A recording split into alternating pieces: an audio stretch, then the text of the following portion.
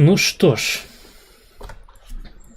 посылку я пораскидывал. Люди потихонечку, я спадзяюся, збіраюцца. Так, 6 гледачоў. Цудоўна. Усім прывітанне. Прывітанне ўсім, хто паспеў долучыцца. Пішыце, наколькі добра мяне чуваць.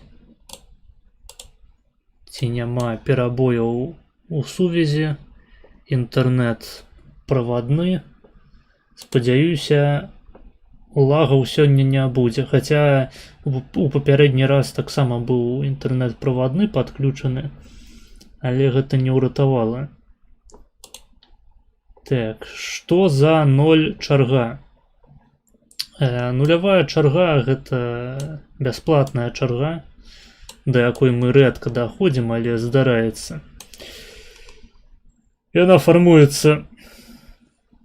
фармуецца за кошт відосаў, якія людзі дасылаюць у Discord. У Discordзе у нас ёсць такі канал, называецца «Замовы». І гэта фактычна нулявая чарга. То бок туды можна закінуць відэа і спадзявацца на тое, што калі-небудзь у будучыні, у новай Беларусі майбутняга, мы да гэтых відосаў дойдзем і іх паглядзім. Але апошні раз мы відосы з гэтай нулявой чаргі глядзелі на Твічы, калі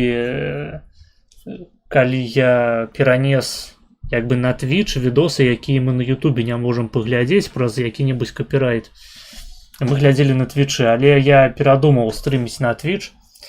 Я думаю, што я буду ўсё ж такі сартыраваць відосы, то бок вы можаце іх замаўляць, яны ўсе будуць ісці ў адну чаргу, але калі вы захочаце паглядзець нейкае відэа, якое я не магу запусціць на Ютубе, напрыклад, музыкальнае відэа, або відэа з якой-небудзь забаронкай жестачайшай, ці, не ведаю, з фрагментамі паліўнымі фільмаў, ці падобным контентам, карацей, за які на Ютубе можна страціць канал, я буду пераносіць у чаргу.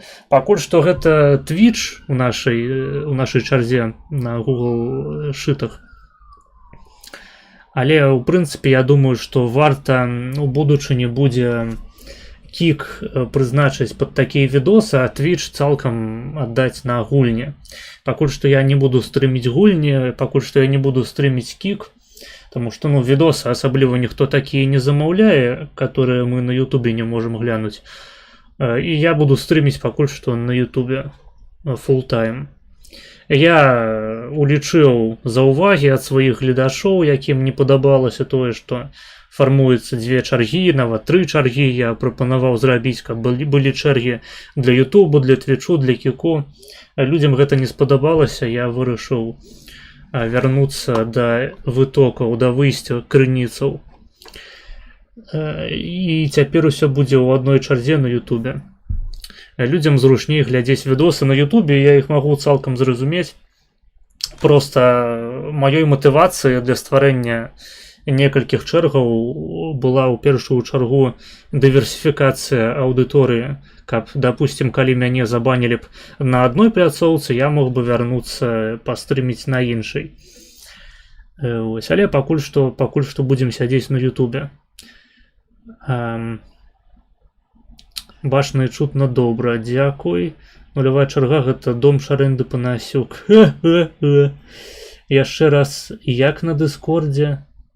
Заходзіш у Discord, і там канал называецца «Замовы». Ён там адзін такі, «Замовы». Але я паўтаруся, там відосы ў духуя. У другой чарзе відос у нас актуальны вісіць. І шмат відосаў па першай на некалькі гадзінаў.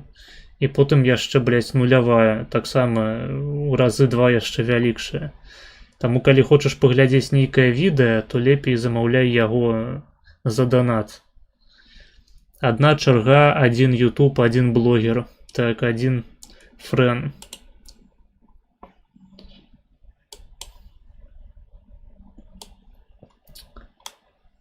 Так, штосьці яшчэ распавесці? Да не, здаецца, ўсё сказаў.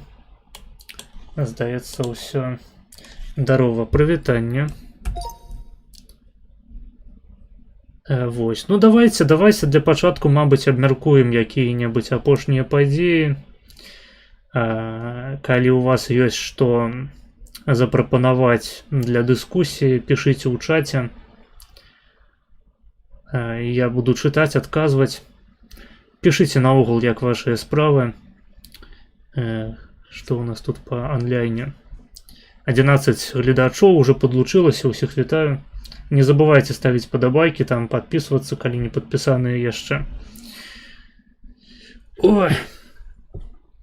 Дадам на усялякі выпадак. Окей. Я паспаў. Гэта добрая справа. Спаць важна, асабліва падчас падрыхтоўкі да сесіі. Прывітанне з вёскі Бруклян. Прывітанне, містер Наскавец. Вас я заўсёды рады бачыць на сваім канале. Дарэчы, у вас, Зміцер, ёсць 10 невыкарыстаных еўра/даляраў, за якія вы можете замовіць якое-небудзь відэа, таму што вы падпісаныя на Patreon. Я спадзяюся, вы азнаёміліся са спісам бонусаў. І адзін з бонусаў вам дае права на асабісты рахунак. Вось у вас тут 10 ляжыць, у Патрыка 14,35. Вось усе гэтыя людзі, там Александра яшчэ, яны могуць замаўляць відэа, просто спісаўшы грошы з гэтага рахунку. Так, ну, дарэчы, нагадаю на ўсялякі выпадак яшчэ, што ў нас ёсць 3 банкі. Гэта банк Пазняка, на якім ляжыць 6 даляраў/еўра, якія яшчэ ніхто не выкарыстаў чамусьці. А ёсць у нас банк біялогіі, то бок можна замаўляць відосікі біялагічнай тэматыкі. Тут, на жаль, пакуль што 0 сродкаў. І банк відэа, якія я сам бы паглядзеў, гэта проста відосы, якія я складую у плейлісце глядзець пазней. І для вас гэта такі кот у мяшку, а для мяне магчымасць нарэшце вярнуцца да тых відосаў, якія я калісьці памеціў як цікавыя. І пакуль што не было часу з імі азнаёміцца.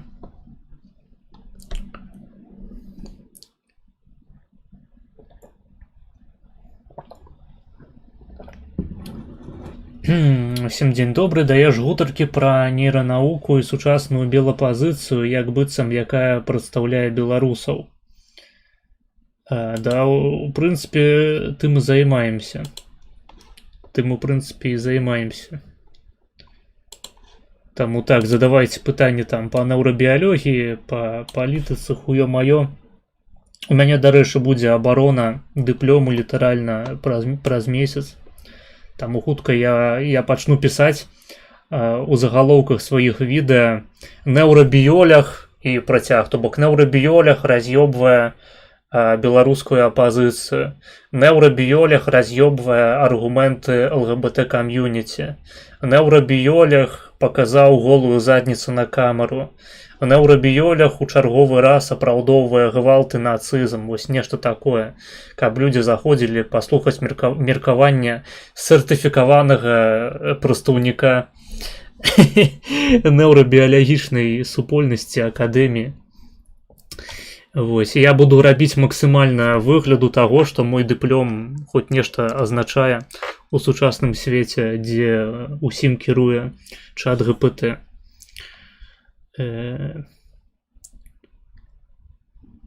Таму я спадзяюся, ўсё будзе добра. Экзамены засталося здаць тут і дыплом абараніць, але па сутнасці гэта ўжо такія фармальнасці. Галоўная праца была выкананая ўжо на працягу гэтых 3 год навучання. Ліцэнтат ці магістр? Ну, бакалаўрыят, калі па-беларуску. Да магістра пакуль што не дарос. Не, калі б у мяне ўжо быў бакалаўрыят, я б сябе паўсюль называў неўрабіёлегам, проста без ніякіх зазрэнняў сумлення, як то кажуць. Вось, давайте, не ведаю, давайте пачнем нашу сённяшнюю гутарку перад тым, як мы пяройдзем да прагляду відэа, давайте пачнем абмяркуем самую актуальную падзею, якая адбылася вось літаральна на днях. Гэта, уласна кажучы, перформанс, які зладзіў Лахвіч у адказ на запыт аднаго шырока вядомага у вузкіх або сярэдняй вялікасці колах ваяра, які заключаўся ў тым, каб пагаліцца, вось збрыць сваю валахню на галаве і на твары у знак салідарнасці з мужыцкай справай, з мужыцкім духам, таму што, як вядома, вусы і расліннасць у прынцыпе на целе гэта такая справа шляхецкая, а мужыкі яны вось з 20-го стагоддзя, нават і раней, там спачатку індустрыяльнай рэвалюцыі, яны ўсе ходзяць пад бобікаў, таму што так прасцей гайкі круціць на станку. Значыцца, ну, калі без іроніі падыходзіць да гэтай справы, то давайте я на самом пачатку адзначу, што, па-першае, я падрабязнасцяў гэтай справы не ведаю пра Лахвіча і Батуліна. І нават я не ведаю, наколькі Батулін сапраўды датычны гэтай справы. Кажучы слова Батулін, я хочу падкрэсліць, я не маю на ўвазе менавіта самога Батуліна, я хутчэй маю на ўвазе такое уяўленне ў СМІ, у грамадстве аб тым, што перформанс такога роду Лахвіча прымусіў зрабіць менавіта ён. Хаця канкрэтна інфы у нас няма, у нас ёсць толькі інфа са словаў Лахвіча самога. Ну, допустим, што гэта сапраўды праўда і што Гена прымаў які-небудзь удзел у арганізацыі такога выступлення. Допустим, хаця зноў ж такі я не хачу ні на кога нарабіць паклёпы, гэта мае домыслы. Значит, на пачатку я хачу зазначыць, што я не буду ані занадта апраўдваць гэты ўчынак, хто б яго не даканаў, ані асуджаць. І зараз я паспрабую прабегчыся коротка па аргументах як крытыкаў, так і заступнікаў за Батуліна. Так, першы пачаў Брухан, пасля КР ён першы гэта зрабіў, так як НН выканаў абяцанак. Блять. Я не зразумеў, што ты маеш на ўвазе. Карацей, з чаго пачнем? Давайте вы мне зададзіце які-небудзь імпульс. Вось вам цікавей пачаць з абмяркоўвання аргументаў за Батуліна ці супраць. Давайте напішыце, невялічкая інтэракцыя, каб вы разварушыліся на пачатку стрыму адразу.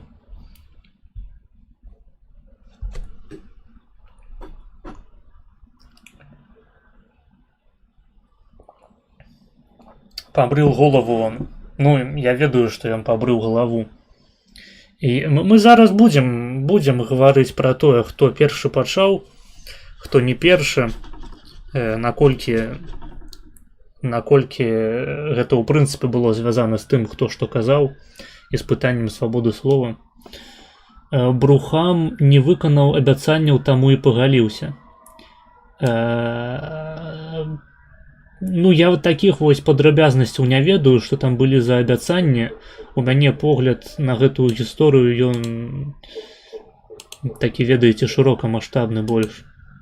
Магчыма, то бок я хутчэй нейкія агульныя паттерны аналізую, чым канкрэтна хто каго абразіў, хто каму што не дадаў, што каму хто прад'явіў. Урбанович пагаліўся, бачыў. Урбанович, дарэчы, я канчаткова сфармаваў сваю пазіцыю па гэтым пытанні, якая хутчэй схіляецца, канешне, да Батуліна, паглядзеўшы сёння менавіта ролик Урбановича на ягоным канале. Ну, яго такая шчаціна, як то кажуць. Я б не сказаў, што гэта галенне ў стылі Лахвіча. Усё роўна з чаго пачынаць, бо галоўнае падаецца пачаць. Карацей, ладно, вам похуй, я гляджу. Давайте тады пачнем з аргументаў крытыкаў Батуліна. Так, таму што яны далей трошки ад мяне стаяць на ідэалагічным спектры і, у прынцыпе, на спектры стаўлення да гэтай сітуацыі. Давайте пачнем з іх. Значыць, першыя такія кодавыя словы, якія з'явіліся у інфармацыйнай прасторы з нагоды перформансу Лахвіча з галеннем ягонай цудоўнай светлай галавы, былі два галоўныя словы. Гэта кадыраўшчына, якая адносіць нас да з'явы, адсылае нас да з'явы РФ, і губазікаўшчына, якая адсылае нас да практыкі, распаўсюджанай на тэрыторыі РБ, што нібыта учынак, які здзейсніў Батулін з Лахвічам, прымусіўшы яго пагаліцца і публічна прынізіцца на камеру,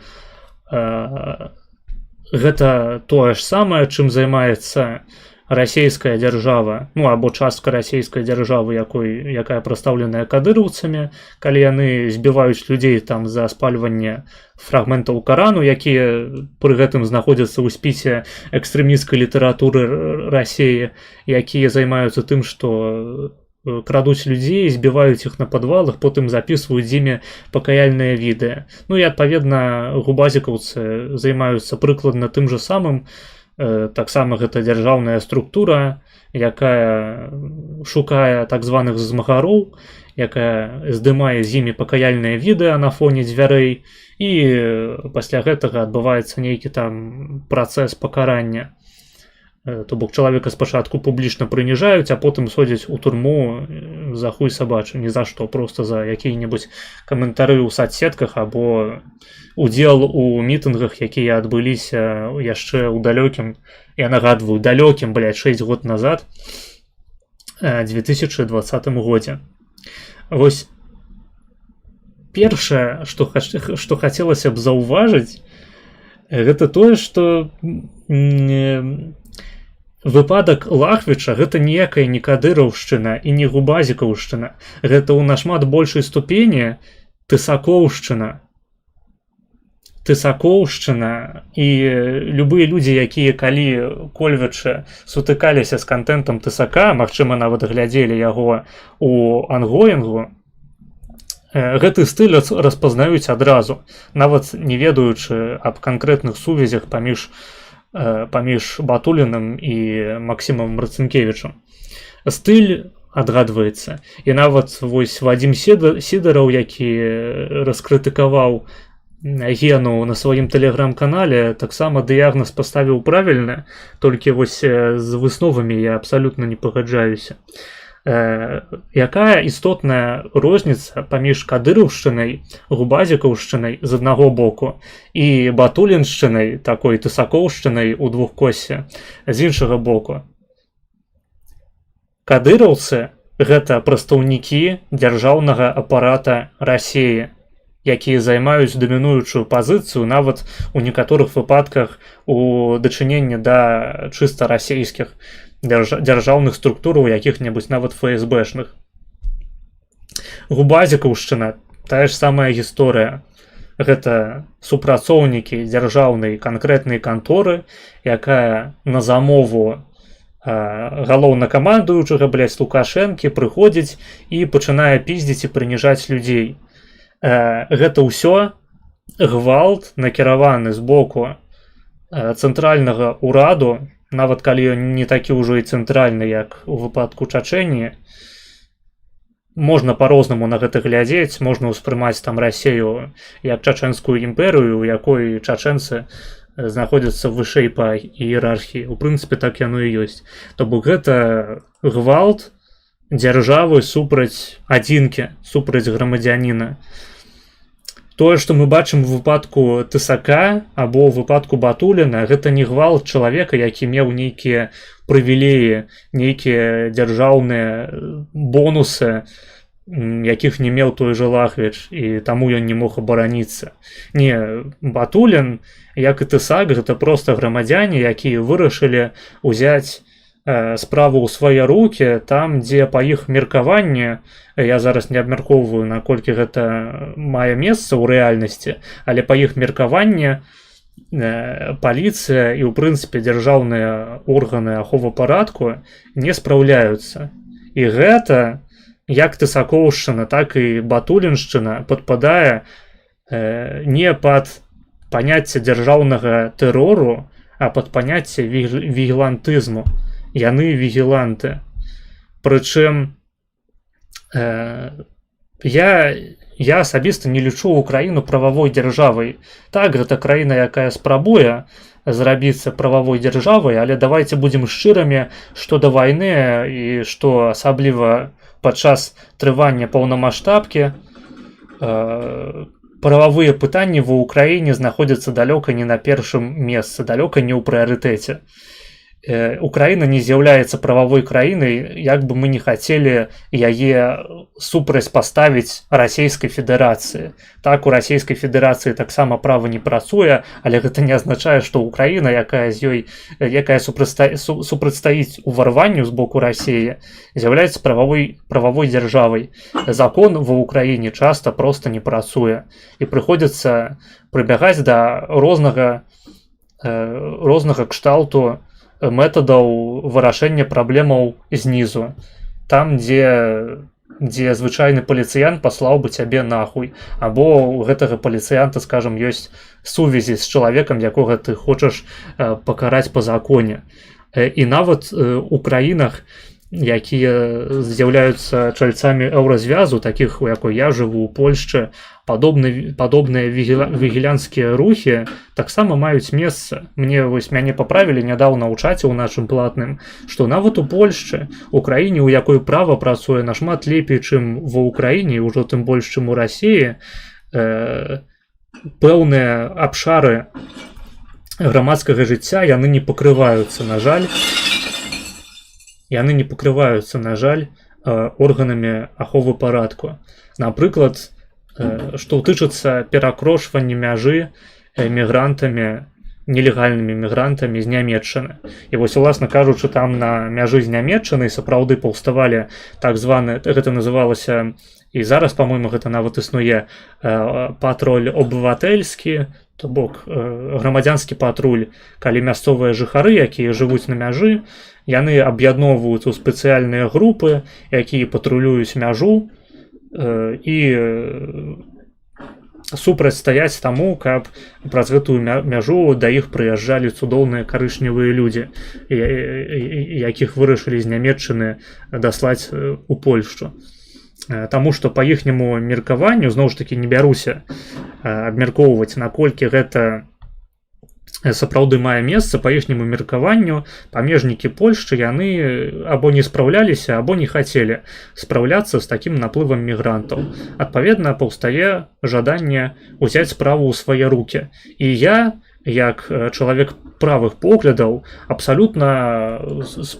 абсалютна поўным разуменнем стаўлюся да такога роду ініцыятыў, таму што гэта проста натуральнае жаданне чалавека, які жыве ў свабоднай краіне, у выпадку, калі законныя метады вырашэння праблемаў не працуюць, узяць справу ў свае рукі, а не проста сесці на бутэльку і зацярпець. Вось, то бок я спадзяюся дастаткова празрыста я патлумачыў, чым канкрэтна кадыраўшчына з запісам пакаяльных відэа, там губазікаўшчына з запісам пакаральных відэа адрозніваецца ад таго, чым займаўся Тысак і чым, дапусцім, зараз займаецца Батулін. Зноў ж такі, я не сцвярджаю, што гэты ўчынак быў выкананы ім.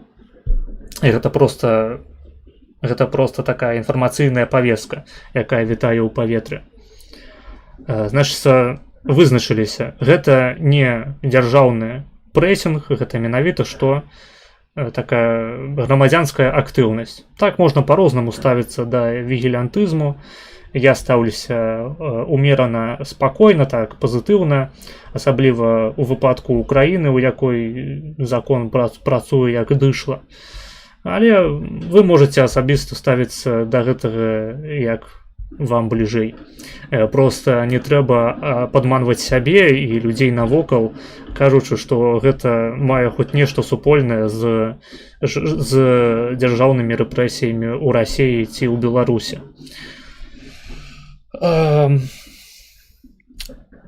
Гэта першы момант. Другі момант датычна крытыкаў дзеянняў Батуліна заключаецца ў тым, што яму умяняецца пакаранне чалавека за ягоныя словы. Пра гэта мы трошкі далей яшчэ пагаворым, калі я буду абмяркоўваць абаронцаў Батуліна.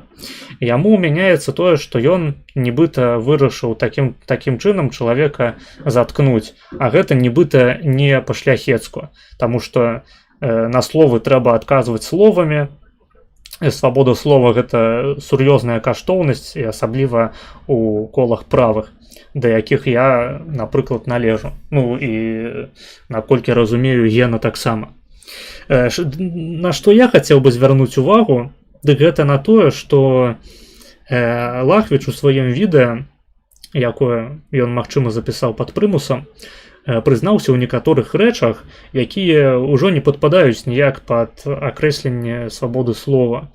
І калі ўсе гэтыя рэчы сапраўды адбываліся ў рэальнасці, калі за іх адказны Лахвіч, то бок там і марадзёрства яму у віну прыпісвалася, і псеўдаваярства, то бок прыпісванне сабе заслугаў, якіх, ну, у прынцыпе, якія не адбываліся ніколі, то бок заслугаў, якіх няма, удзел у аперацыях, якіх не было, або удзел у адзінках вайсковых, чалецтва у адзінках, у якіх там, па аднаму-два чалавекі знаходзяцца, якія існуюць там. Ну, я не ведаю, як канкрэтна гэта працуе, але з пункту гледжання людзей тыпу Гены, тыпу там Урбановіча, гэта ўсё існуе для таго, каб піліць грошы і потым выязджаць на нейкім аўтарытэце, у тым ліку у якой-небудзь каардынацыйнай радзе, распавядаючы ўсім аб тым, што ты з'яўляешся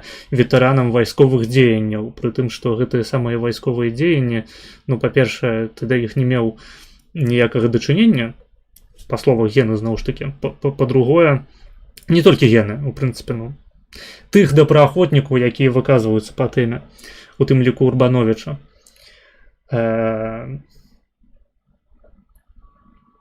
Я згубіў сказ, які хацеў сфармаваць.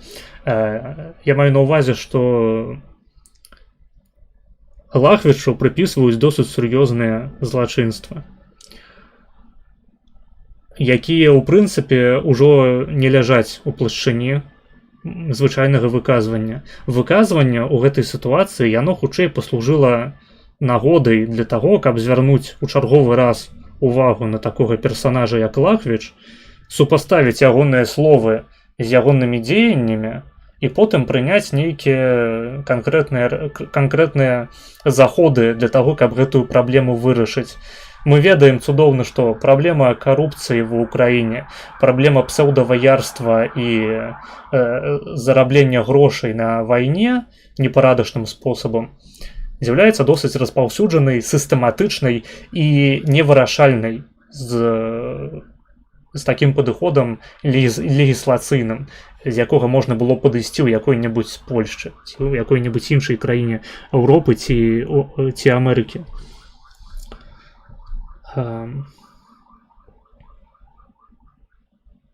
Нейкія ангельскамоўныя каментары ў чаце пачалі з'яўляцца.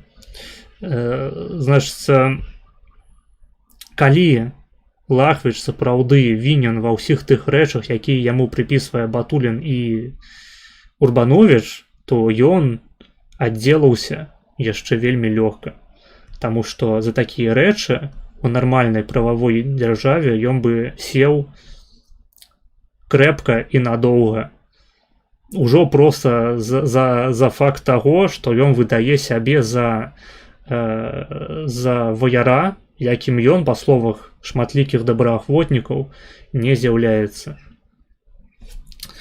Гэта што тычыцца крытыкаў Батуліна.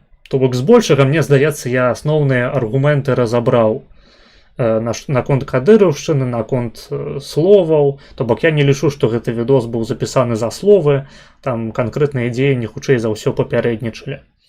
Гэта галоўныя такія два аспекты, якія мусоляцца ў СМІ. Далей, калі пайсці і пачаць абмяркоўваць абаронцаў Батуліна, тут я хачу зноў ж такі звярнуцца проста да таго, што адбывалася там у чаце беларусіяны, хто сачыў за тамашняй дыскусіяй, мне яна падалася досыць васянскай. Зноў ж такі, Гена да гэтага не мае ніякага дачынення, ён у прынцыпе асабліва не каментаваў сітуацыю, але ягоныя абаронцы мяне трошашкі ўводзяць у такі ступор, таму што я не разумею, навошта так крынжова дэфаць пазіцыю Гены, у прынцыпе гэта ўчынак, таму што там даходзіць да таго, што сапраўды чалавека можна ўзяць, схапіць, адпіздзіць за словы ў інтэрнэце, і гэта нібыта з'яўляецца шляхецкім учынкам, што за словы трэба адказваць.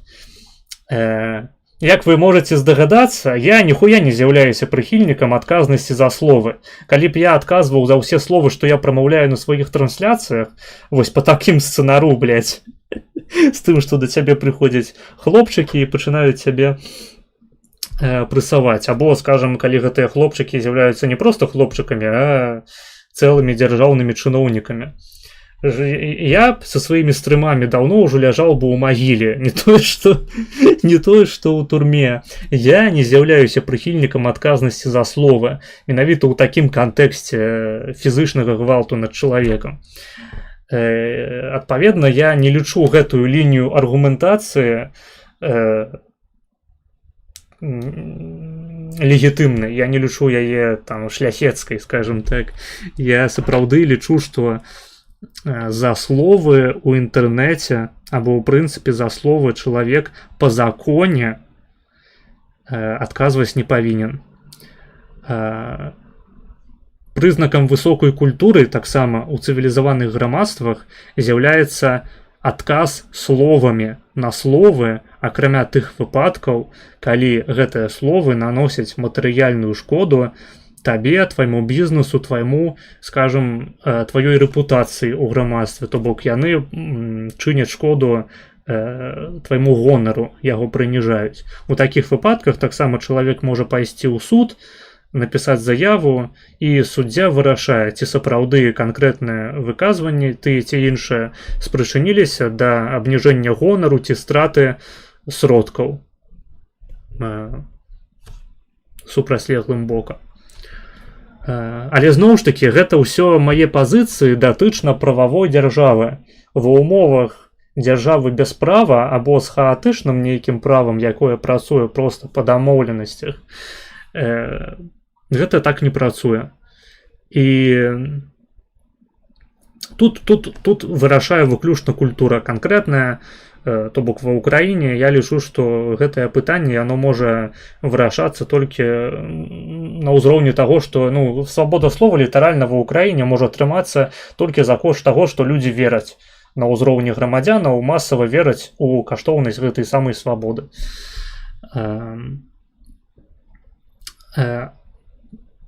Толькі зноў ж такі, я не лічу, што галенне Лахвіча наступіла у выніку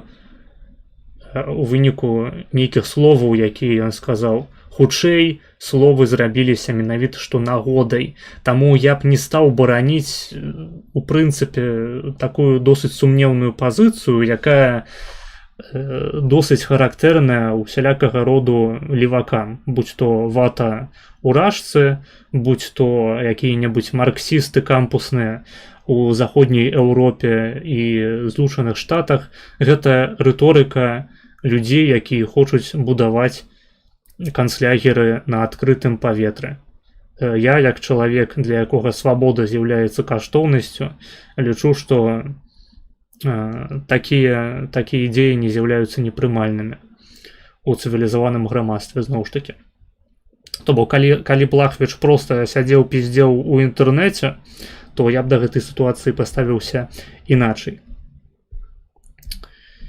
Да ў прынцыпе і ўсё здаецца. Усё, што я хацеў адзначыць датычна абаронцаў Батуліна, яны неправільна яго бароняць, на мой погляд. А я бараню правільна. Мая пазіцыя паслядоўная абсалютна. Калі вы так не лічыце, то можаце адказаць мне на яе ў чаце. Паспрабаваць. Ой, ебать, 18 чалавек на стрыме. Прывітаннішкі ўсім. Ну, мы акурат пераходжу да чытання паведамленняў у чаце.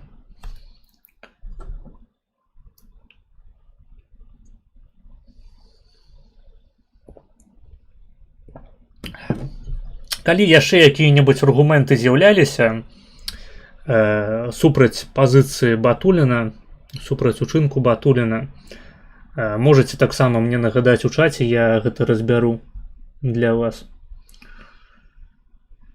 Тэкс. Патрэбна паглядзець з кропкі гледжання эфектыўнасці. Я не разбіраўся ў гэтым. Эфектыўнасці чаго і для каго? І эфектыўнасці ў чым? Так, а я папярэднія ўсе прачытаў. Нейранавука — гэта недалёкая будучыня. Да гэта і будучыня, і мінулае, і цяперашняе. У прынцыпе, дысцыпліна цікавая і бясконцая.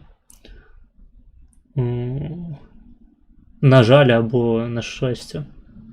Будуць, напэўна, гаварыць пра тое, што гэта будзе карысна для прапаганды.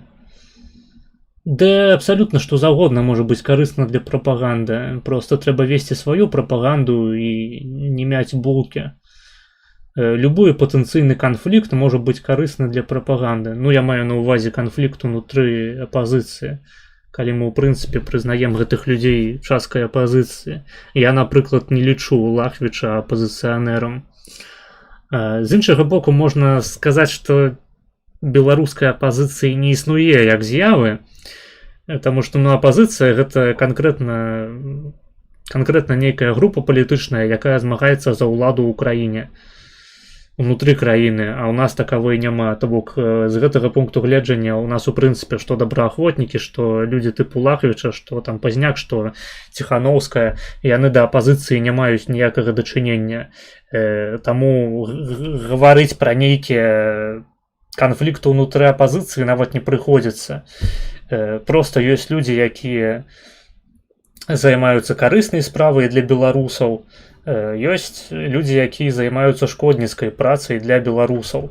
І тут няма нейкай агульнай мэты змагання з Лукашэнкай, таму што гэта, ў прынцыпе, досыць прымітыўны ўзровень, калі проста ў любую дыскусію ўрываецца які-небудзь чалавек сумнеўных поглядаў, не будзем зараз называць ніякіх імёнаў, які кажа, што гэта ўсё бульба-срач, раз'яднанне апазіцыі, з якой будзе карыстацца Лукашэнка.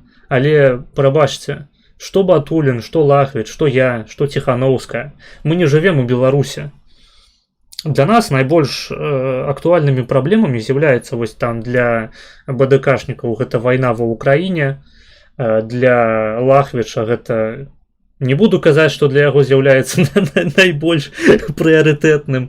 Для мяне гэта з'яўляецца выжыванне і інтэграцыя ў польскае грамадства, у тым ліку пэўная спроба ў гарызантальную арганізацыю беларусаў за мяжой, у тым ліку ў рамках такога праекту, як Маргінез. Для Ціханаўскай гэта, там, не ведаю, здабыццё сродкаў на таксама сваё існаванне, на тое, каб забяспечваць сытую і перспектыўную будучыню сваім дзецям у Еўропе або ў Злучаных Штатах. У кожнага нейкія свае матывы, і казаць аб тым, што мы займаемся тут у інтэрнэце або ў прынцыпе у жыцці нейкім змаганнем з лукашызмам, і што Лукашенко з'яўляецца ў прынцыпе колькі-небудзь значным супернікам, апанентам вось на гістарычнай перспектыве, у гістарычным маштабе, мне падаецца нейкай гіга-дробязнасцю.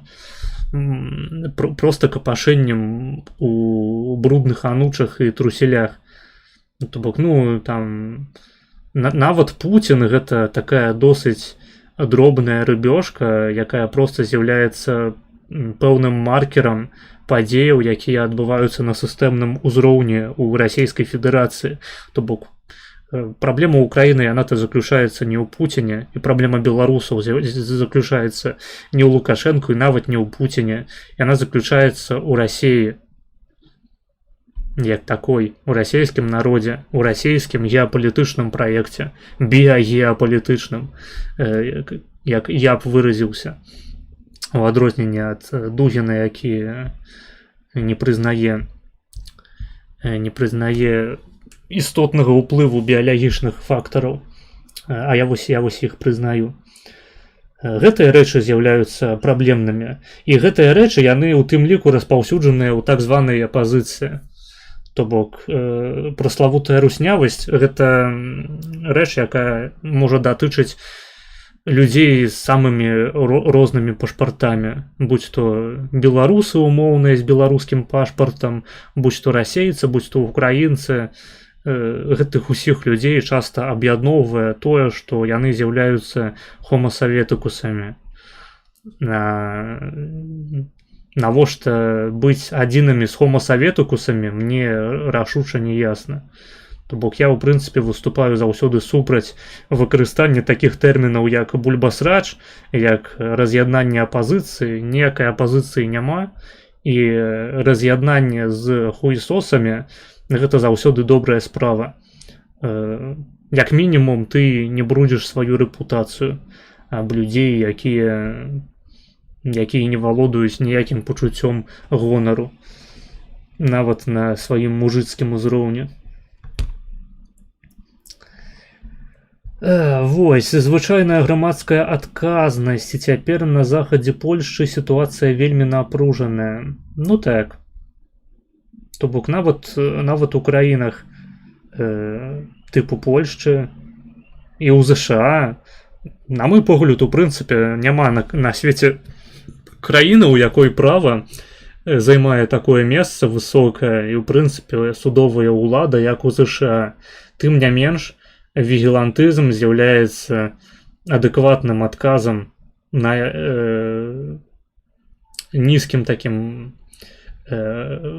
узроўні арганізацыі грамадства ў адказ на нейкія праблемы, якія федэральны ўрад або нават мясцовы ўрад амерыканскі вырашыць не ў стане або не хоча. Для мяне гэта проста рэчы інтуітыўныя. То бок каштоўнасцю ты з'яўляецца не дзяржава, каштоўнасцю з'яўляецца не нейкі там пашпарт, не нейкая нават рэлігійная ці палітычная ідэнтычнасць. Ну, хіба што ваша рэлігійная ідэнтычнасць будуецца на крыві. Вырашае ўсё, у прынцыпе, вырашаюць усё каштоўнасці. Каштоўнасць агульнага паходжання, каштоўнасць свабоды у першую чаргу. І гэтыя каштоўнасці, яны ў чалавеку закладзены генетычна. Ёсць людзі, якія чыста фізіялагічна не здольныя зразумець канцэпцыю свабоды, канцэпцыю жадання абараняць сваю зямлю ад агрэсіўнага нападу з іншай краіны, канцэпцыю правоў, якія бароняць самі сябе, таму што, умоўна кажучы, узброенае грамадства, гэта грамадства, якое, я хутчэй нават па-іншаму скажу, наяўнасць другой папраўкі ў Канстытуцыю ЗША, яна сама сябе бароніць за кошт таго, што проста людзі масава валодаюць зброяй і знаходзяцца ў стане бараніць свае каштоўнасці. Я забыў, навошта я ў прынцыпе пачаў пра гэта піздзець. Гэта хутчэй за ўсё я аб тым, што ў прынцыпе гэта нармальна хацець узяць справу ў свае рукі. То бок калі вы хрысціянін, вы можете выразіць гэта як моя дзяржава, гэта не вось гэтыя нацыянальныя крынжовыя дзяржавы на зямлі, а моя дзяржава гэта нябесны Іерусалім, ідзіце ўсе ў задніцу, я ваших мамак ебаў. Калі вы не хрысціянін, то тым больш, блядь, схуялі для вас мае значэнне нейкая хуйня на паперы, якая не мае дачынення ані да вашай крыві, ані да вашых каштоўнасцяў, традыцыяў, да вашай сям'і, да вашага саюзу сем'яў. Вы павінны проста слаць гэта ўсё нахуй, як мадэрнісцкія спосабы арганізацыі грамадства, спушчаныя зверху. База — гэта нізавая самаарганізацыя грамадства. База — гэта вігілантызм, які стварае права, а не нейкая умоўна дэмакратычна сфармаваная дзяржава, якое табе гэтае права спушчае зверху ўніз, як проста нейкаму быдлу, як аб'екту права, а не суб'екту. Гэта такія, асновы свабодалюбівай ідэалогіі. Як бы вы яе не называлі, там, монархізм, лібертарыянства, лібералізм, для некаторых гэта нацызм, хаця, гістарычна нацызм гэта ідэалогія, якая менавіта што супрацьпастаўленая канцэпцыі свабоды, традыцыі, таму што гэта мадэрнісцкая ідэалогія. Вось. З іншага боку, я проста не лічу, што людзі, якія звычайна называюць сябе нацыстамі, гэтымі самымі нацыстамі і з'яўляюцца. Добры прыклад гэта сам Максім Марцынкевіч, які нацыстам быў досыць намінальна. Right wing exists in Europe, freedom of speech protected and exist in Europe. I see it's only America. Залежыць ад таго, што ты называеш right-wingам. Якое-ніякое дачыненне ўсё ж такі меў, шпуляў там з гранатамёта штосьці. Ахуенна так, то бок мы бачылі відосы, дзе ён пускаў, блядь, зарады з гранатамётаў. Па-мойму, гэта ўсё ж такі недастаткова для таго, каб чалавека лічыць датычным актыўных вайсковых дзеянняў ва ўкраіне. Але тое, што ўсплыло ад Лахвіча, гэта вельмі сур'ёзная рэч, і Лахвіч павінен сам асабіста без прымусу пачаць выпраўляць сітуацыю. Магчыма, я проста не ўпэўнены, што ён хоча, і не ўпэўнены, што насамрэч ёсць сур'ёзныя мэтады сапраўды яго да гэтага прымусіць, нават на ўзроўні такога вігілантызму. Па-беларуску ці існуюць у Еўропе свабода слова і правыя палітычныя сілы. Свабоды слова ў амерыканскім разуменні гэтага тэрміну не існуе, канешне. Я гэта называю прасторай да выказвання. То бок ёсць відавочна свабода слова ў Амерыцы, якая бароніць тваё права сказаць нязручную для людзей навокал рэч і за гэта не сесці ў турму. Вось гэта аб гэтым галоўным чынам вядзецца гаворка ў першай папраўцы ў Канстытуцыі, якая і бароніць свабоду слова. Я ўжо не кажу там пра, скажам, рознага роду інтэрпрэтацыі гэтай папраўкі, таму што там, калі чытаць даслоўна і інтэрпрэтаваць даслоўна першую папраўку Канстытуцыі, аб гэтым можаце паслухаць на стрымах з Кабрэзласці, то гэта азначала б, што ў ЗША толькі Кангрэс не мае права абмяжоўваць свабоду выказвання грамадзянаў, таму што там так літаральна і напісана, менавіта пра Кангрэс, парламент амерыканскі.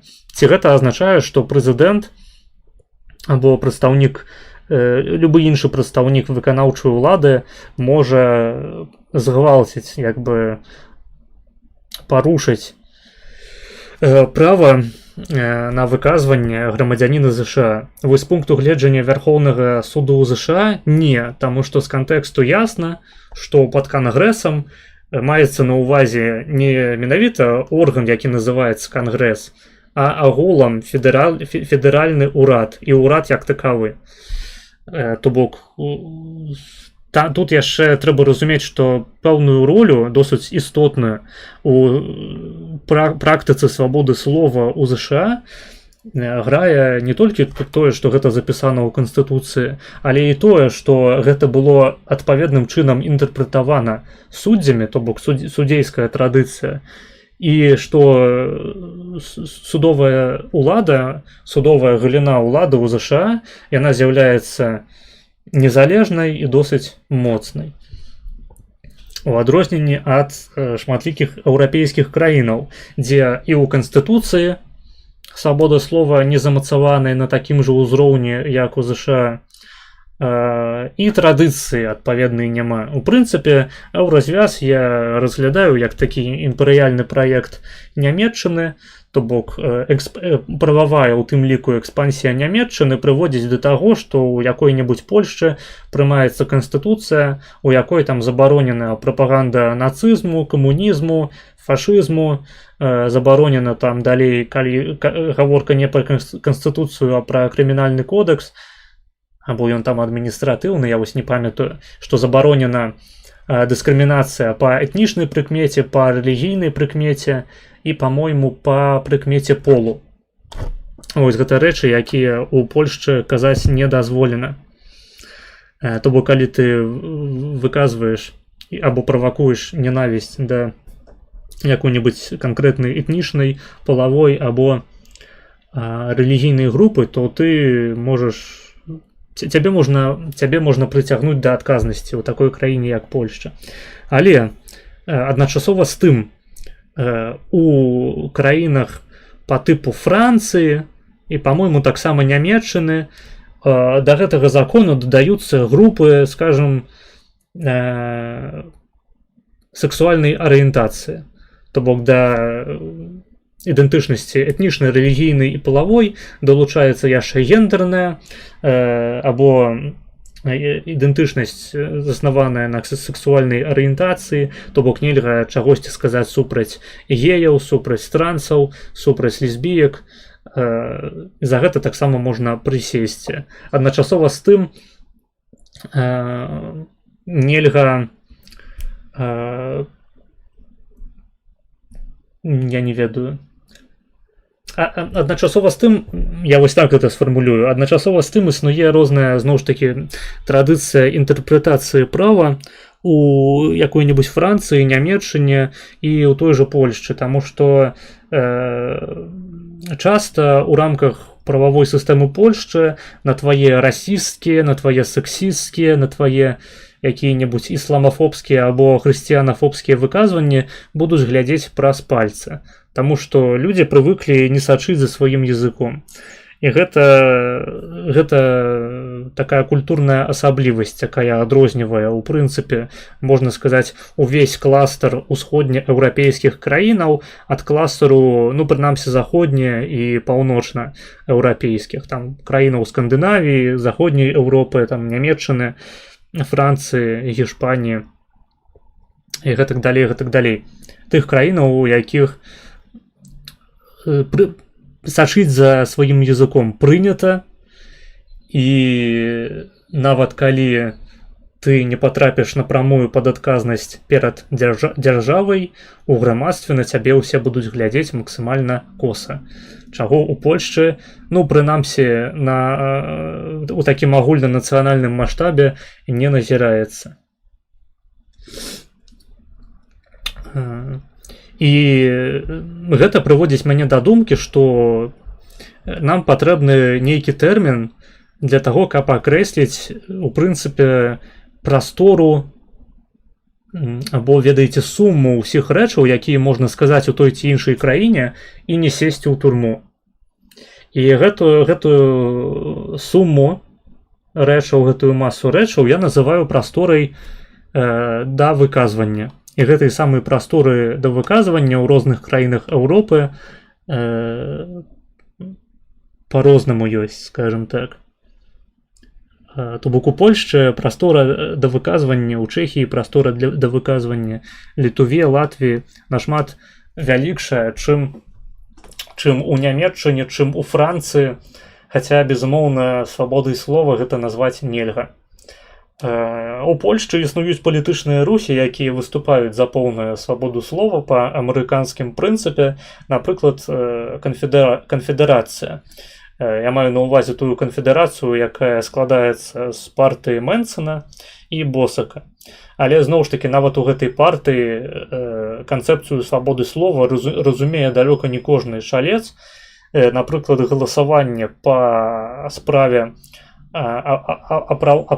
апраўдоўвання злачынстваў украінскай паўстанчай арміі на Валыні, у гэтай справе было відавочна, што адзін толькі Мэнсэн ва ўсёй партыі, разумее, што такое свабода слова, таму што ён галасаваў супраць абмежавання, так бы мовіць, супраць забароны апраўдання злачынстваў украінскіх нацыяналістаў. Таму што ён лічыць, што паляк павінен валодаць правам казаць любую шкодную хуйню, якую ён толькі палічыць патрэбным. Але ягоныя калегі па партыі, яны прытрымліваюцца нейкага іншага меркавання па свабодзе слова, то бок такога тыпова еўрапейскага «мы за свабоду слова, але». І там пасля «але» пачынаецца спіс рэчаў, за выказванне которых ты сядзеш у турму. Вось, на жаль, нават у такіх радыкальна правых, можна сказаць, нават альтрайтаўскіх групоўках Польшча нешматлікія палітыкі разумеюць і цэняць свабоду слова. Але такая думка існуе, і яна з'яўляецца ў некаторым сэнсе унікальнай у Польшчы, таму што польскі альтрайт гэта ледзь не адзіны альтрайт у свеце, які з'яўляецца, па-першае, пра свабодаслоўны, назовем гэта так, а па-другое, пра рыначны, таму што якія-небудзь так званыя правыя у Нямецчыне, вось тыя самыя АФДшнікі, або альтрайты ў ЗША, гэта людзі, погляды якіх лепш за ўсё апісвае менавіта што нацызм, таму што яны прытрымліваюцца, скажем так, пэўных канцэпцый датычных расавага рэалізму, то бок яны выступаюць там супраць міграцыі, яны не ведаю, не любяць габрэяў, там, якія яшчэ правыя ідэі у іхніх шэрагах прынята испаведваць, вызнаваць. Карацей, яны агулам не любяць чорных, не любяць карычневых, але пры гэтым яны лічаць, што ўнутранае уладкаванне грамадства, яно павінна адбывацца на нейкіх нерыначных асновах. І гэта вось аб'ядноўвае што амерыканскую альтрайт-тусоўку, што заходнееўрапейскую, скажем так. А сітуацыя ў Польшчы, не ведаю, як гэта працуе ў якой-небудзь Чэхіі, у Літуве там, але прынамсі ў Польшчы альтрайт, ён увесь рыначны збольшага. Наколькі гэта адпавядае твайму акрэсленню правай палітычнай сілы, вырашаць табе. Маргінес, що думаєш про історію ранніх слов'ян та відсутність інфи про ранню історію східних слов'ян? Я нічога не думаю пра гісторыю ранніх славянаў, я гэтым пытаннем ніколі не займаўся, я неўрабіёлог, я не гісторык і не этнолог, і у прынцыпе у мяне няма ніякай гуманітарнай адукацыі. Я не гібу, просто. Я ведаю толькі, што палешукі гэта нашыя праайцы, іх трэба шанаваць.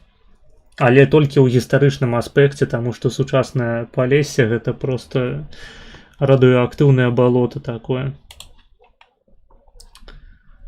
Людзі паступова там прыходзяць, адыходзяць.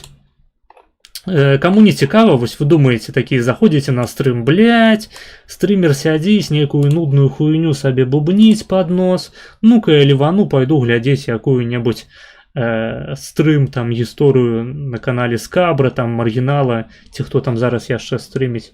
Але, блядь, я вам нагадваю, шаноўнае гаспадарства, што я абмяркоўваю роўна тыя рэчы, якія вы мне прапаноўваеце ў чаце, таму актыўней пішыце там, і стрым зробіцца цікавейшым, прынамсі для вас. Так, пракаментуй сітуацыю з Андрэем Новікавым і магчымасцю яго дэпорту. Я не ведаю, хто такі Андрэй Новікаў, прабач. Нацыя людзі веды. Гэта... Гэта, блядь...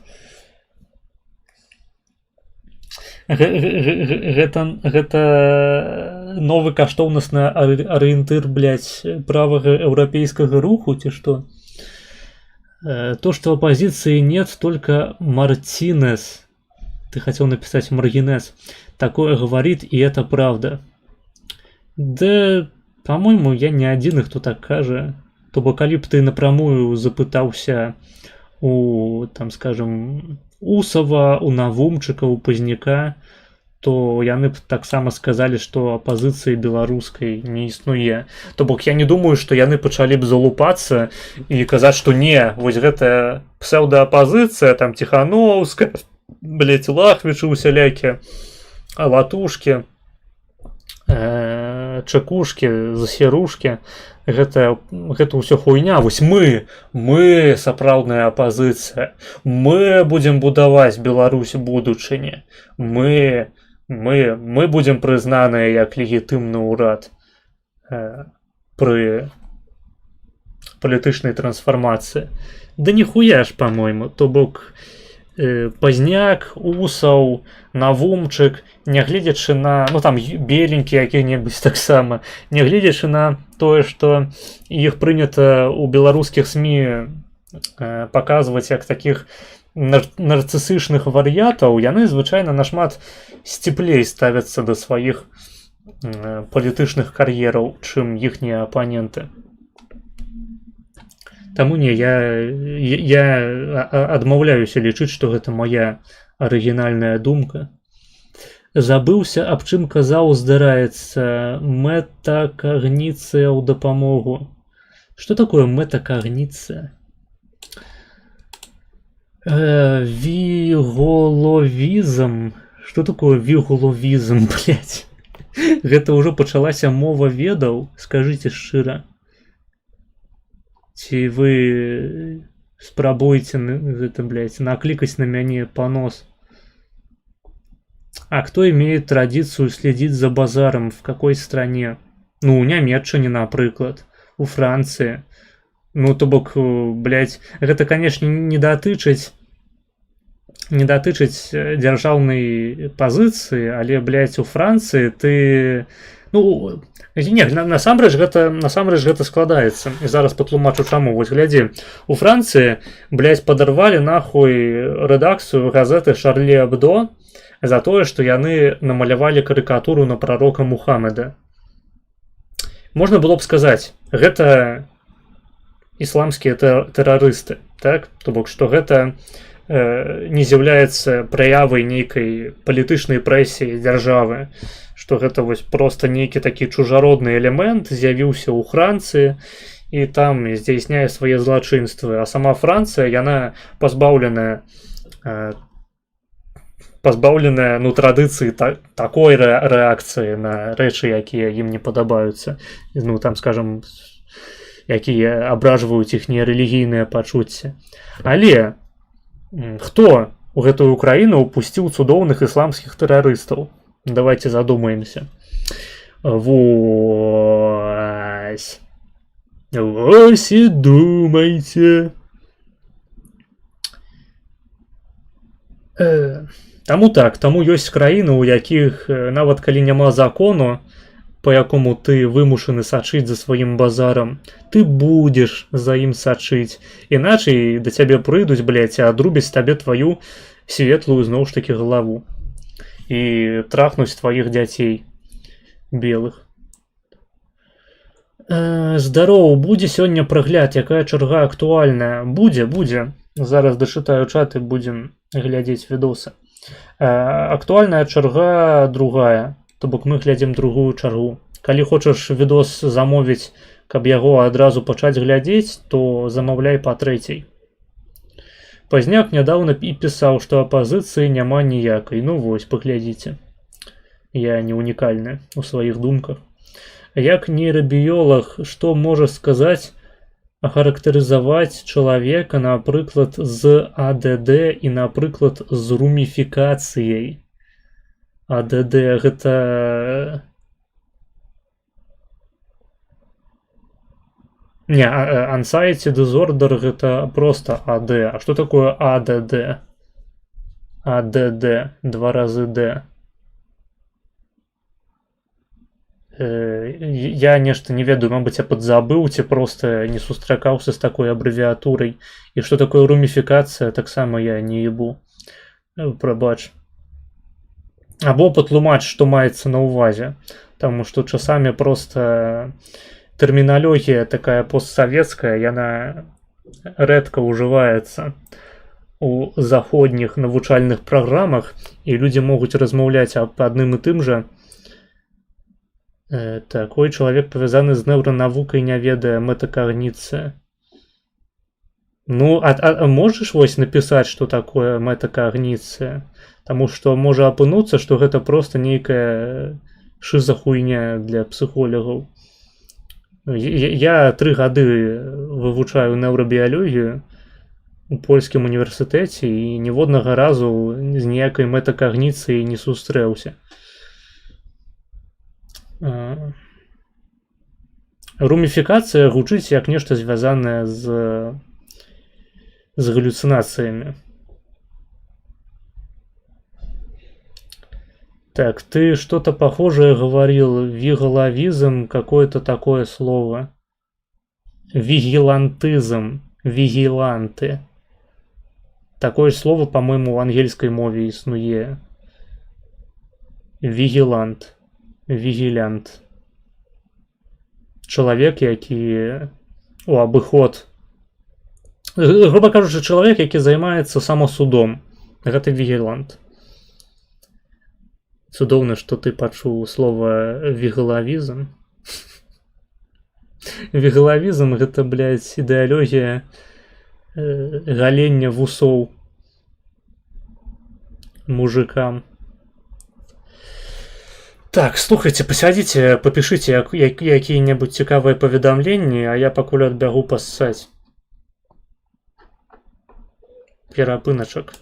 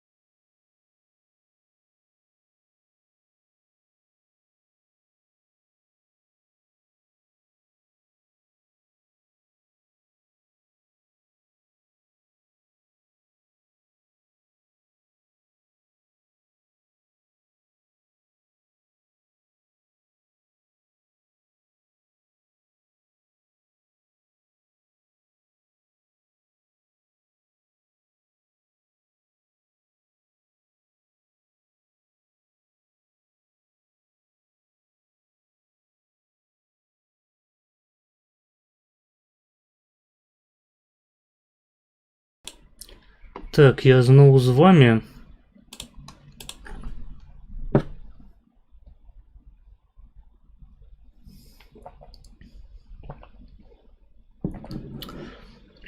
Так, давай разбирать шизу, якую ты настрашил у чат. Так, метакогниция или метапознание – это способность человека осознавать свои мысли и не только. На что ты это 2 раза написал? Терминология сучасной программы адукации Польши.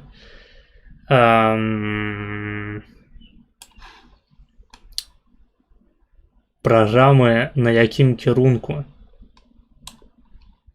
Вось як наконт таго, што я лічу любую падобнага роду тэрміналогію датычную там праблему ў свядомасці і ўсведамлення, блядь, нейкіх сваіх думак просто слоўнай мішурой, таму што ніякай свядомасці насамрэч не існуе ніякага кваля, не існуе ніякіх якасных станаў свядомасці, не існуе, блядь, не ведаю, души.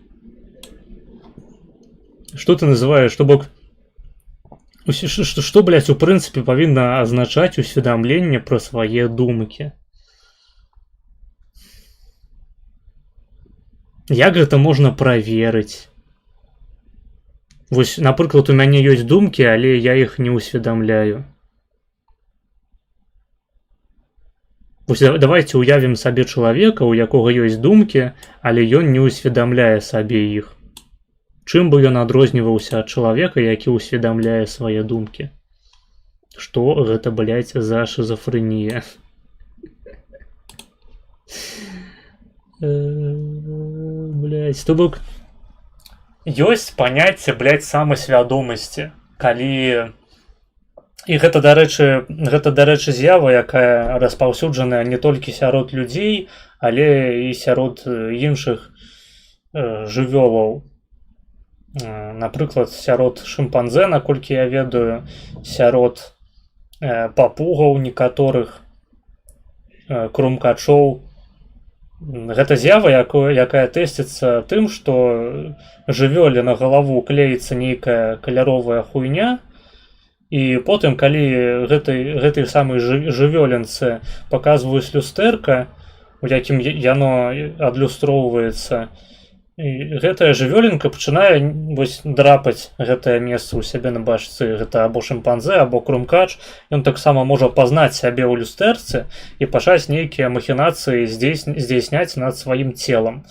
Таму што для яго непрывычна, што у яго на ілбе наклееная нейкая наклейка каляровая.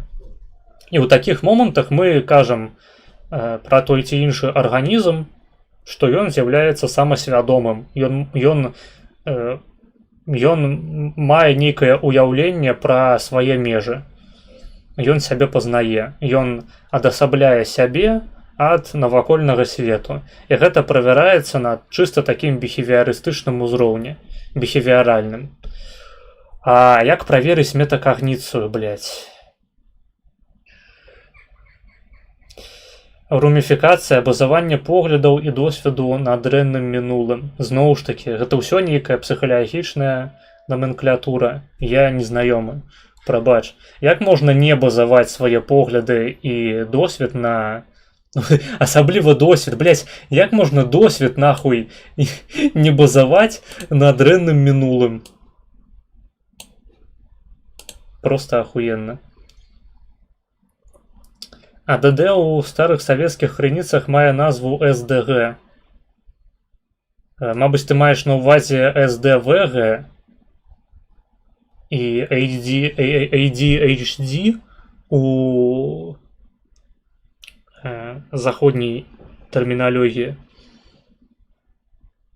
То бок синдром гіперактыўнасці і... Як гэта перакладаецца? Синдром гіперактыўнасці і недахопу увагі, па-мойму, так. Так, а навошта ты вывучаеш нейрабіялогію 3 гады. Вось каб пиздзець на стрыме пра яе, абассываць псіхолагаў. Мы разумеем толькі ўсведамленне, напрыклад, сачэнне, як плыве і развіваецца думка ў мазгу. Блядь, не пішы по 2 разы паведамленне. Гэта метакагніцыя. Медытацыя таксама з'яўляецца метакагніцыяй, бо назіраеш за гэтым сваім працэсам. I'm not so much into it. Разумееш, я не люблю развагі пра свядомасць, пра квалія, пра суб'ектыўны досвед. Менавіта таму я вырашыў займацца не псіхалогіяй, блять, не сацыялогіяй, а менавіта што неўрабіялогіяй. Таму што ў рамках неўрабіялогіі можна канцэпцыю свядомасці паслаць нахуй і нічога не зменіцца істотна. Вось так, таму вось калі адказваць на твоё пытанне пра метакагніцыю, то я ў рот ебаў метакагніцыю. А што тычыцца румінацыі, то гэта проста нейкі бессэнсоўны зноў ж такі тэрмін. Досвед чалавека, ён будуецца на любых падзеях, як негатыўных, так і пазітыўных. Вядома, у розных людзей па-рознаму гэта адбіваецца ў памяці. Гэта прадмет такіх досыць сур'ёзных складаных даследаванняў. Калі пытанне пра гэта, то я асабліва не цікавіўся тэмай. Вось менавіта таго, як у грамадстве размеркаваная гэтая вось чуллівасць нейкая. Хаця мы можам дакладна сказаць, што хутчэй за ўсё, так, ну, звычайна, біялагічнае сцверджанне, оно так і выглядае. Карацей, хутчэй за ўсё,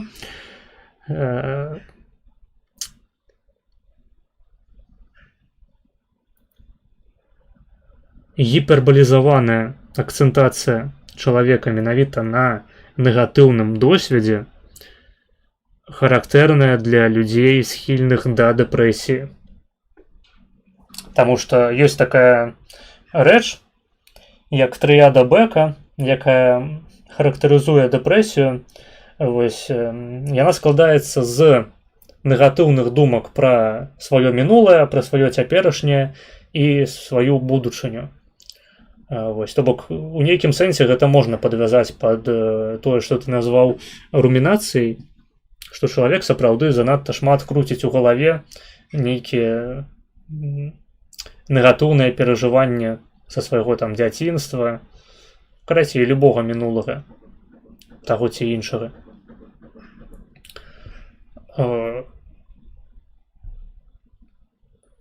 Пра дэпрэсію, калі гаворка ідзе, то я магу падрабязней распавесці свае погляды датычна дэпрэсіі, проста нібыта твоё пытанне было не зусім пра гэта. Калі цікава, магу папіздзець пра дэпрэсію. Спрабаваў, наколькі можна дасканала апісаць так аб тэрміналогіі. Там невялікая розніца ёсць у АДД і АДХД. Ну окей. Ну, дарэчы, пра АДХД я сам асабліва не ведаю, але планую паглыбіцца трошкі. Наколькі я магу сказаць, АДХД оно характарызуецца недахопам дамінацыі з боку прэфрантальнай кары. Вось, але я асабліва не паглыбляўся ў тэму АДХД. У нас курс ёсць ва універсітэце па АДХД, але я яго яшчэ не прайшоў, таму не магу сказаць. У нас у лабе некаторыя людзі займаюцца АДХД, але досыць так аддалена. То бок яны займаюцца там, напрыклад, дафамінавай сістэмай. Ну, я ў прыватнасці займаюся, але мы трошкі ў іншым аспекце разглядаем дафамінавую сістэму не ў аспекце хваробаў, а хутчэй нармальнай фізіялогіі. Таму я магу сказаць, што не паглыблены проста ў гэтыя тэмы. Калі заябаў, так і кажы, калі што. Да не, нормально. Нормально. Я так разумею, ты з нейкага псіхалагічнага кірунку у нас. У неўрабіёлегаў скептыцызм звычайна досыць высокі да псіхолягаў. У тым ліку праз тое, што псіхолягі вельмі любяць разважаць пра свядомасць. Асабліва калі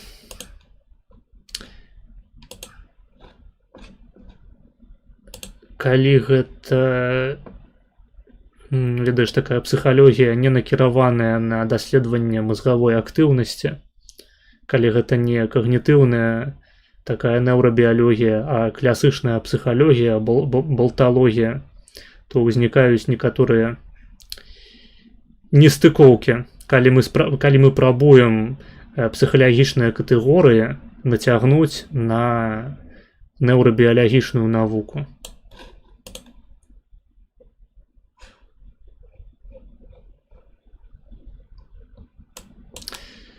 Так, я думаю, мы будем потихонечку пераходзіць на відосы, якія вы замаўлялі.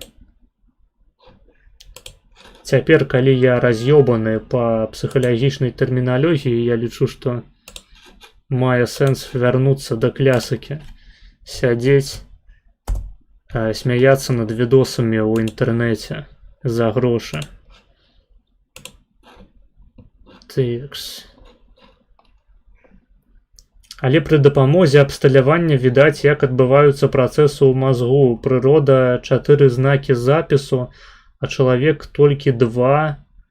Гэта 0 і 1. Што, блядь? Што ты нясеш? Блядь.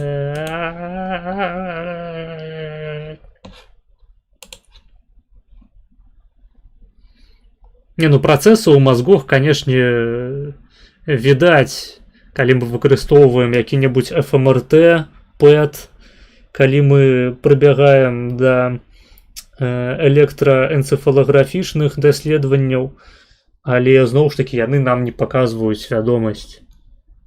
Ну, свядомасць менавіта ў разуменні квалія, у разуменні суб'ектыўнага досведу. Такія рэчы даследаваць напрамую немагчыма. Можна толькі верыць той хуйні, якую табе кажа твой аб'ект даследавання, то бок іншы чалавек. А гэта так сабе крыніца, на мой густ. Не пра дэпрэс, дзякуй за адказы. За адказы. Да, няма за што.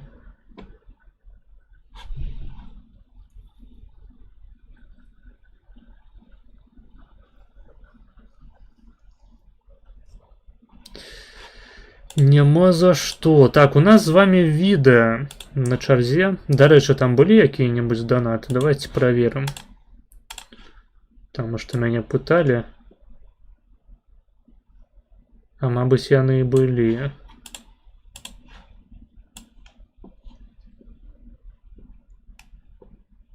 Не было донатаў, здаецца. Давайте трыб'ют праверым на ўсялякі выпадак. На турнікет чамусьці ніхто ніколі не данасіць. Вось што мяне здзіўляе. Не, на трыб'ют таксама ніхуя няма.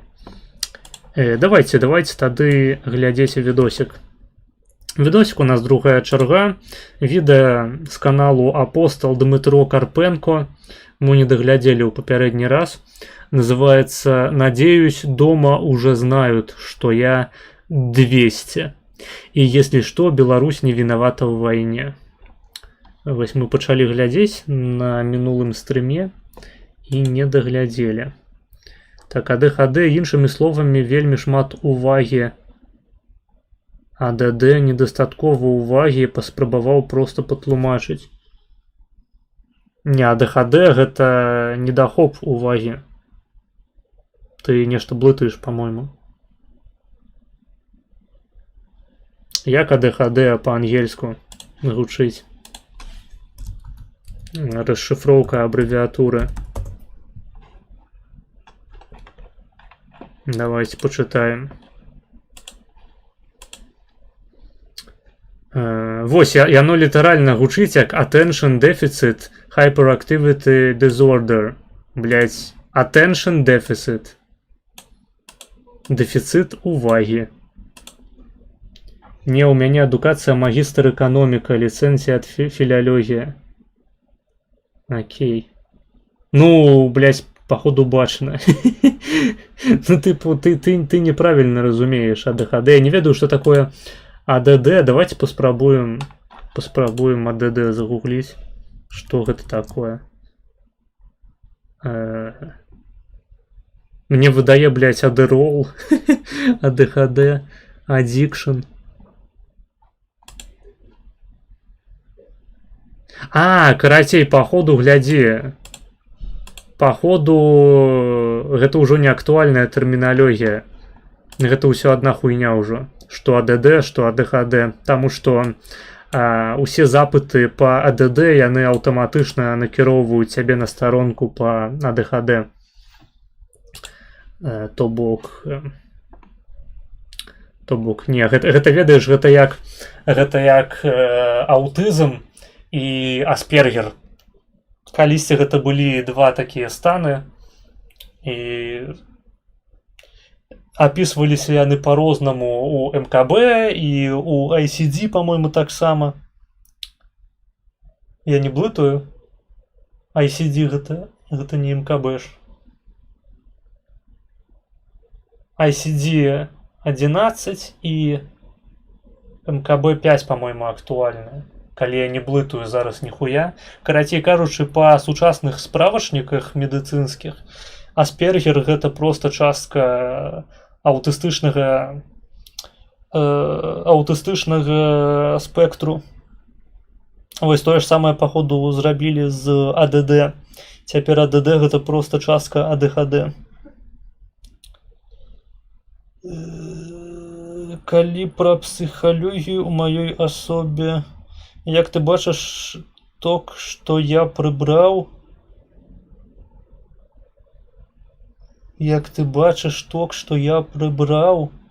функцыянальнае МРТ, а не звычайнае. Што ты пісаў пра МРТ? Можаш, калі ласка, фармаваць свае думкі адэкватна, каб можна было іх зразумець. Калі я казаў пра ФМРТ, я казаў менавіта пра ФМРТ. Функцыянальны магнітна-рэзанансны тамограф. Або там тамаграфію. Проста МРТ выкарыстоўваецца хутчэй для даследавання анатоміі. Такога неінвазійнага даследавання. Калі нам трэба, напрыклад, праверыць вось паркінсанізм чалавека. Паркінсанізм гэта проста такая група сімптомаў. То бок у чалавека трасуцца рукі, камянее твар, і нам цікава даведацца, вось гэты паркінсанізм, ён у яго выкліканы, мабыць, якімі-небудзь сродкамі хімічнымі, ці там, не ведаю, якімі-небудзь іншымі ад менавіта хваробы Паркінсона хваробамі, ці менавіта самой хваробы Паркінсона, якая палягае на тым, што у сярэдніх мазгах у чорнай субстанцыі, субстанцыя найгра, знікаюць дафамінавыя нейроны. І вось мы глядзім на МРТ, на выяву мазгоў і правяраем, ці сапраўды там зменшылася колькасць гэтай самай чорнай субстанцыі. Калі так, то мы маем дачыненне з сапраўднай хваробай Паркінсона, калі не, то гэты паркінсанізм, гэтыя сімптомы былі выкліканыя чымсьці яшчэ. Вось для гэтага служыць МРТ. А ФМРТ, яно выкрывае змену ў стасунку насычанага кіслародам і ненасычанага кіслародам гемаглабіну ў мазгах. То бок гэта называецца, па-мойму, як гэта называлася, BOLT, Blood Oxygen Level Т, вось забыў, што Т азначае. Ці не Т, BOLT, Д. Blood Oxygen Level. Вось не памятаю, якое там апошняе слово было. Ну, карацей, там правяраецца просто да якіх, скажем так, у якіх частках мазгоў спажываецца больш кіслароду, скажем так, калі спрошчана.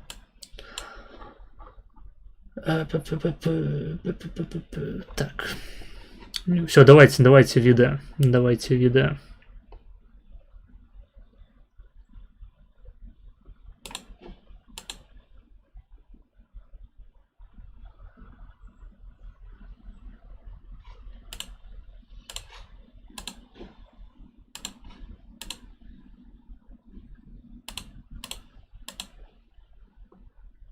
Во.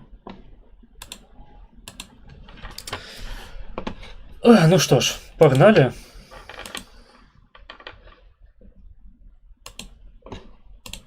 Да? Почему? Хорошо, поехали. Один отец? Да. И все 5 биологические, одна мать? Да. Чем отец занимается, кроме 5 яйцов. как изготовления? Водитель. Чего? На данный момент какая-то маза. Маза. Чем Водитель твоей маза у спальный покой. мать занимается? Работает на радиотехнике. Что это такое на радиотехнике? Детали из пластмассы делают. Ты можешь на белорусском? Ну, Давай напряжемся и будем пробовать. Ну, я белорусский знаю. Почему я знаю белорусский? Я вось не ведаю беларускай Ну, мовы, не. шчыра кажучы. родили в Беларуси. Нет, ты что, гонишь? Учили белорусский. Я в лагере был, в концлагере, когда меня в школу сдавали, в селе, которое на границе с Белоруссией. Я выходил на огород в туалет и ходил на тебя, на твою территорию. Так, Как оказалось, не зря. ходил на тебе у туалет, на твой ебальник руснявый. Хорошо. Тебе полных сколько? 26. 26. Давай. По семье прошли. Зэки, наркоманы были в семье? Нету. Ну, Ужо няма. Я апошні прадстаўнік. а ты что себя не заносишь? Ты ж сейчас где? В тюрьме? В тюрьме. Хорошо. Образование у тебя Профессионально-техническое. по специальности? Водитель, тракторист, слесарь. Ты закончил 9 классов, пошел потом в технику? Да. Водитель, тракторист? Да. Ага, хорошо. В каком году ты закончил? В 17-м. В 17-м. Как школу закончил? Плохо. 4,1 средний балл. 4,1? Да. Так это По нормально. 10-бальной системе. А, 10-бальная система. 4,1 по 10-бальной? Да. Ну, у меня там было типа 4,5 по 5-бальной. А у меня по 10-бальной системе. Ну, разница небольшая. Блядь, гэта ж літаральна як вось гэтая мапа, секундушку. Секундушку. А, вось акурат Вікіпедыя мне дапаможа. Вы ж бачыце яе, правільна? Так, вы бачыце. Толькі трэба на польскую пераключыцца. Мне так прасцей будзе шукаць. Так, давайте. Вось другая рэч паспалітая. Дзе гэтая мапа была? Ну-ка, ну-ка. О. Вось як вы думаеце, чаго датычыць гэтая мапа зараз на экране, якая знаходзіцца? А, тут написано.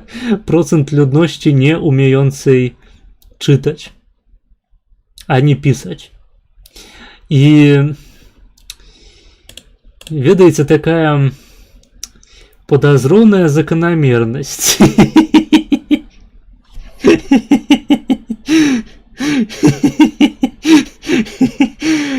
Так бы мовіць, Полессе, яно вылучалася яшчэ у 1931 годзе, а хутчэй за ўсё нават і раней. Не кажучы ўжо там пра іншыя ўсходнія тэрыторыі, якія сёння ўваходзяць у склад Літвы, Беларусі і часткова Украіны. Просто ведаеце, прыгадалася нешта. Не ведаю чаму. Спрабую падчас, калі кажаш пісаць, каб не запамятаць. Пісаць? Што? Я вось пісаць не навучыўся да гэтай пары, я ж беларус. Але паведамленне ты пазней атрымліваеш. Пісаць у сэнсе ў чат, окей. Яшчэ не разумею, як паведамленне, якое я удаліў пасля адпраўкі, ты змог адчытпць. Усё, дзякуй, відэа. Я яго змог адчытаць, таму што яно выводзіцца на экран. Вось бачыш, у нас на экране чат ёсць, і там захоўваюцца паведамленні, нават тыя, што былі выдаленыя. Я іх такім чынам магу прачытаць. Таму усю крамолу, якую вы захочаце напісаць у маім чаце, а потым незаўважна для мяне выдаліць, насамрэч я пабачу і вас пабаню. Будьце уважлівыя. Дарэчы, таксама нагадаю, што на стрыме ў нас ёсць пэўныя правілы. Можете знайсці іх у апісанні. І частенька людзі паляцца на іхнім невыкананні. І потым бывае сумна, таму што адляцець у бан на маім канале досыць проста. Так, давайте відос. Гэта я так, вам насамрэч ніхуя не будзе. Пішыце. Вам нічога не будзе на маім канале. Вам маргінез міласэрны. Я не вігілант, я не кадыравец, нават не губазікавец. Я просто з адкрытай душой да вас прыходжу, шаноўныя беларусы і паважаныя хахлы. Я да вас з усёй ветлівасцю. Я прымаю вас такімі, якія вы ёсць. Пішыце ўсё, што вы думаеце. Вы у маім чаце вы можете быць усім, чым вы толькі пажадаеце. Толькі скажыце мне аб гэтым, вам нічога за гэта не будзе. У маім чаце дзейнічае права свабоды, у тым ліку свабоды слова. Я нікога ніколі не баніў. Стыдно и больно. Стыдно і больно. Так, пачакайце. Тут Сергей абвяшчае нам аб тым, што прыйшоў данат. Сіська рагаткі. 4 доляры. Піярым Віктара Хуйсмактаныча по другой. Так. Не ведаю, хто такі Віктар Хуйсмактаныч, але, магчыма, сёння мы пра гэта даведаемся. Так.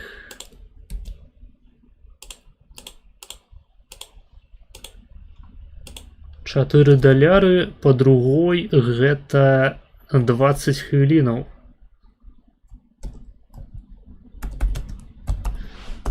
Так, занесена, дзякуй табе, сіська рагаткі, ты неверагодная. Люблю, абдымаю, вось табе сэрцайка. Галоўнае, каб алгарытмы працавалі цынічна, але карысна. Алгарытмы, ведаеце, яны будуць працаваць, калі вы будзеце ставіць падабайкі, шэрыць трансляцыю, пісаць у чат і, ў прынцыпе, доўга заставацца на самой трансляцыі, таму што для Ютубу важней за ўсё утрыманне аўдыторыі. Таму, калі хочаце дапамагчы майму каналу развівацца, то проста ўключаеце стрым на фоне і займаецеся сваімі справамі па доме, там, па вучобе, а я буду вам на вушка міла нашэптваць базу біялагічную і палітычную у тым ліку.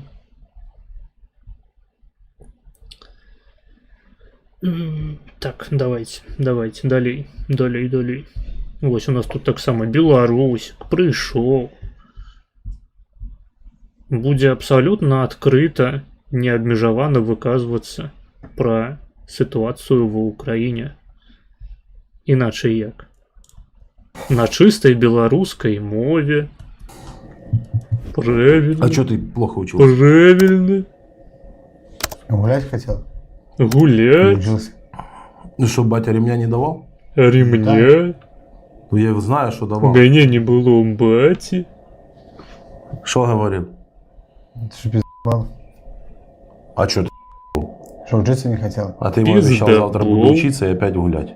Ну, Гулять. Мгм. Закончил техникум, что делал дальше? Закончил. В какую? в Марину горку. Марной горке. Кем был? Разведчик-пулеметчик. Прям разведчик? Ну, часть такая, да. Военную тайну тебе выдали? Нет. Кунеметчик. Че нет?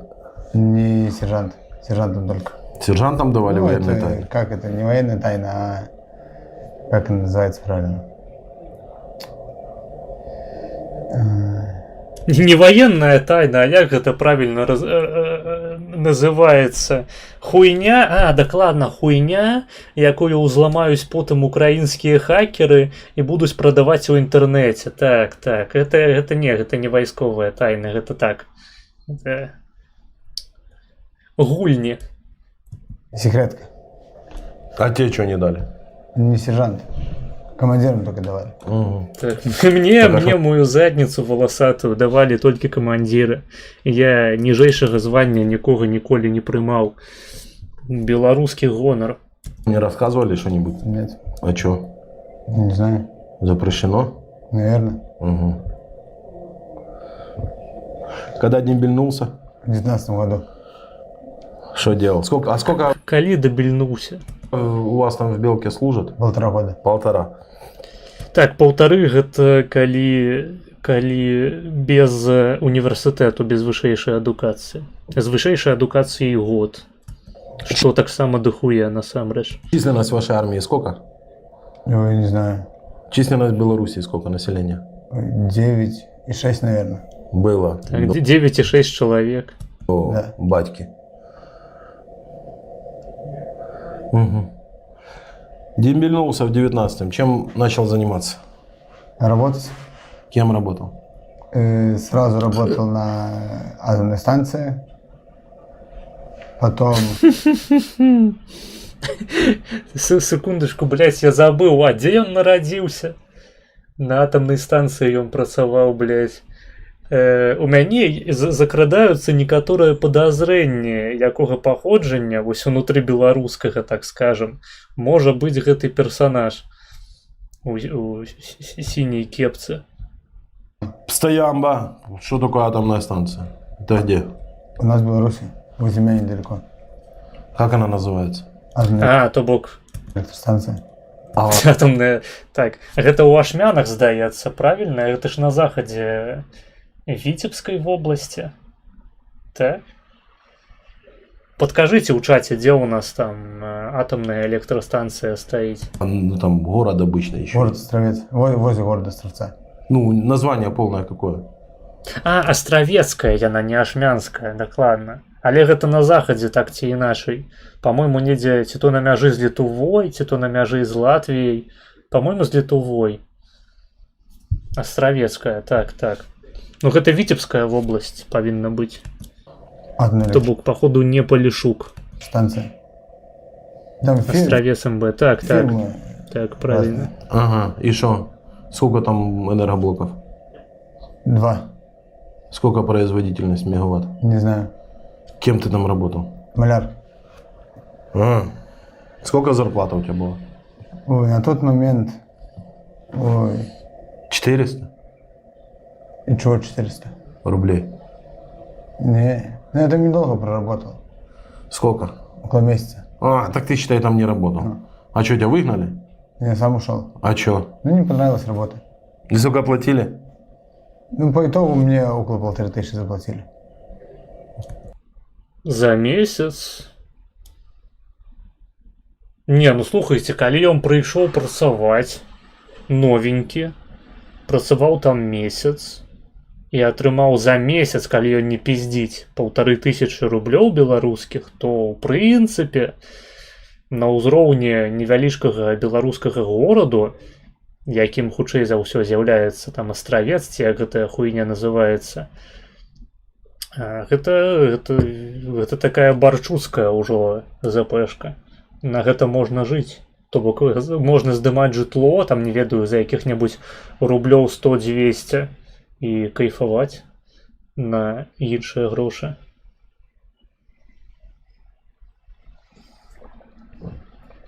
Чакайце, мне трэба вады сабе наліць. Без вады я буду паміраць. Таму пасядзіце пакуль папердзіце. Толькі піську не драчыце. Зараз буду.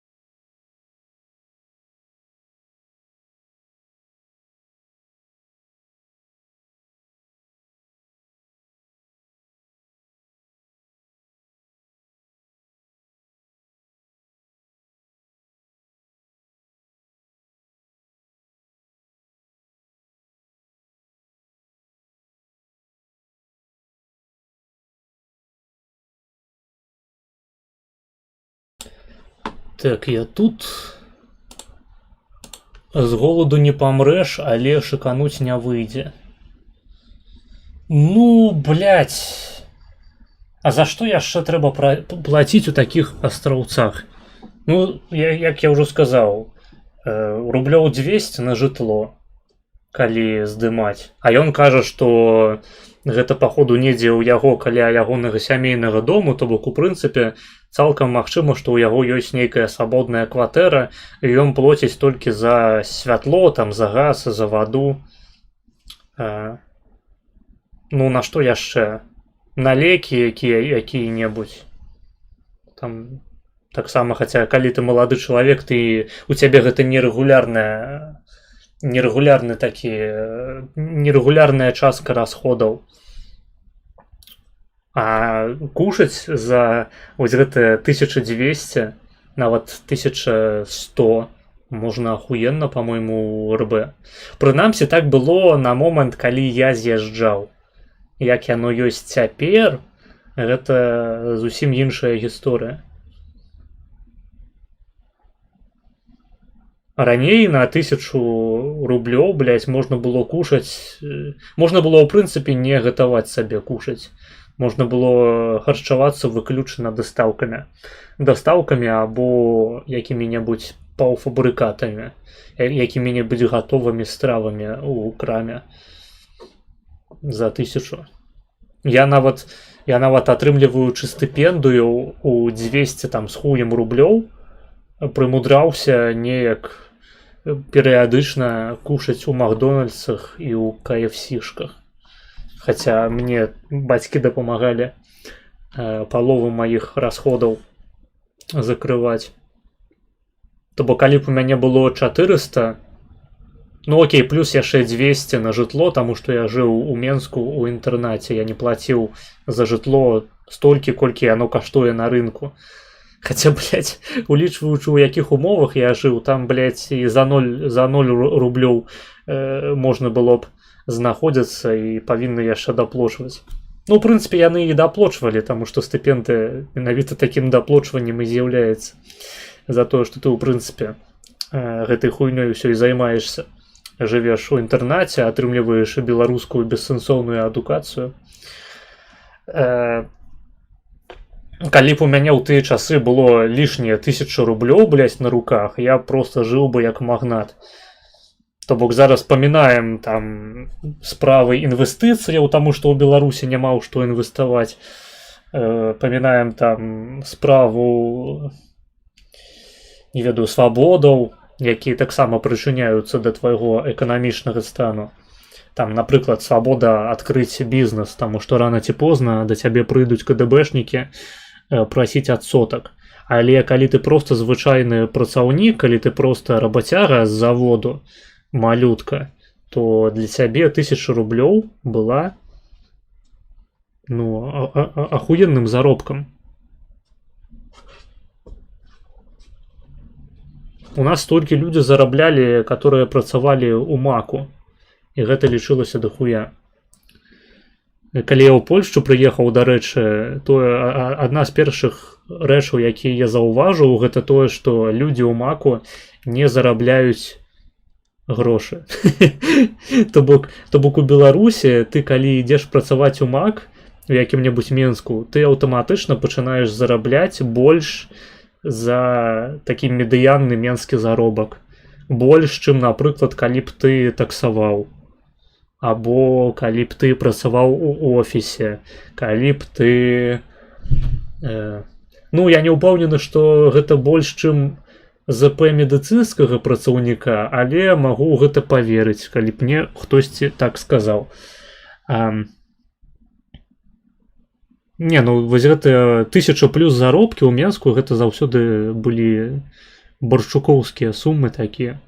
І менавіта таму людзі кідалі там адукацыю сваю, нават калі яны паралельна вучыліся і працавалі, яны часта потым сыходзілі проста на full-time Макдональдс. Просто таму, што няма сэнсу.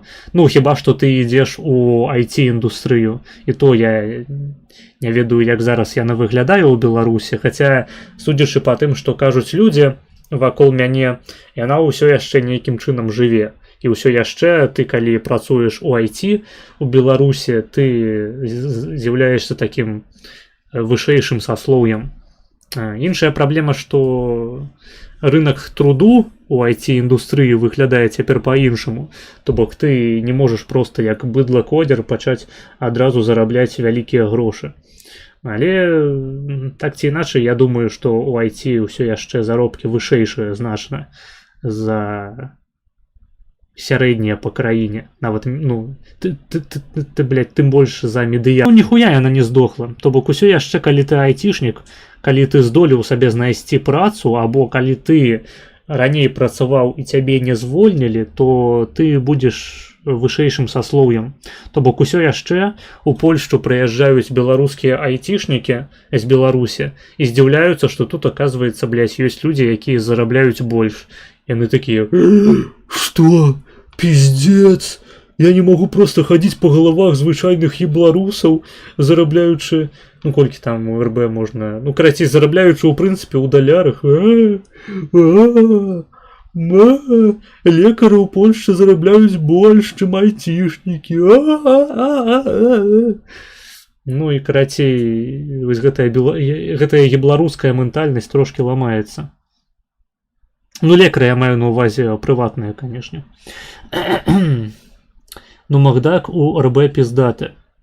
Пиздаты ў сэнсе працы ці пиздаты ў сэнсе прадукцыі. Таму што зараз, дарэчы, зараз я не ўпэўнены, наколькі Макдак пиздаты ў абодвух з гэтых стасункаў, таму што Макдаку як такога няма ўжо ў РБ, там ёсць гэтая хуйня, як яна называецца. У нас у Віцебску гэтая хуйня называлася проста «Мы адкрылись».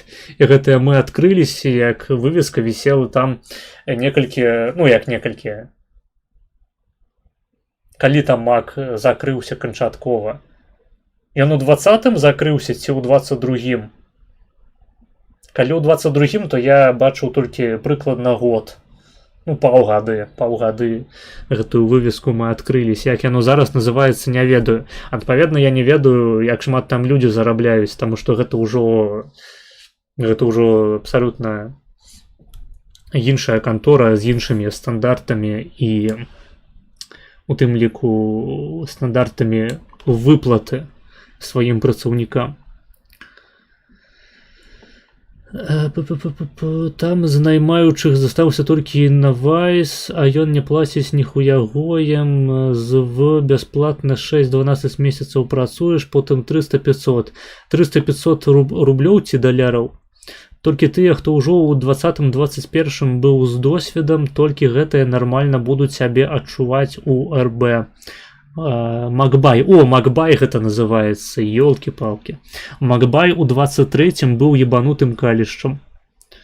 Ну, походу, але я ўсё ж таки вёў гаворку пра заробкі. Не, я абсалютна не сумняюся, што айцішка у РБ яна паціхонечку сыходзіць на не. Просто з таго, што я бачу навокал сябе, ну, здаецца, нібыта планка яшчэ нейкая трымаецца, прынамсі сярод людзей дасведчаных, якія раней ужо працавалі у гэтай галіне. А так-то можна сказаць, што па ўсім свеце зараз IT гэта не тое, каб індустрыя, у якую можна так з ніхуя абсалютна зайсці, нічога не ўмеючы. Гэтыя часы даўно мінулі. Калі, ў прынцыпе, можна сказаць, што хоць калі-небудзь такія часы былі, ёсць некаторыя сумневы. Але, ну, прынамсі, раней гэты парог уваходу ў айцішку, ён быў ніжэйшы. Гэта факт. Даляраў відавочна. Ну, калі ты ў РБ зарабляеш 500 даляраў, то, зноў ж такі, паўтаруся, гэта колькі? Гэта 1500 рублёў, ты ўжо робішся барчуком. Ты ўжо зарабляеш больш, чым у сярэднім па краіне.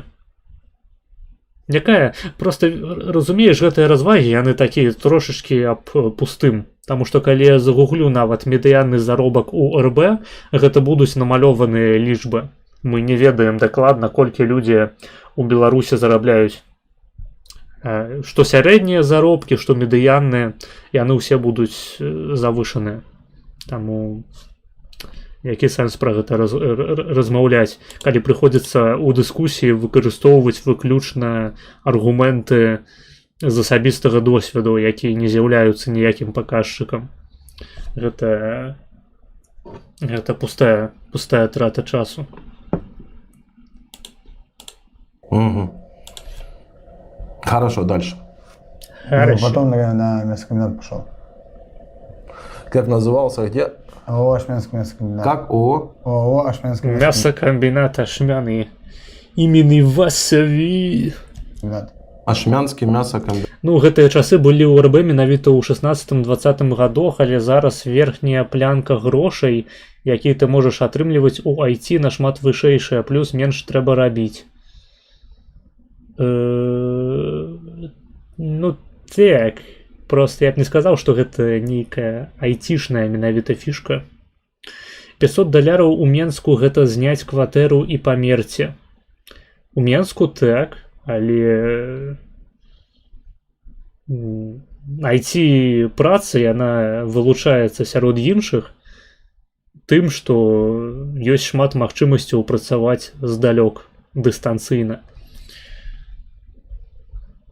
І ты можаш жыць у якім-небудзь невялічкім гарадку з заробкам, ну, топавым па сутнасці. То бок ты літаральна можаш зарабляць больш за ўсіх, блядь, у тваім родным горадзе. Калі ты, напрыклад, паходзіш з правінцыі, з якога-небудзь гарадку, нават, ну, скажам, не абласнога цэнтру, а просто якога-небудзь невялічкага гарадку, тыпу там Оршы, тыпу, не ведаю, Бабруйску, Браслава, там, Баранавіча. Вось паходзіш ты з такога гарадку, ты атрымаў працу ў Менску і паехаў дадому просто працаваць дыстанцыйна. Ты будзеш зарабляць больш, чым любы, блядь, чалавек у тваім гэтым маленькім гарадку. У гэтым вялікі плюс, канешне, айцішкі. Так. Ёсць такое. Да. А ў Менску, навошта, блядь, заставацца ў Менску? Гэта саўковая, зноў ж такі, нейкая звышка, што абавязкова трэба жыць у самым вялікім горадзе, блядь, тваёй краіны. У сталіцы, пажадана. Нахуя? Я б яшчэ зразумеў у 19-м годзе такі лад мыслення, але сённяшні Менск, ён зачышчаны ўвесь пад корань. там ніхуя не адбываецца. Там няма ніхуя, блядь. Там нічога не нагадвае пра культурнае беларускае жыццё. У адрозненні, скажам, ад перыяду году 19-20, калі ты, пераязджаючы, напрыклад, як я, з Віцебску ў Менск, фактычна пераязджаў з такой расійскай правінцыі, можна сказаць, у беларускую сталіцу. Было такое адчуванне, але трывала яно, на жаль, нядоўга, і пасля 20-го году, можна сказаць, з 20 па 22 гэтае адчуванне, яно абсалютна знікла. У некаторай ступені яно нават перавярнулася, то бок, прыязджаючы ў правінцыю, ты мог адчуваць сябе у такой больш беларускай мясцовасці, чым у сталіцы. Не. Делают? Продукцию мясную. Ну, колбасы там Колбасы, да, все. Все они делают. все. Привозят скот, там бьют. Скот, свиней, да. Сколько Так, прывозяць 500-х, 200-х расійскіх. забоев в суд? Панчын асабіста на сваёй ваганетцы прывозіць 500-х, правозіць іх так, вось абассывае, і потым з іх робяць каўбасу беларускую. І адпраўляюць яе на экспорт у Расійскую Федэрацыю. Сутки? Плюс Не піжу, гэта вось мне сябры просто распавядалі, як гэта адбываецца. Статыстыкі ўсіх лусяць, а асабісты досвед, ён...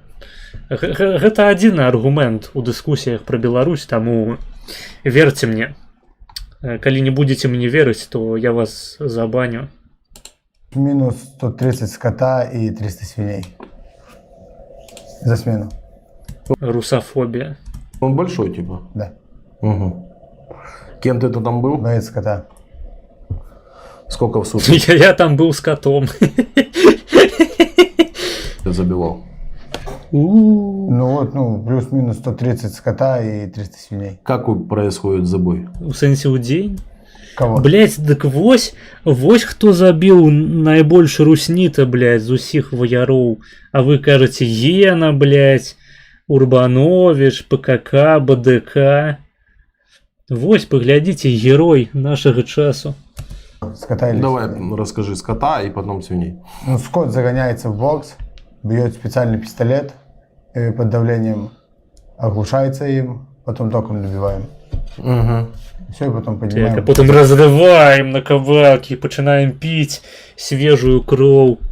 А потым нам кажуць, што гэта украінскія дзеці, іх трэба было накіраваць, блядь, у дзіцячы лагер, а мы іх просто разорвали, блядь, на кавалкі, нахуй з'ели живьем. Сейчас ему идет. Понял. А свинья? А свинья просто током. Шипцы специальные, в шею. Было такое, что с первого раза не, со второго раза не. Ну, было, конечно. И сколько максимум рекорд какой? И почем? Давай по скоту. Били? Да. Алло, 170. Не, с какого раза скотина Ну, в основном дохнет? с первого. А максимум сколько было? 2. Три не было? Нет. И свиньи также? Свиньи также. Не, свиньи с первого раза. Постоянно. Ага. Сколько ты там проработал? 4 года. 4 года. Вось гэта я разумею, праца мужика, блядь, а то маляра на атомнай электрастанцыі. Што гэта за хуйня, блядь? Нават сорамна хлопцам распавесці. Пфу, блядь, што ты там малюеш? Блядь, траву нахуй на газонах падфарбоўваеш. Што ты там, блядь, сваім малярскім язычком праходзішся па стенцы пізды мясцовай начальніцы? Што гэта за праца? Гэта, блядь, мужики на такой хуйні не працуюць. А вось хуяры свіней, блядь, просто нахуй, штабелями, блядь, пульверизаторами просто ў башку, нахуй. Вось гэта так, гэта праца, на якой нават за 400 рублёў можна працаваць цэлыя 4 гады. Вось гэта, блядь, гэта по-нашаму, по-беларуску. Года. Это по когда? Считай, с 19 по 23? Ну, с 20-го. С 20? Блядь, перед нами, походу, спадар Замостский. По 24-й. по 24. Когда? Конец 24-го. Ага. А мать у тебя где работает? На радиотехнике. Ага. Понял, хорошо. А как ты туда устроился? Ну, просто устроился на работу и все. Ну, по объявлению типа. Ну да. И сколько там зарплата была забойщика? Ну, последняя около 3000. Ну, там в зависимости. Не, ну 3000, окей.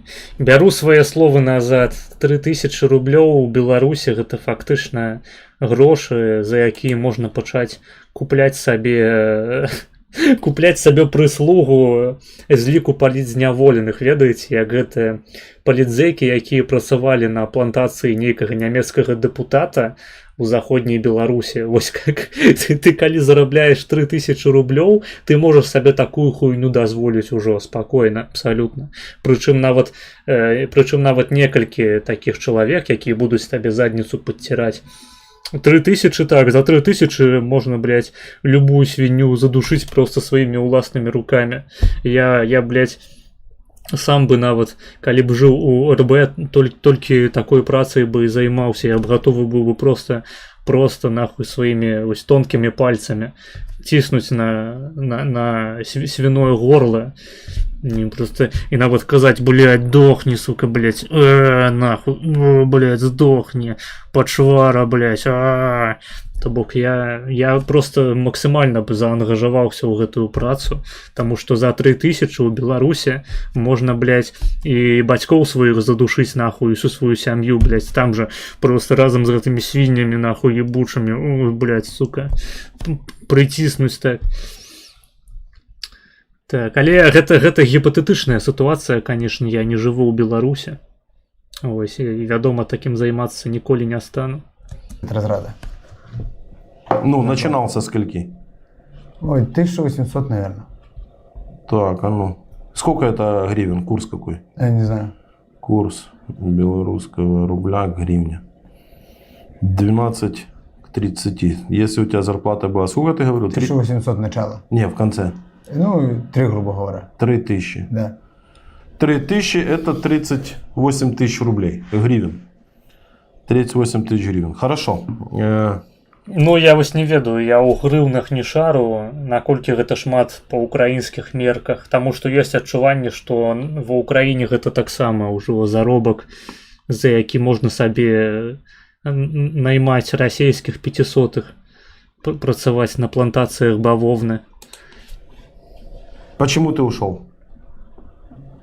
Ну, У Польшчы 3000 рублёў гэта, блядь, ну, калі прамы курс, то гэта 3000 злотых прыкладна.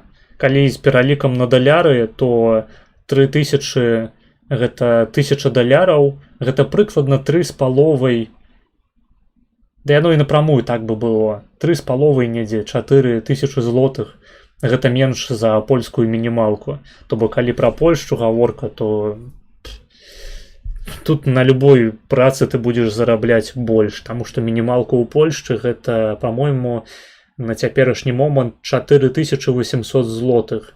Гэта 1200 даляраў. Вось. начали, ну, и зарплата меньше чуть стала. А, она была больше? Ну, оно то больше, то меньше зарплата. И все, и потом и зарплата чуть меньше стала, и график, ну, перестал нравиться мне. А что у тебя с графиком было? Я пайшоў, блядь, забіваць украінскіх дзяцей. Так жа, разумееце, у мяне быў пэўны досвед на гэтай свінаферме. Я хуярыў свіней, а потым я паехаў хуярыць хахлоў. Ведаеце, я просто хацеў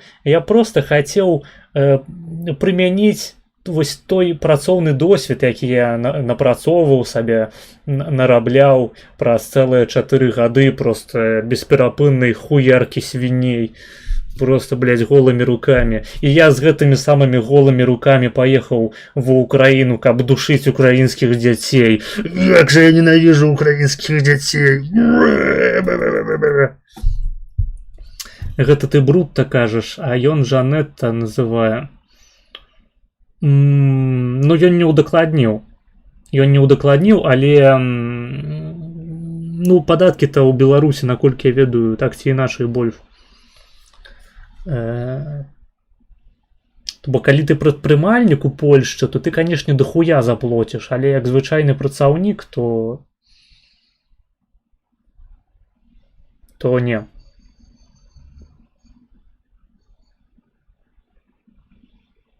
Плюс до 26 год ты не платишь падаходны падатак. А калі у цябе яшчэ і дзеці ёсць, то ты яго у прынцыпе таксама не плоціш цяпер.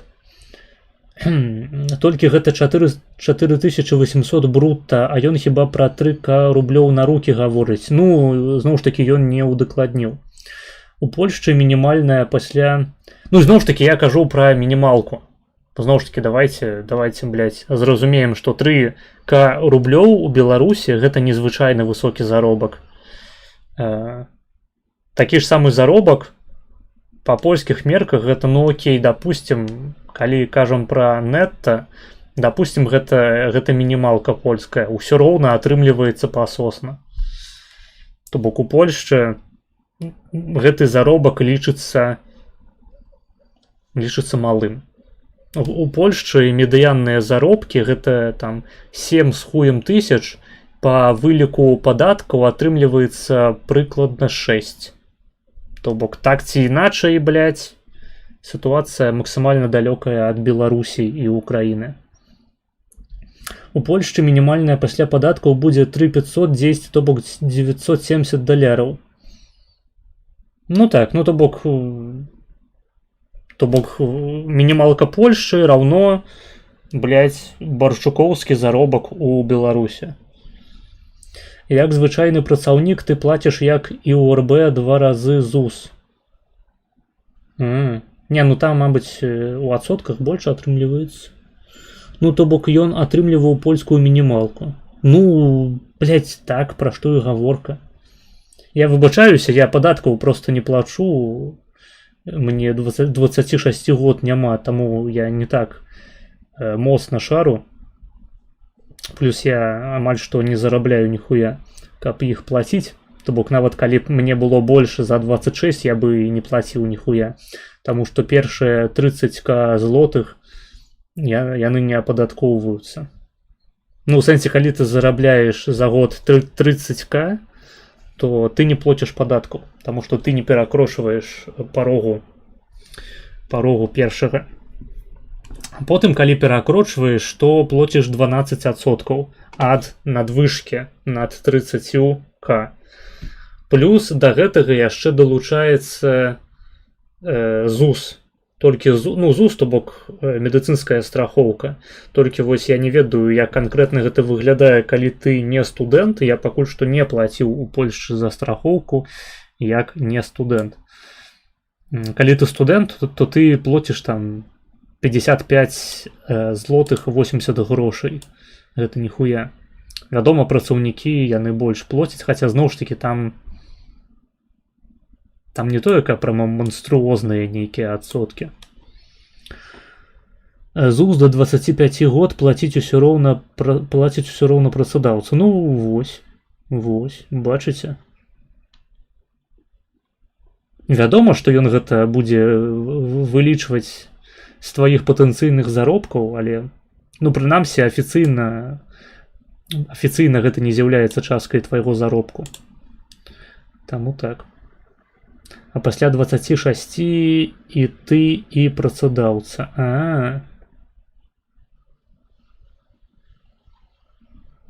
Ясненько. А у нас график не 8 часов, а вот пришел на 10 часов, покуда мы все не побьем, мы домой не идем. И во сколько обычно вы уходили домой? Ну, по-разному, на 10 шли и в 6 домой. Пакуль усіх украінскіх дзяцей не перадушылі з працы, просто ані кроку ў бок. 6-7. Ну так нормальный график. Не. С утра ничего не сделаешь, вечером ничего не сделаешь. Ну а куда ты хотел устроиться? 8 часов. Блядь, нават вяртаешся дадому з працы, нават мамку сваю не папіздзіш. Просто часу няма, адразу кладзешся спаць. А устаеш ранкам, мамка ўжо на працы. Ну што такое? Ну дзе вось гэтыя усходнеславянскія традыцыі? Як можна? 8 часов он не работает. Вось я і паехаў, блядь, ва Украіну, каб просто хуярыць украінскіх мамак і іхніх дзяцей, а адразу просто, блядь, з агняпальнай зброі. Ой, 8 домой вечер идти. Ну, а куда ты хотел пойти устроиться? Это хорошая зарплата, кстати, у вас. Хорошая зарплата. У вас там в Минске не все так получают. Да. Ну, Средние 1,5. Средняя 1,5, а ты получаешь 3. Вось кажа сярэдняя 1,5. То бок зноў ж таки вяртаючыся да дыскусіі пра польскія заробкі, я прызнаю, што я не ўсе нюансы у стане ахапіць сваім досведам, сваім вось разуменнем, але так ці іначай. Вось топавы заробак у РБ, хутчэй за ўсё гэта таксама быў бы топавы заробак па ўкраіне, асабліва зараз падчас вайны паўнамаштабнай. А ў Польшчы гэта мінімальная ЗП. Нават за вылікам падаткаў.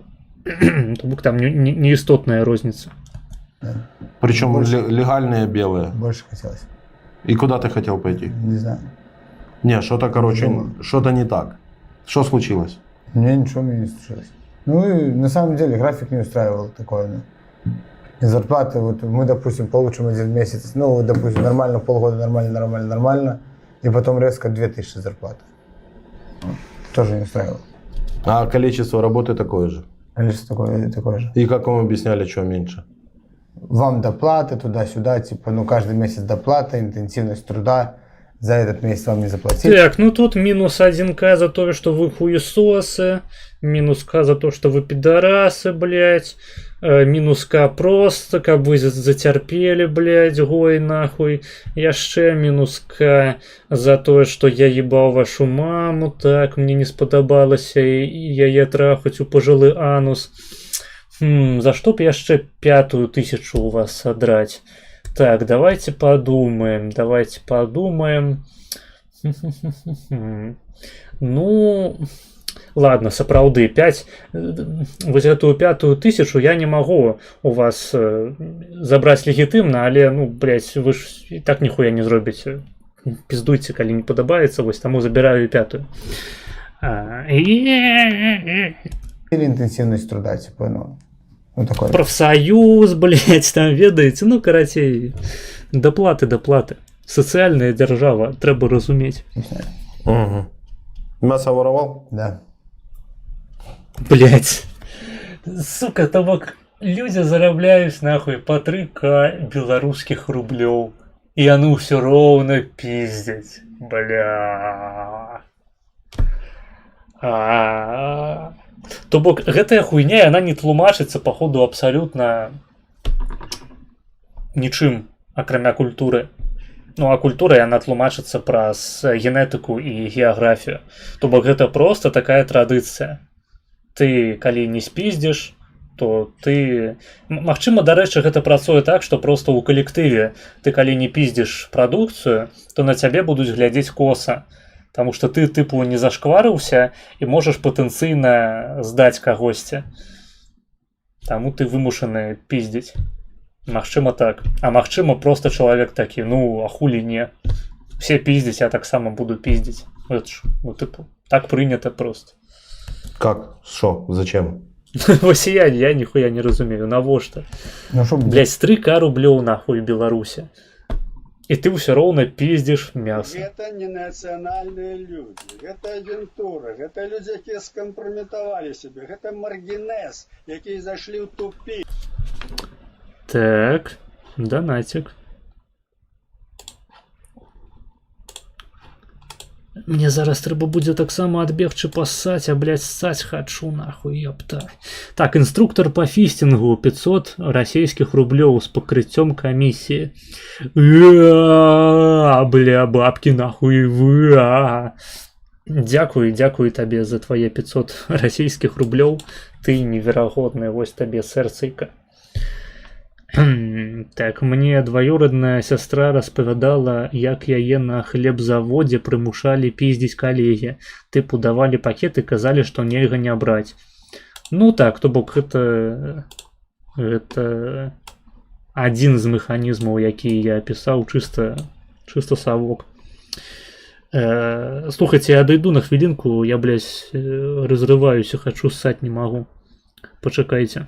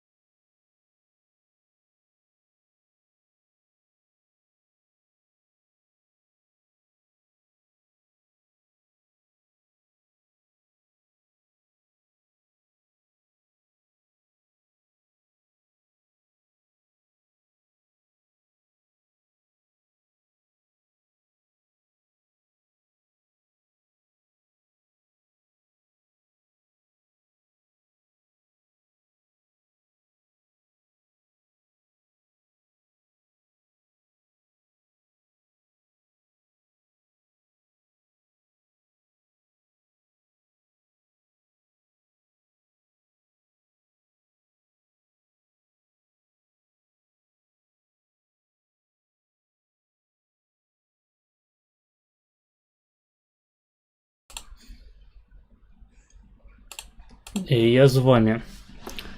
Так. Протягиваем глядеть.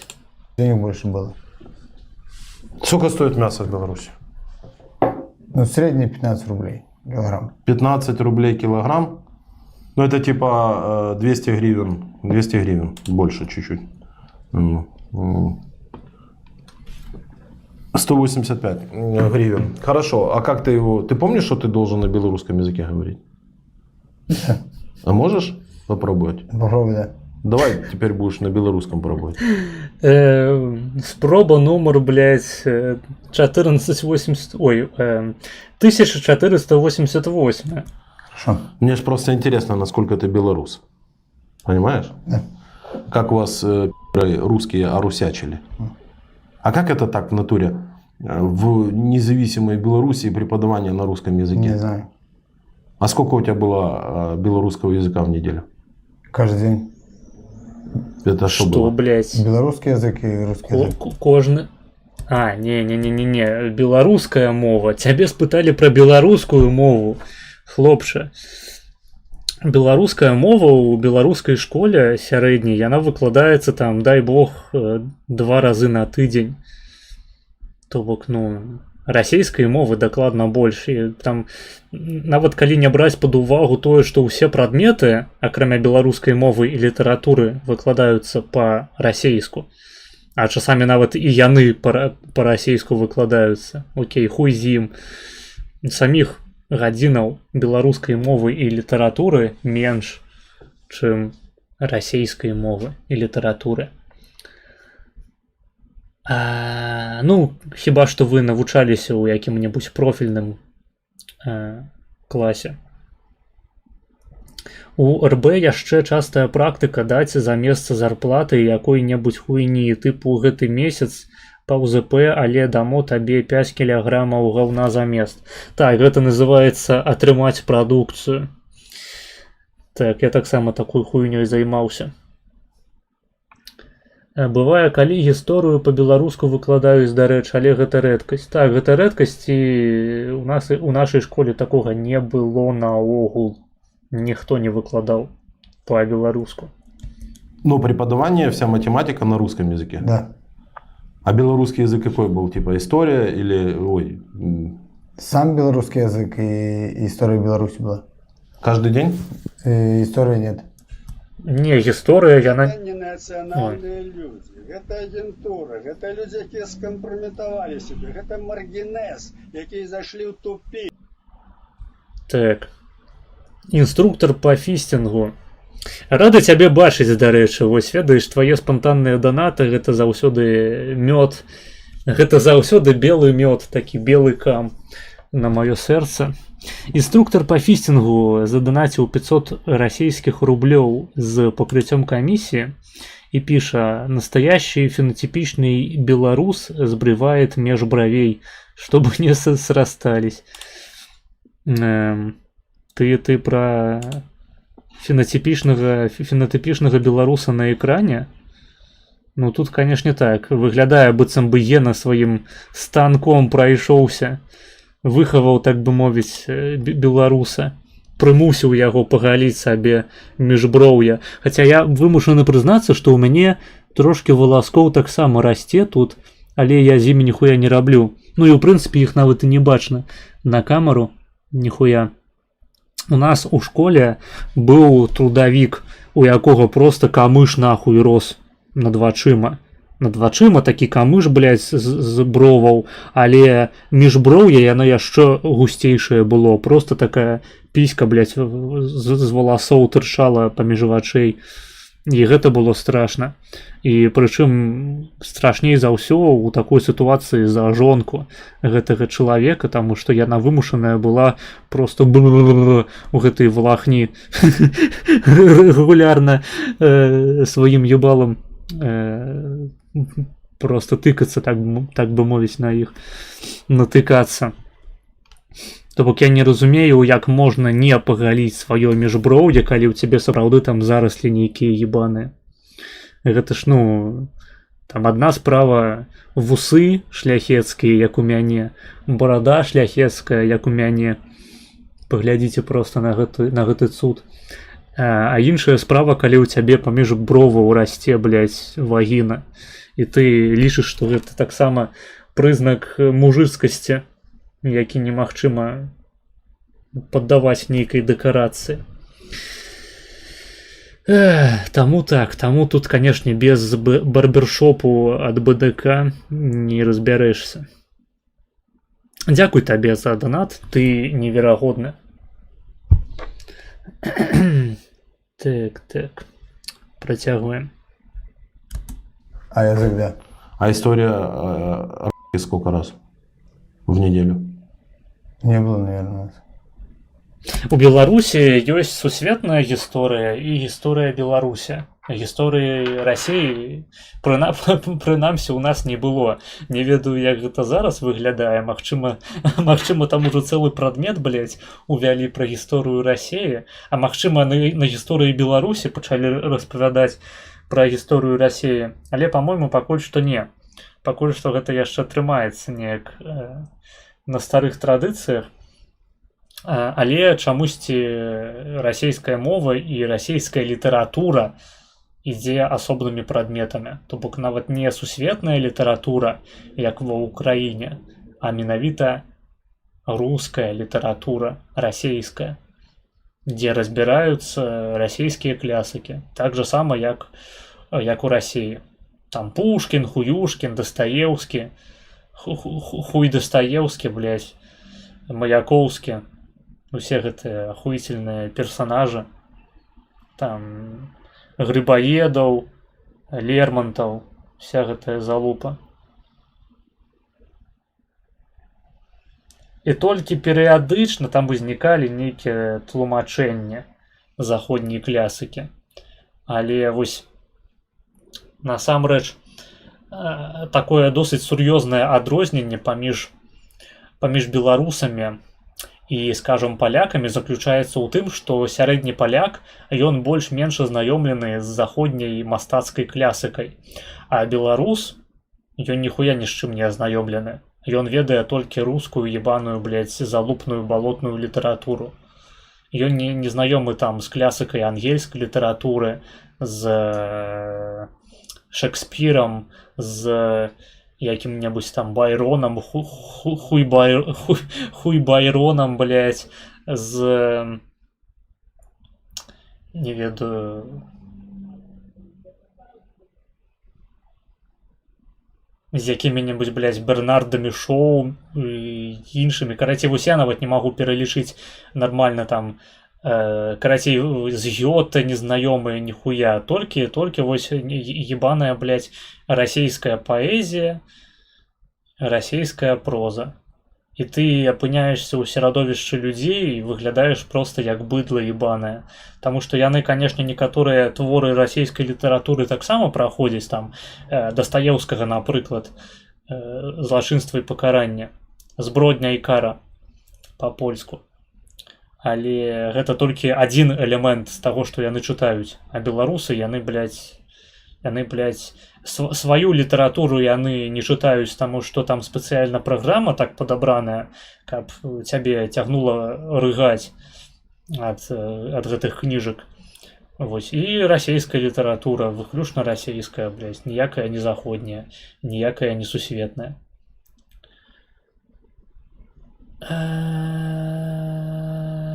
Прызнак мужчынскасці, канешне. Увялі прадметы генацыд беларускага народу і гісторыя ВАФ. Так, я лічу, што генацыд беларускага народу павінен выкладацца ў беларускіх школах, каб дзеці з самага дзяцінства вучыліся гэты самы генацыд здзейсняць. Да будзем шчырамі, нават і з расійскай не азнаёмлены. Ніхуя. У нас дохуя было ў школе дзяўчын і нават хлопцаў, якія рэальна захапляліся расійскай літаратурай, рэальна чыталі ўсю гэтую хуйню. У іх было такое хоббі. Я хуёва азнаёмлены нават з расійскай літаратурай, проста таму, што я у пэўны момант перастаў яе чытаць і, ў прынцыпе, на урокі ў школе хадзіць, таму што я карыстаўся магчымасцю гэтага не рабіць, займаючыся алімпіядамі. Але ў сярэднім-то людзям сапраўды гэтая хуйня падабалася часамі. Яны шмат часу прысвячалі таму, каб чытаць расейскую літаратуру, замест таго, каб азнаёмлівацца нават у перакладах з заходняй класікай. Прынамсі, мае аднакласнікі не тое, каб былі ў курсе, хто такі Тургенеў ці Грыбаедаў нейкі. Ну ты, блядь, з быдлам вучыўся нахуй. У нас усе ведалі Грыбаедава і Тургенева. Тургенеў, дарэчы, мне нават падабаецца.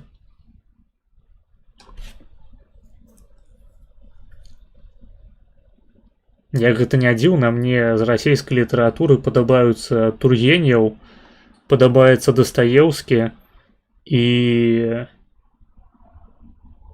Да, ў прынцыпе, і ўсё. Всё астатняе можна нахуй паслаць. Вершы Маяковскага цікавыя ёсць. Всё, больш мяне нічога ніколі не захапляла з расейскай літаратуры.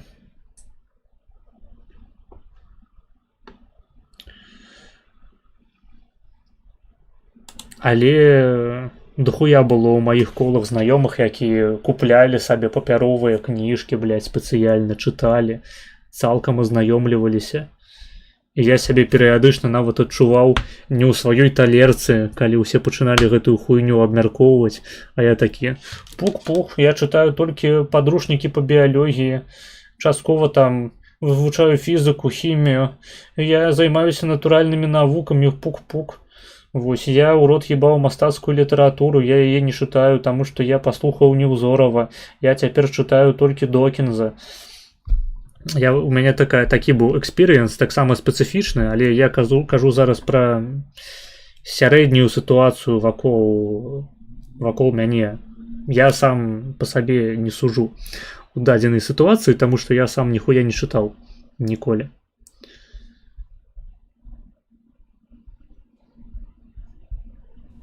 Не было? Нет. Ну, а почему преподавалось на русском? Не знаю. Воровал мясо. Сколько? Ну, ведро, килограмм 10-12.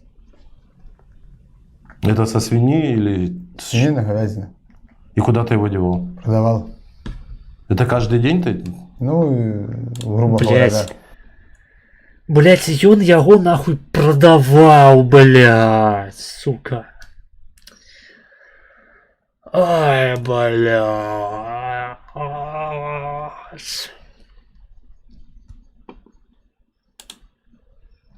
Блять, ён нахуй продаваў піжанае мясо, блять. Зарабляючы 3000 рублёў.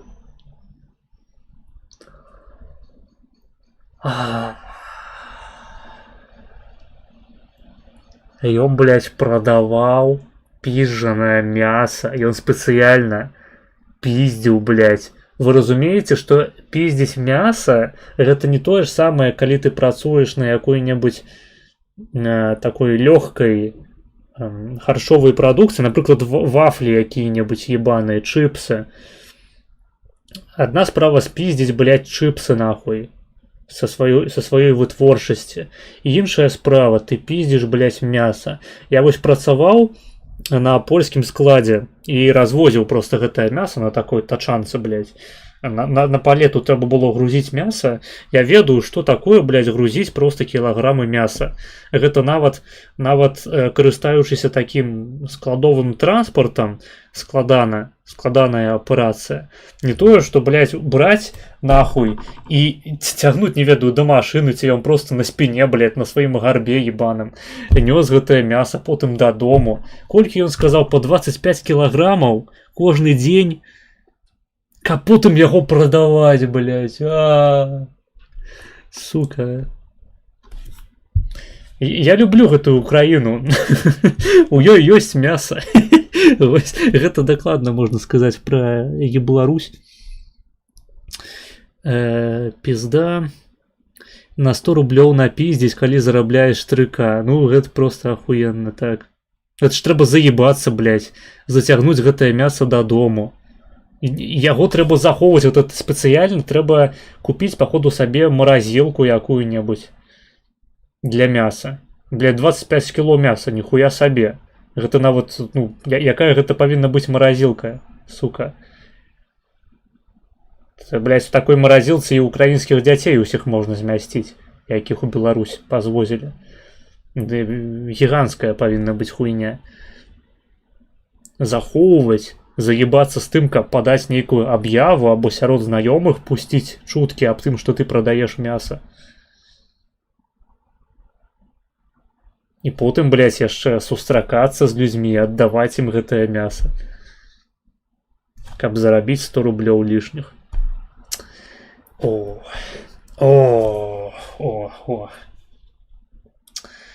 вось гэтая атмасфера. Мне гэтага, ведаеце, мне як бегламу не хапала гэтай атмасферы Беларусі, гэтага вось роднага духу. Ажно вось пацягнула, ведаеце, як быццам вось гэтым водарам бабулі, як быццам бы вось бабуля, яна здохла у пізду, прымаючы ванну здохла, блядь, а яе ўнукі пра яе забыліся на наступныя 3 месяцы, і вось ты ўваходзіш у кватэру ці ў хату, і вось там вось гэты водар бабулі гнілой, якая ўжо там, якую напалову расцягнулі мясцовыя сабакі, вось гэты водар адразу пачынаеш адчуваць пры праглядзе падобных відосаў. І гэта мы яшчэ не дайшлі да таго, што ён прымаў, блядь, удзел у забіцці украінскага насельніцтва у вайне Рашкі супраць Украіны. І гэта ўжо ахуіцельна. Цікава тое, хто яго купляў, да іх пытанняў больш.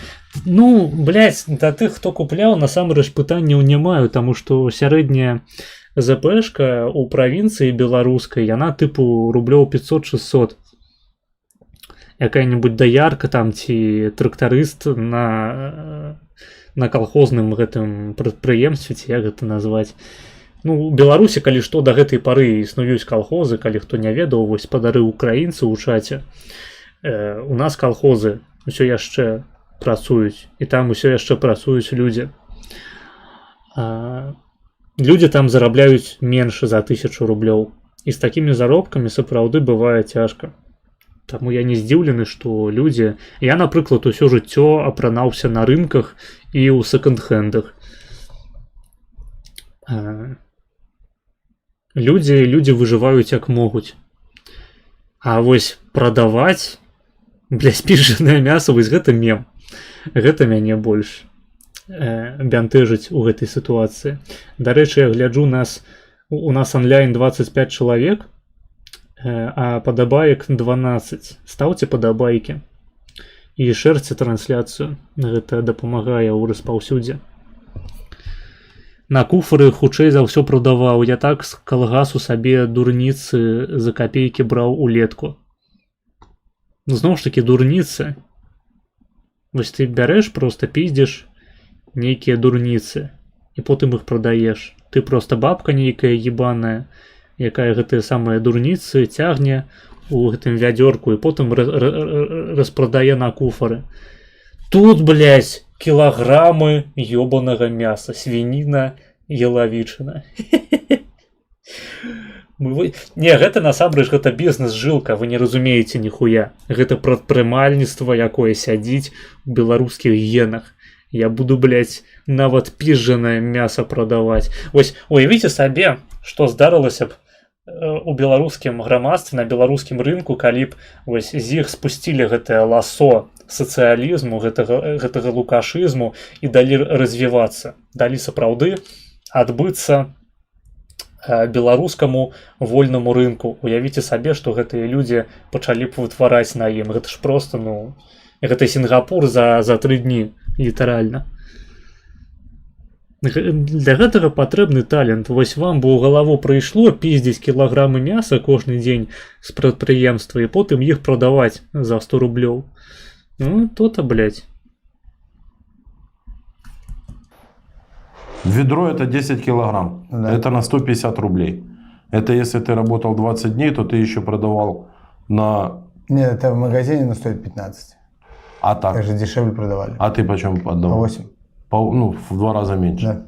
На базаре? Нет, знакомым. А они дальше уже куда-то Ну удевали? да, мне уже интересно не было. Что если они с ним делали? По 8.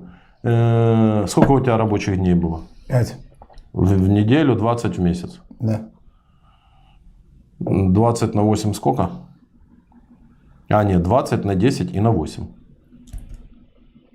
1600. 20 на 10? Да, сколько? 200.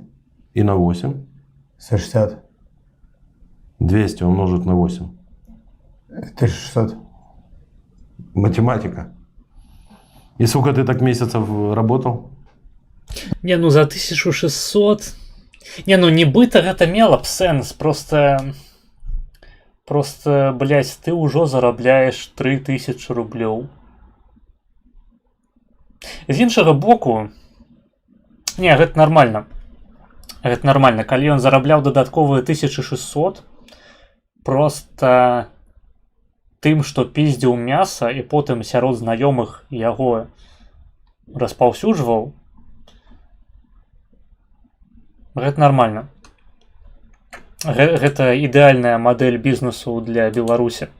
То бок, ён жыў проста як кароль. У мяне ўзнікаюць пытанні, нахуя ён з такім заробкам і з такім мікрабізнесам падаўся, блядь, у добраахвотнікі у вайне, блядь, расійска-украінскай. На кожным этапе ўзнікаюць неверагодныя пытанні, адказу на якія мы хутчэй за ўсё не атрымаем, на жаль. Шо ніхто не глядзіць і... Мяне ніхто не глядзіць? Ну так.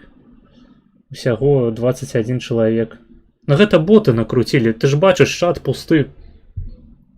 Вось я скажу зараз, пішыце, вось калі вы не пісалі ў гэтым чаце, пацвердзіце, што вы не бот. Ніхто ж не напіша. Гэта боты, блядь, гэта як Дорошенко крутілі, так і мне крутяць. Ну, года 2-3. Так у тебя, считай, зарплата получалась 4,5. Ну. Так ты ж. Воровать меньше дали. Ну, не давали воровать уже потом. А, вось у чым праблема. Яму, блядь, яму і, походу, іншым працаўнікам забаранілі пиздзіць. Блядь, терминова на войну, блядь, во всем виноватые хохлы. Тра-та-та-та-та-та-та-та. Просто вось гэта сапраўды нагода ісці з вайной на любую краіну. Блядь, забаранілі пиздзіць. Ну, все. Я упэўнены, што нават калі б ён з дапамогай гэтага пиздзінгу зарабляў лішнія 2 рублі, ён усё роўна бы падаўся б у Вагнер ці дзе ён там служыў. Просто каб адпомсціць заходнім падстілкам ва Ўкраіне. О, блядь. Вы б яшчэ водку забаранілі. Вось гэта жывадзёрства, блядь. Хахлы за ўсё адкажаце.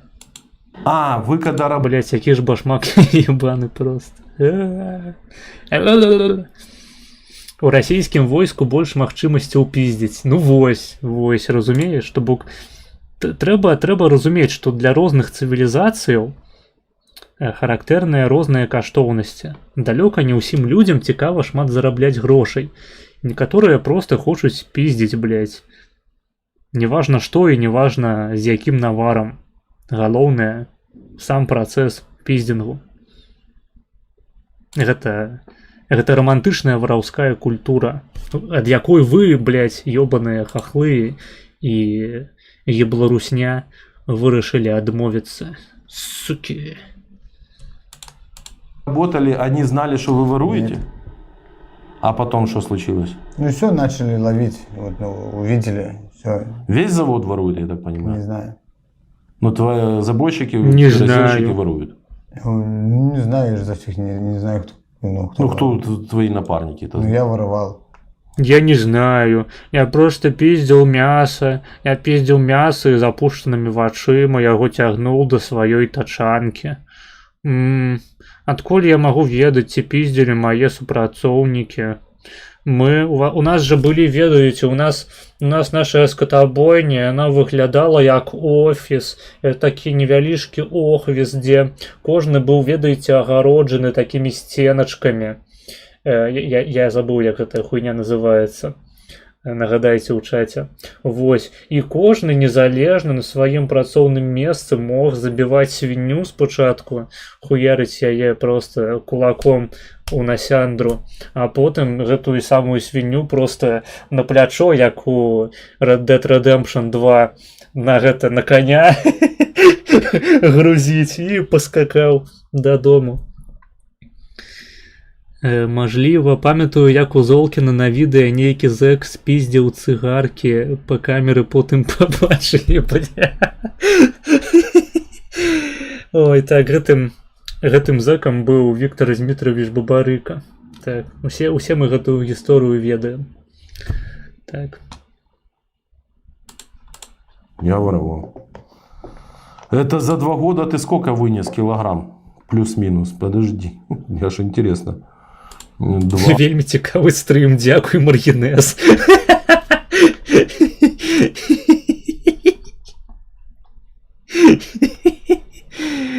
Ай, блядь. Дарэчы, блядь, 9 гадзінаў. Давайте паралельна будзем глядзець відос, а я паспрабую канфу сабраць. Таму што пора канфу, пора, родной, пора. Давайте дам, кину клич у Маргінез. Секундочку.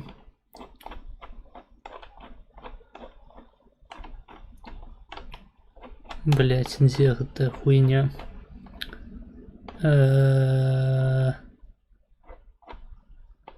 Блять, где волк пропаганда? Где наша ЛГБТ-суполка? Где мой neighborhood? Бля, треба шукать. А, вось он. Так, давайте протэгаем наших шаноўных чальцоў канфы. Прычым тут Маргінез, гэта беларусы замовілі. Так. У кадры усе беларусы. Усе за IQ меньше за 100. Так.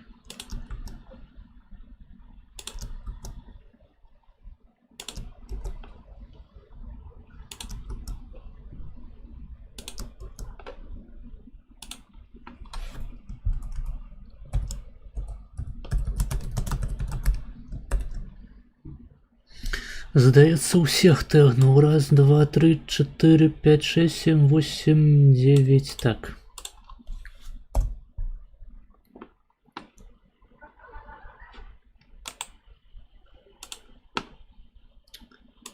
Так, а пакуль што можна далей глядзець відос. Умножить на, как мы считали, в месяц 200 килограмм, 200, да? Умножить на 24 месяца. 5 тонн вынес. А как ты его выносил? Ну, в пакет заматывали и пакет на себя. Ну, покажи как. А потым на коня, я ж кажу, блядь, РДР-2. Ну вот пакет сюда ложный же, вот заматываешь. А, ты типа берешь пакет. А, ёпта, то бок гэта як бронік просто нахуй мясны.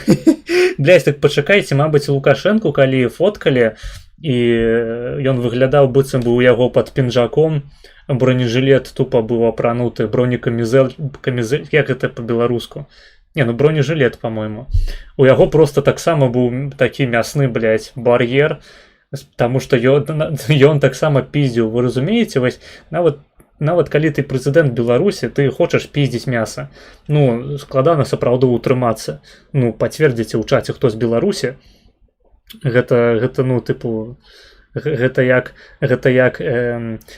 удзельнічаць у тэсце з адкладзенай узнагародай, калі ў часе, вось табе трэба пачакаць, каб табе далі не адну цукерку, а 2. Вось, ну, немагчыма ўстрымацца, бярэш просто адразу адну, закидываешь у рот. То же самое с мясом. Так и хочется, блядь, просто обкласціся нахуй з усіх бакоў гэтым мясом, каб у тебе мясныя ціські звісалі, і ты выглядаў для атачаючых сябе людзей або як ціхар ментаўскі, або як просто качок машина. Карпенко бываў у РБ, у яго родзічы нібыта адтуль нейкія былі. Карпенко, ты пра аўтара каналу? Ну так, ён же сам сказаў, што ездзіў там кудысьці нават у дзяцінстве.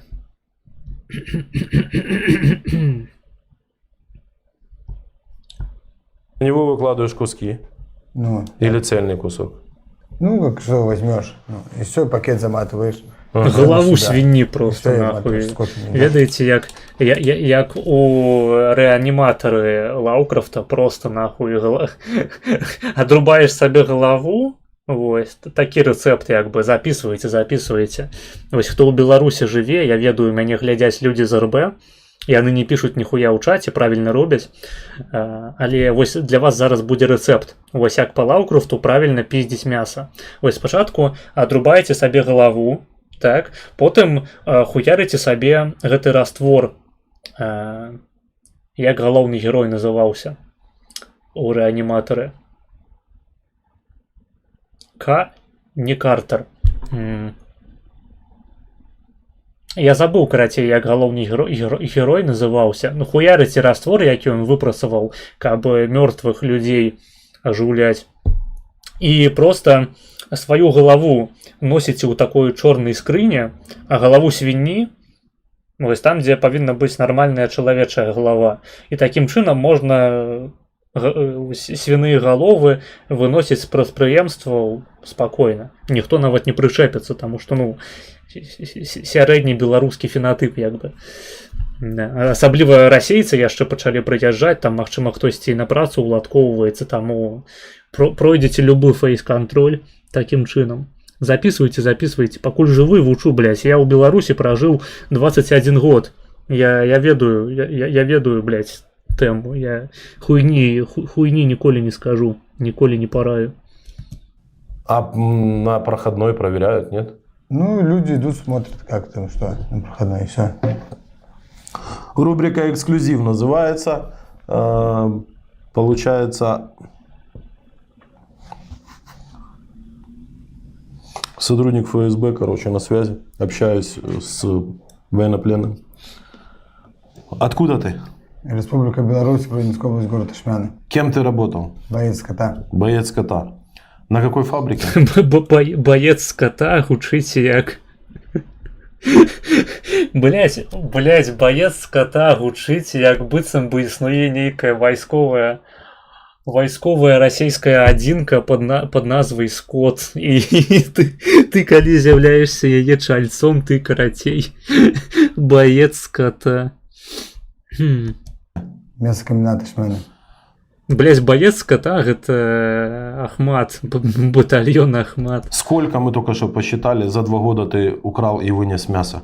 4 тонны 800 килограмм. 500.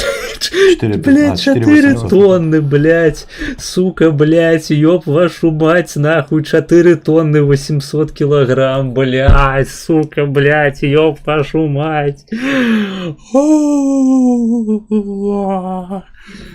Ой.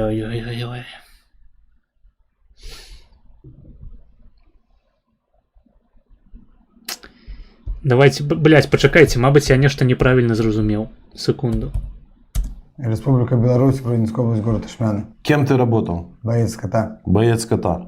На какой фабрике? Мясокомбинат Ишмяны. Сколько мы только что посчитали, за 2 года ты украл и вынес мясо? 4 тонны 800 килограмм.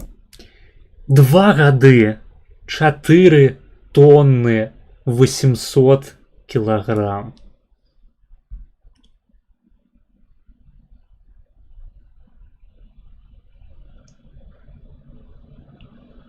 Гэта, блядь, один чалавек.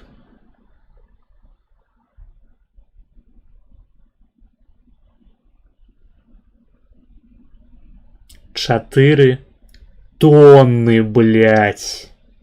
800 килограмм. 2 гады.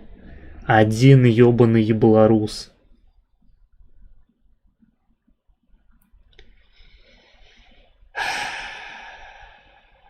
Беларусь краіна магчымасцяў. Ахуеть.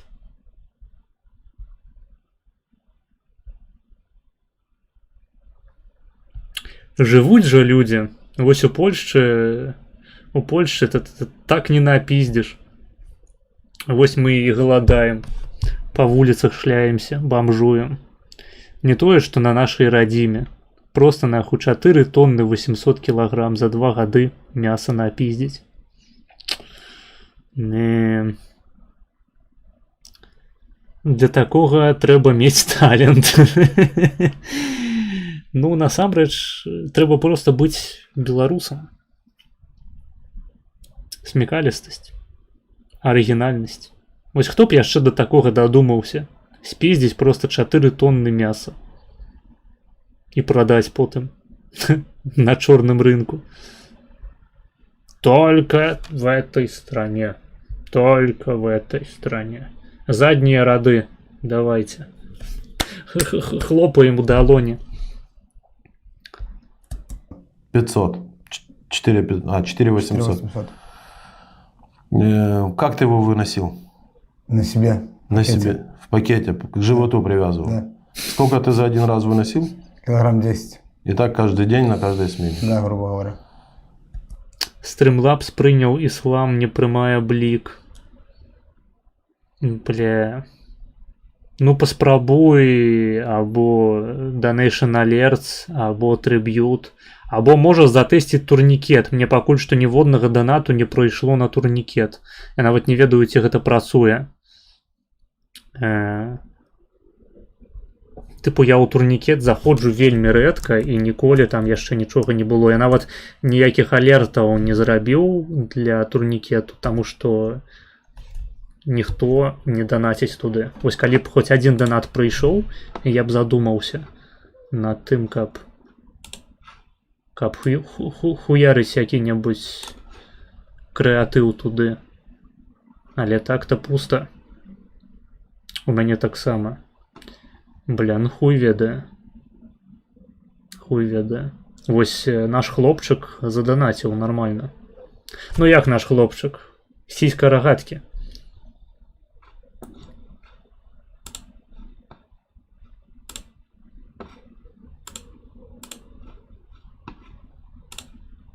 Не, ніхуя на турнікеце няма ніводнага донату. Можаце ў трыб'юце паспрабаваць заданаціць. Там таксама няма алертаў, але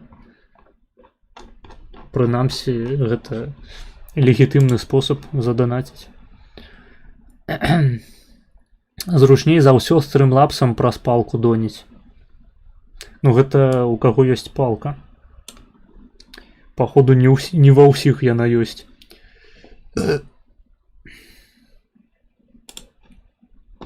Мясо в магазине стоило 15, ты продавал по 8. Да. Не переключайтесь.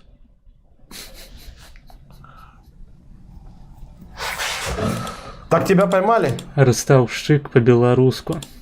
Нет. Так а что ты тогда ушел, если у тебя 3 официальных, плюс еще на 1,5 ты выносил?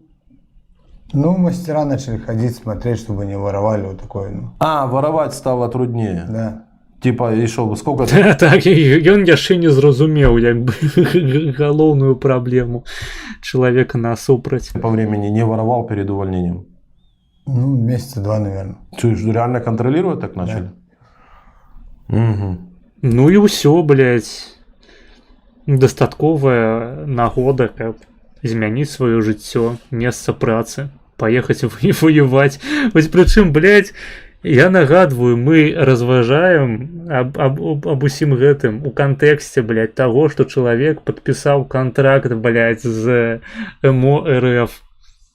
Ці як гэтая хуйня называецца? МО, Міністэрства абароны, так. Пры тым, што ён, блядь, беларус, нахуй, жыве ў РБ. Такая афіцыйная, не ўдзельнічае напрамую, прынамсі, у гэтым канфлікце. Геній, геній. Адразу бачна ашкеназскі субстрат. А куда ты столько денег девал? Отдыхал. Не, просто это очень большая зарплата для твоего населенного пункта. Это реально Ну, а что значит отдыхал? Ну, по клубам ходил. Ну, я просто ходил в лазню, трахал маленьких мальчиков. Такое, ну. А, висел типа? Да. Сколько один Мы разом, блядь, дули траву, там, мискалин. поход в клуб? Денег надо. Глядели Лукашенку под ЛСД. В зависимости, как отдыхать. И с кем, что важно. На 100 рублей можно на 1000 отдохнуть. В Минск ездил? Да. А сколько до Минска от тебя? 120 километров. А, короче, рядом, типа. Да. Машина была? Нет. На авто? Блять, у яго не было машины, нахуй. То бок ён...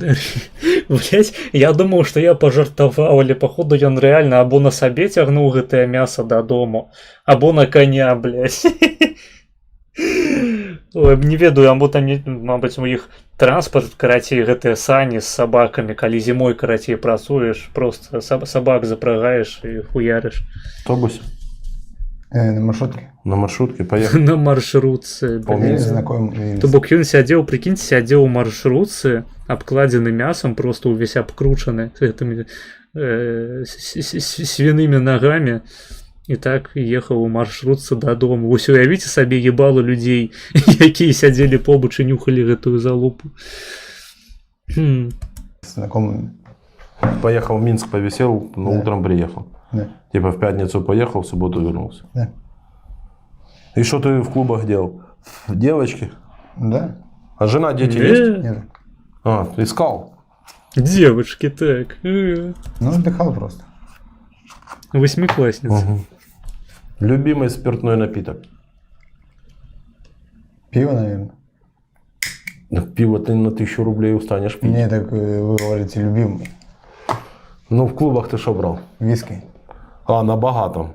Да. И сколько виски стоит в клубе? В Минске Да. рублей 20-25. Румка. Ну, бокал 50 грамм. На белорусском говори. Повтори на белорусском. Стакан Стакан, блядь. 50 грамм. Бля, это літаральна ўзровень майго жарту з папярэдняга стрыму пра банк і слоік. Рюмка это стакан? Нет, я про стакан говорю. А. Гавару. Перакладаць так на беларускай, карацей, просто кажы заўсёды цвёрдую R гэкай і ўсё. Тыпу, ты размаўляеш па-беларуску. Так яно і працуе. А ён напиздзіў і прадаў амаль 5 тоннаў мяса і нават не набыў машыну сабе. Блядь, глыбінны беларускі народ не перастае здзіўляць.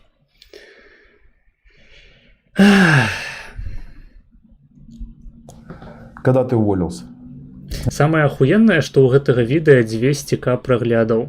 І відос тыпу актуальны, ён выйшаў месяц таму, 22 красавіка. І гэта літаральна актуальная павестка, згодна з якой у сярэдняй украінец будзе фармаваць сваё ўяўленне пра беларускі народ. Не то, што будзе, блядь, патэнцыйна нахуй, ён фармуе, блядь, сваё меркаванне пра беларусаў вось на аснове такіх інтэрв'ю. 200к праглядаў. І гэта толькі вось за колькі, за, ну, скажем, 1,5 месяцы.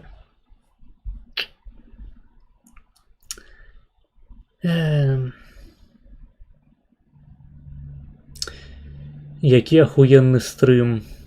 Дзякуй. Дзякуй. Ты с комбината? Да. Ой, в декабре 24 года. Перед Новым годом? Да. И ты увольнялся, что ты планировал делать? Но я не думал про это, честно. Ты же знаешь, что работы нету. Ну, я нашел бы. Нашел? В Москву поехал. Угу. Чем там начал заниматься? Пильчик. Чего? Ну, лес валил. Деревню. Ну, не лес, деревню. Где, в Москве? В Москве?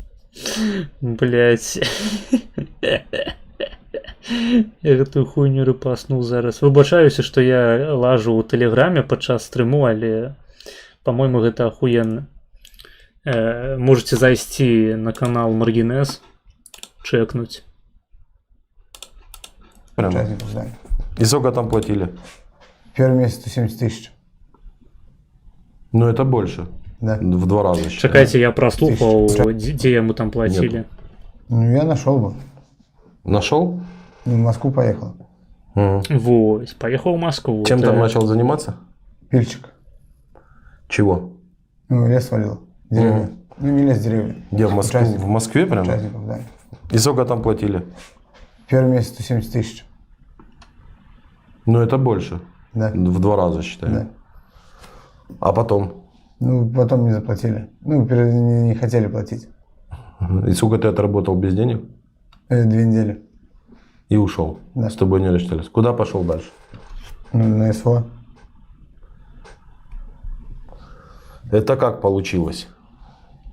Ты уходишь валить с леса и куда идешь? Валить хохлов видовочно. Как? Зачем? Ну, и сразу меня с наркотиками поймали. Охуенно.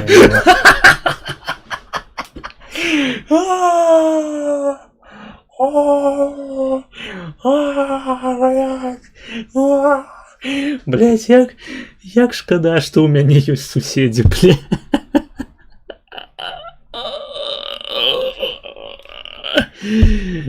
Хочется просто, блять, открыть рот нахуй и почать кричать истерично на увесь дом, сука. Яго, блять, споймали нахуй з наркотой.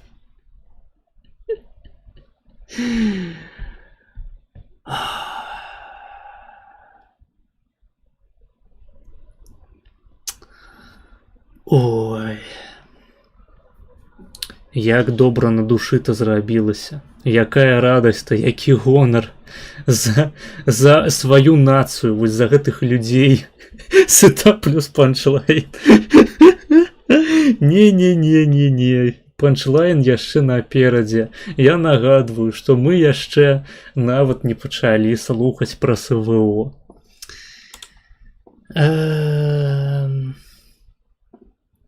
Вось як жа хочацца з гэтымі людзьмі дзяліць адзін нацыянальны праект. Як жа хочацца з імі трымацца разам, не ладзіць ніякіх бульбасрачаў.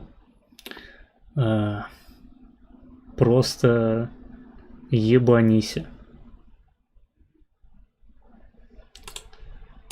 В тюрьму, либо... Как это было? Где ты наркотики взял? Как это было? Ну, здарается. В лесу? В лесу. Там, где лес Не суть. пил? Нет. Ну, расскажи, что это такое. Ушел... Паглядзіце яшчэ на яго Ну, наебальнік. расскажи, что это такое. Ушел... Ён же паглядзіце, як яму падабаецца пра гэта ўзгадваць. Все, предложили мне либо... Паглядзіце, як ён лыбіцца либо- Как просто. это было? Як быццам гэта просто былі найлепшыя, найцяплейшыя моманты ў ягоным жыцці, калі яго мянты ўражцы спаймалі з наркотой. Где ты наркотики взял? В лесу? Пры тым, што ён, блядь, зарабляў 170к расійскіх. Там, где лес пилил? 170к гэта ў далярах-то колькі? Гэта 1500, трошки больш нават. Гэта нават у Польшчы добры заробак. Ахуець. Да перамогі разам. Верым, можам, пераможам. Просто вось раз, як там было, 2, блядь, 3 і вось просто кулак у задніцу. Нет. Ну, расскажи, что это такое. 2к доляров зараз, ну вось. Ушел... ну, то Мне, есть, предложили, мне предложили работу, Мгм. ну, перевести наркотики с места в место в Москве. И все, я пошел, мне дали. Да, і ён думаў просто, што гэта, ну, гэта як мяса спіздзіць, просто ўзяў, абвешаўся нахуй і паехаў у маршрутцы. Your destination is, блядь, 100 meters from you. Знаты я пошел, там меня словили.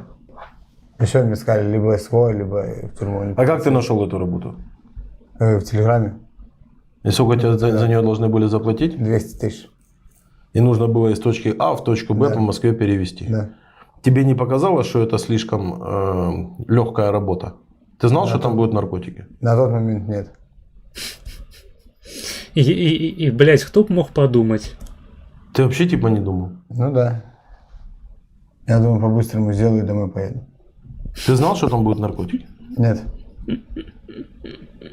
И у тебя никакого мысли не возникло, что из точки А в точку Б в Москве может поехать таксист за там 20 тысяч рублей? Или за сколько такси? 7 тысяч рублей. Я не думал, просто думал. Не, ён думаў, што ён, блядь, як Путін, карацей, просто агент 007 зараз патаемна перавязе дозу, гэтую, карацей, кладку, і яму заплоцяць за гэта 200 расійскіх рублёў. Гэта так і працуе. Ну, просто, ну, літаральна ж чалавек геній, геній канспірацыі. І да яго праз гэта і звярнуліся. Вось ён распавядаў просто сваім субутэльнікам, што ён, блядь, у сваёй вараўской кішэні працягнуў за 2 гады 4 тонны, блядь, ну амаль што 5 тоннаў мяса.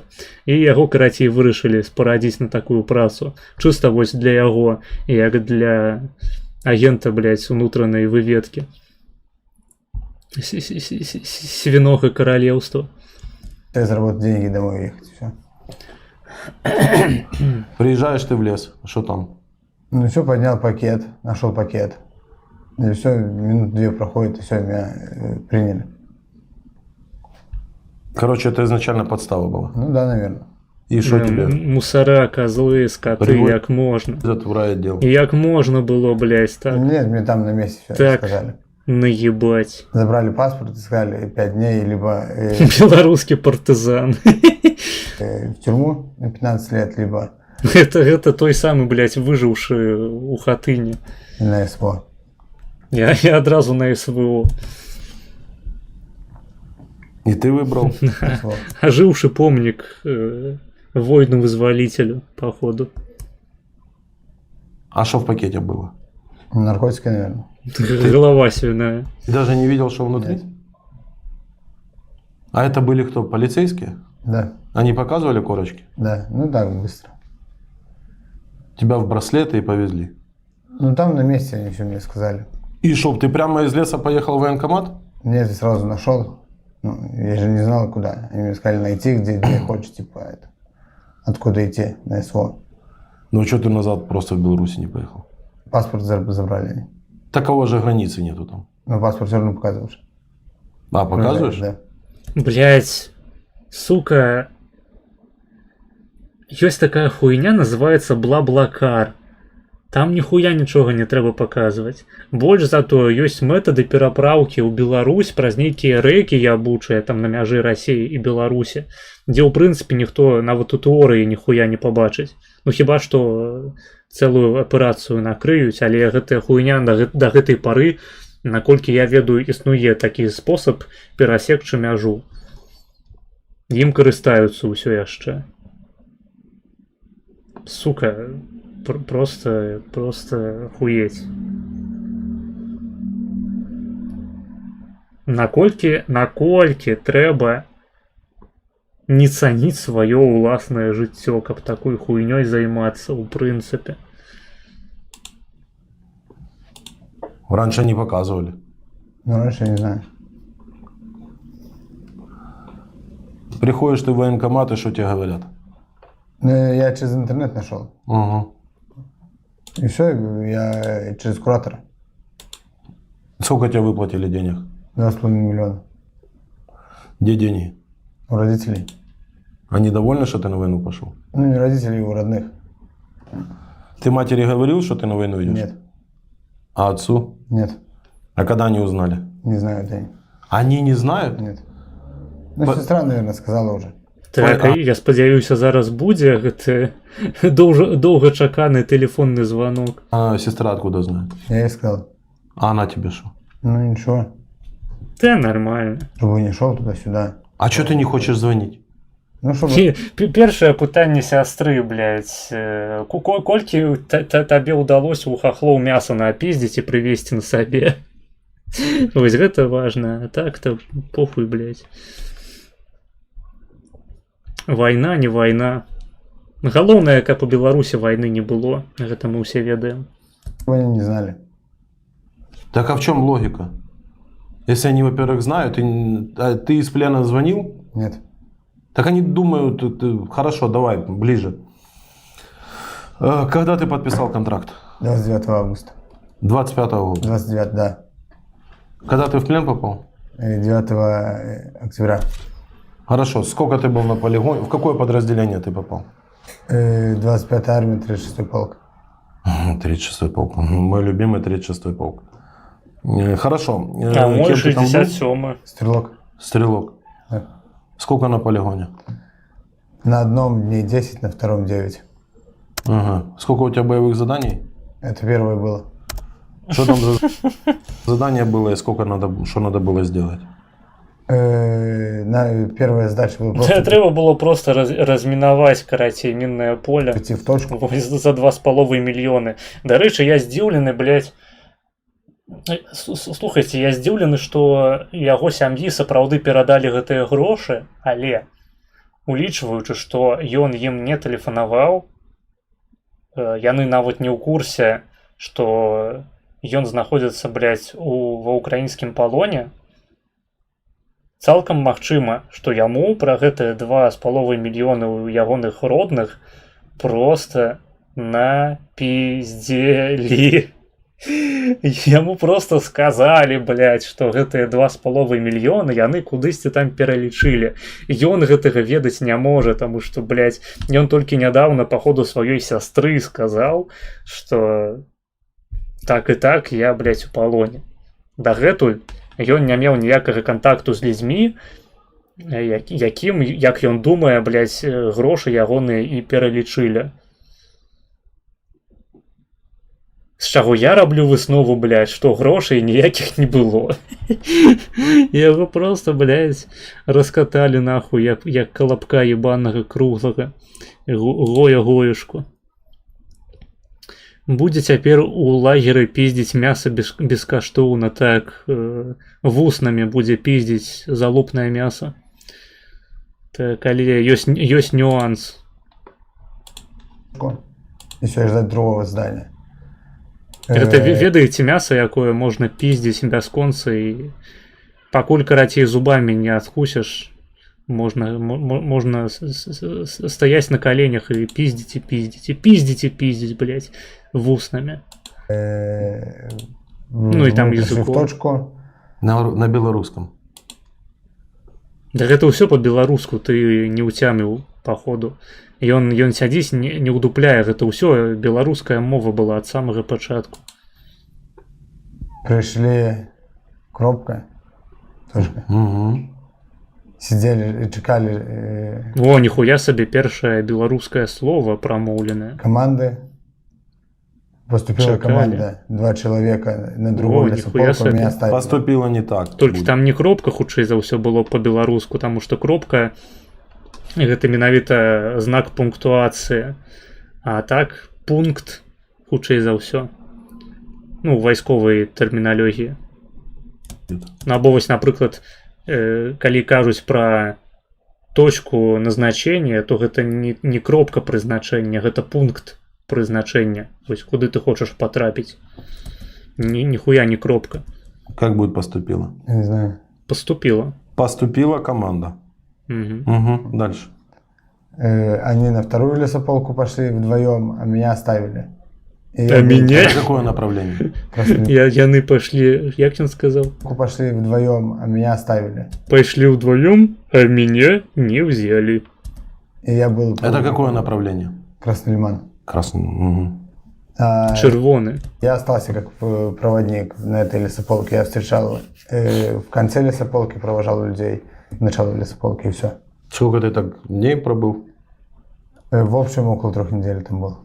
3 недель был проводником? Нет, около 2 недель был проводником. Ага. Еда, вода была? Да. Дальше что было через 2 недели? Ну, через 3 недели примерно я встретила следующую группу. Мы ночь переночевали. А группы вот это, сколько ты групп отправил так за 3 недели? Ну, групп 5-7. Они все уходили, и никто не возвращался? Да. И что с ними там было? Все 200-е. Ты их потом видел? Я про операцию слышал. Я їх потім їбав, блядь. Ага. Раненые 200-е. А А потім я їх у пакети скрушував, короче, обворочував вокол себе і продавав, ходив полки на м'ясо. 200-е валялись? У меня нет на лесополке не было. Угу. Хорошо, дальше. Ну и потом я встретил группу, вот эту крайнюю мою. Мы с ними пошли в блиндаж на утро. Нас там Крайняя уже взяли в плен. моя, Как это было? Сколько хуя вообще было? мазаронная. Ты и 2 русских? Да. Идете вы, что происходит? И мы в блиндаже сидели. Угу. Все подошли с вашей армии солдаты. Сказали, есть кто, нету.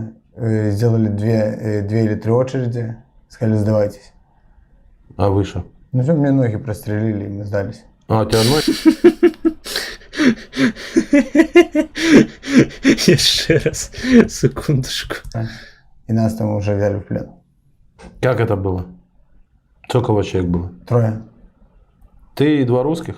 Да. Идете вы, что происходит? И мы в блиндаже сидели. Угу. Все подошли с вашей армии солдаты. З якої армії? З вашої чи з нашої? Я ось ніяк упустив гэты момент. Сказали, Просто у меня диссонанс некий узник. Подошли солдаты из нашей армии и взяли мне ноги нахуй прострелили. есть кто, нету. Есть Сделали кто, 2 нету, или 3 блядь. очереди.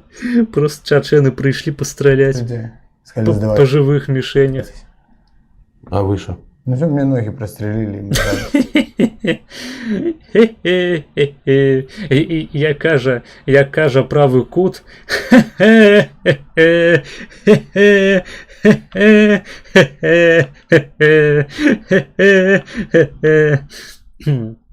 Не. Няхай жыве вольная Дрыговія. Згодна. Вечна жыве. Але я сам асабіста за крывію. Нахуй, блядь, вашу Дрыговію, Радимію ебаную, толькі крывія, толькі азёрны край, толькі полацкае княства. Я вось, дарэчы, хачу перакваліфікавацца з падсоса ВКЛ. Я вось больш ВКЛ не катырую на стрымах, каб вы ведалі з гэтага моманту, то бок афіцыйна можете скрыніць. Я цяпер цалкам выступаю за полацкае княства і за будаванне нацыянальнага беларускага міту менавіта на аснове полацку. Таму што гэта краіна, у якой славяне кіравалі славянамі. Усё было шчыра, усім усё падабалася. А потым прыйшлі гэтыя ебалты сраныя і ўсё, далучылі там Палессе, блядь, і ўсю гэтую хуйню. А нам гэта было абсалютна не патрэбна. У нас была нашая крывія, наше княства, наш азёрны і рачны край. Нам не патрэбныя былі гэтыя балоты зассаныя. Я лічу гэта вялікай гістарычнай несправядлівасцю. А ВКЛ куды падзенеш? ВКЛ аддадзім просто там часткова балтам, часткова палякам, а мы павінны трымацца менавіта полацкага княства. Таму што чыста геаграфічна, у мяне чыста геаграфічны аргумент, ён адзіны, і мне яго дастаткова цалкам, таму што Палессе ў складзе Беларусі гэта вялікая памылка. Так ёсць, згода, жыве крывія. Вось, адразу боты павылазілі на кодавыя словы. А вы кажаце. А у тебя ноги прострелены? Да, были. Ты 300-й? Да. Насквозь? Да.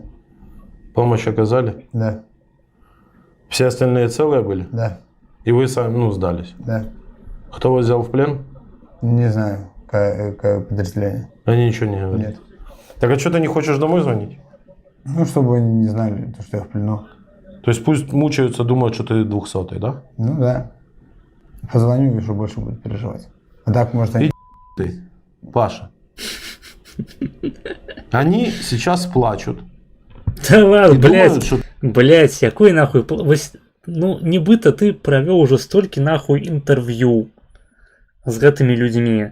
І табе табе здаецца, спадар Дмитро Карпенко, без негатыву, але табе з нейкага хуя здаецца, што людзі, якіх ты апытваеш, раслі ў паўнавартасных любячых сем'ях з нейкага хуя.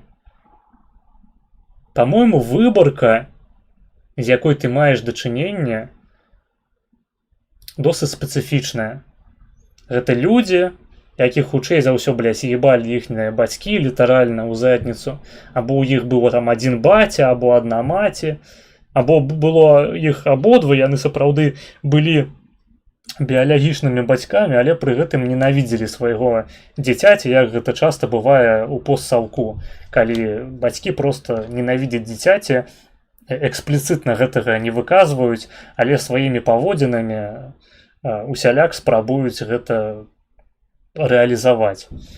І ты вось думаеш, што сапраўды людзі з такіх сем'яў паходзячыя, якія гатовыя забіваць людзей просто таму, што каб у турме не сядзець, хуй ведае, просто ехаць ва Ўкраіну, каб тваёй сям'і заплацілі 2,5 мільёны, які ты нават ніколі не бачыў, і не маеш ніякай упэўненасці ў тым, што такія грошы ў прынцыпе недзе ў тэорыі у праекце існавалі і павінны былі камусьці пайсці ў рукі.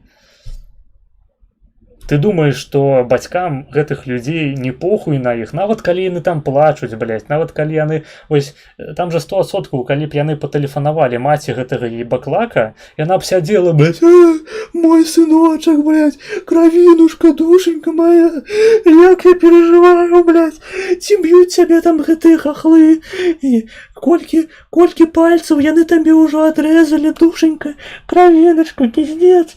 Ну вось, яна будзе рыдаць, блядь, і гістарыць, але па сутнасці потым ёй будзе абсалютна насраць. Нават калі б яго яны ў гэтым палоне забілі ў пізду, яна б забіла хуй ужо праз тыдзень, праз 2. Таму што савецкая, блядь, маці, ёй не важна, што насамрэч будзе адбывацца з ейнымі дзяцьмі. Ёй не важна, блядь, як выглядае яе сям'я на каштоўнасным узроўні, што пасля яе застанецца ў гэтым свеце ад яе. Ёй важна проста на публіку паказаць нейкія эмоцыі, такія, ведаеце, тыповыя, сярэднестатыстычныя, што вось нібыта я ў ролі маці знаходжуся, мне паступае такі званок, і мне трэба... Это не национальные люди, это агентура, это люди, якія скампраметавалі себе, это маргінез, якія зайшлі ў тупик. Правильно, Зянон Станіславович, вы ўсё кажаце, але я скончу. Ёй не важна, што будзе з ейнымі дзяцьмі. Ёй трэба паказаць, блядь, на публіку, што ёй не насраць, але насамрэч ёй абсалютна похуй. Калі не будзе публікі, калі не будзе публічнага званку, хаця проста нейкай трэцяй асобы ў выглядзе вядучага. Ёй было б похуй. Паебаць. Вось калі такая жанчына савецкая апыняецца сам-насам з сабой, ёй робіцца абсалютна да пізды. Так выглядае савецкая сям'я, шаноўнае гаспадарства. А Беларусь як галоўны аскепак саўку, у якім большасць савецкіх інстытутаў і практыкаў захаваліся у нязмененым выглядзе, гэта краіна сем'яў, гэта саюз саўковых сем'яў, фактычна такіх антысем'яў і антысямейных каштоўнасцяў. Донат. Так, инструктор по фистингу задонаціў 250 расійскіх рублёў і піша, з пакрыццём камісіі, дарэчы. Я, конечно, сам ебларус с руснявиной, но хочется даже попасть к апостолу на интервью вместо этого чувака, только чтобы поговорить по-белоруску лучше, чем этот чувак, хотя не я пас. Цікавыя ў цябе фантазіі, але так, дзякуй табе за грошы, ты неверагодны, вось табе сэрцыйка, круто. выцягваеш стрым. Мне даўненька столькі не данацілі, то бок калі не лічыць просто неверагодна тлусты донат ад спадара Наскаўца, блять, у 1000 еўра нядаўне, то мне вось на рэгулярнай аснове мала донатаў пачало прыходзіць. Таму дзякуй, ты ратуеш сітуацыю. Таму што урэшце рэшт важна ўсё ж такі не тое, як шмат табе данацяць вось на пачатковых менавіта этапах стрымерскай дзейнасці, а як шмат людзей табе данацяць. Таму што шэйхі яны прыходзяць, яны адыходзяць, але вось вырашае менавіта колькасць людзей, якія гатовыя там па даляру, па 2, па 3 кідаць, такія невялічкія сумы. І я цаню, безумоўна, што ў мяне падобная аўдыторыя таксама асядае. Дзякуй за донат. Што сказаць наконт твайго паведамлення? Хуёва, канешне, хуёва, што украінцы будуць судзіць беларусаў па вось такіх персанажах, а не, напрыклад, па беларускіх добраахвотніках. Таму што хутчэй за ўсё відосы з беларускімі добраахвотнікамі яны не набіраюць столькі праглядаў і яны выходзяць радзей. Бля, папішыце што-небудзь, я пайду яшчэ пассу. Выйду пакуль з канфы, я ўвесь гэты час сяджу ў канфе, вось бачыце, ніхто не хоча далучыцца пакуль што. На жаль.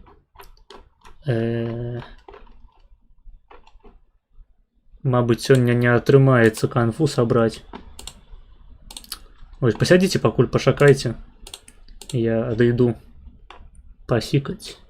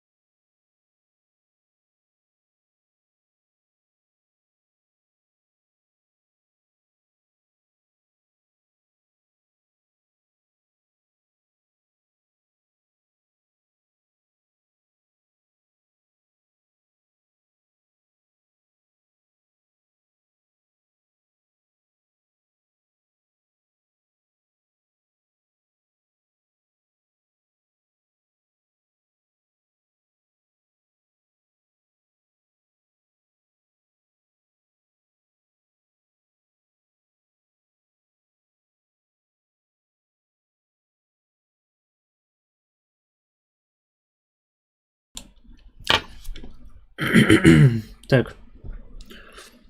Давайте протягивать. Мне нечто кушать захотелось.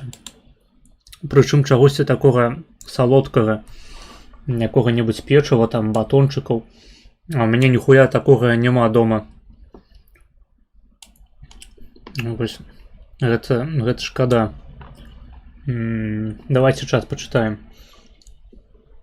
Я вось сабе пячэньку адну закінуў, якая ў мяне заставалася, але ў прынцыпе рэдка купляю, але чамусьці менавіта цяпер захацелася якіх-небудзь вафляў такіх шакаладных.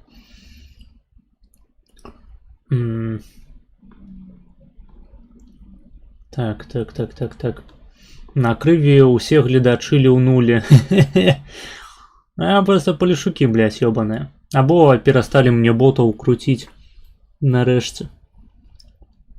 Так, таму што аўтар перадаўся літувісам. Вось шчырыя ліцвіны і ліўнулі. Ну, паходу. У мяне таксама быў адзін бацька і адна маці. Хіба ў цябе два бацькі? Ідзі нахуй. Ён з расейцамі праводзіў, думаў, можа, што беларусы нейкія другія пленныя будуць. Ну, якая розніца-то? Усё савецкія людзі. Нібыта гэта таксама, вось гэтае разуменне таксама павінна было прыйсці пасля 4 год інтэрв'юшак.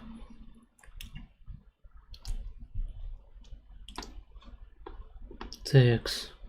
Давайте, дарэчы, я ў канфу зайду. Мабыць, хтосьці далучыцца ўсё ж такі. Так, я мікрафон жа не забыў уключыць. Не забыў.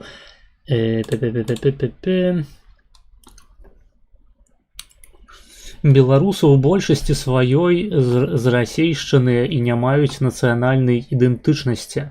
Гэта вы ў сваёй бурбалцы сядзіце, большасць беларусаў за саюз з РФ увогуле.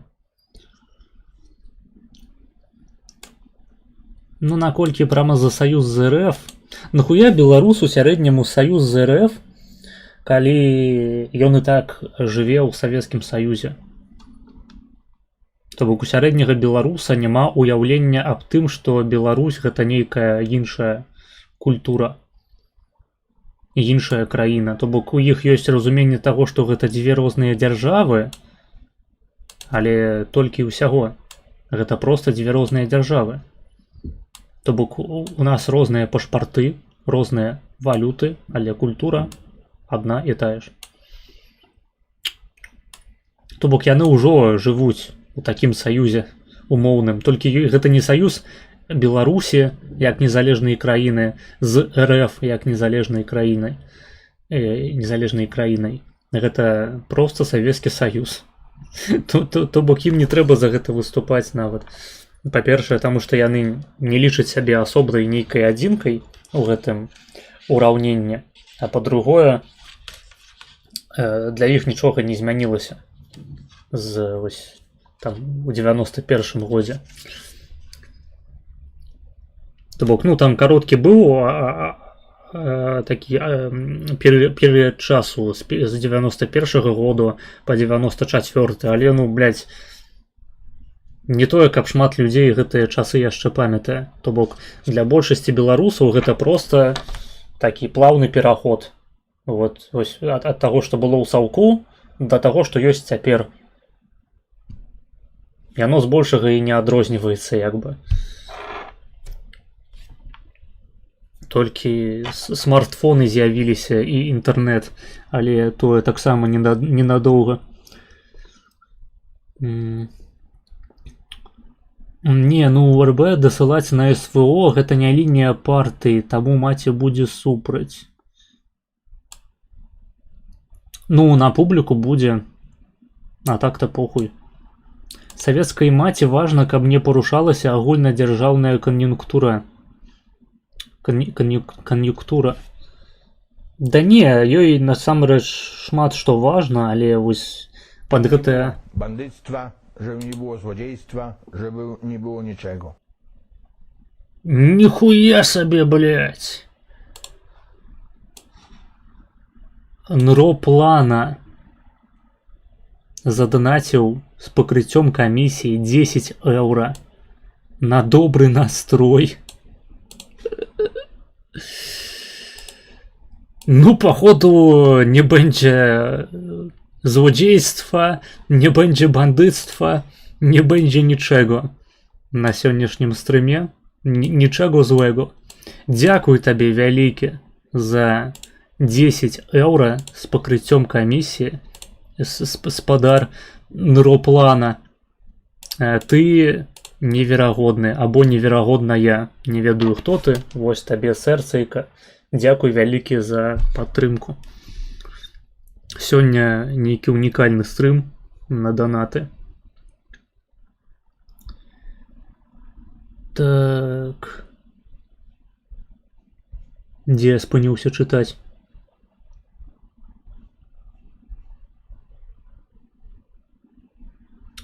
Нядаўна глядзеў відео нейкага выстойда, здаецца, з Амерыкі. Ён зрабіў свой рэйтынг постсавецкіх краінаў, пабываўшы ў кожнай. Беларусь была на першым месцы. Але чаму? Бо яна найбольш савецкая. Ахуенно. Лабусы толькі на 10 на 10 ці 13 месцы, бо замкі гэта нудна, Вітаўты гэта нудна. Такое ў кожным куце Еўропы ёсць. А вось дзе ты яшчэ на ўласны вочы пабачыш сапраўдны помнік Леніну. Гэта ж вау, гэта ж круто, сапраўдны постсовет экспіріенс. Ну так, але я думаю, яму яшчэ больш спадабалася б паехаць у Прыпяць там, паходить по рыжым лесе, то бок, ведаеце, чыста такая экзотыка. Але я не здзіўляюся, таму што сапраўды для амерыканцаў Еўропа яна не з'яўляецца нейкім там яны не разглядаюць Еўропу як у прынцыпе як нейкі прававы суб'ект, дзяржаўны суб'ект, як варыянт для жыцця патэнцыйны. Не, гэта проста такі вялікі Дыснейленд, у якім замест атракцыёнаў цябе возяць па ўсялякіх замках і палацах. Адпаведна, яны проста шукаюць сабе экзотыку, шукаюць новых музейных экспанатаў. І такім музейным экспанатам з'яўляецца для іх Беларусь. Яны проста не ацэньваюць гэтыя краіны як краіны, у якіх патэнцыйна хацелі б жыць. Таму што ніводзін амерыканец не хоча жыць, блядь. Окей, ну некаторыя сапраўды хочуць. Сярэднестатыстычны амерыканец, ён 10 разоў падумае перад тым, як падумаць аб тым, у прынцыпе, ці варта, каб разгледзець такую магчымасць увогуле, як пераезд у Еўропу. Не кажучы ўжо там пра постсавок.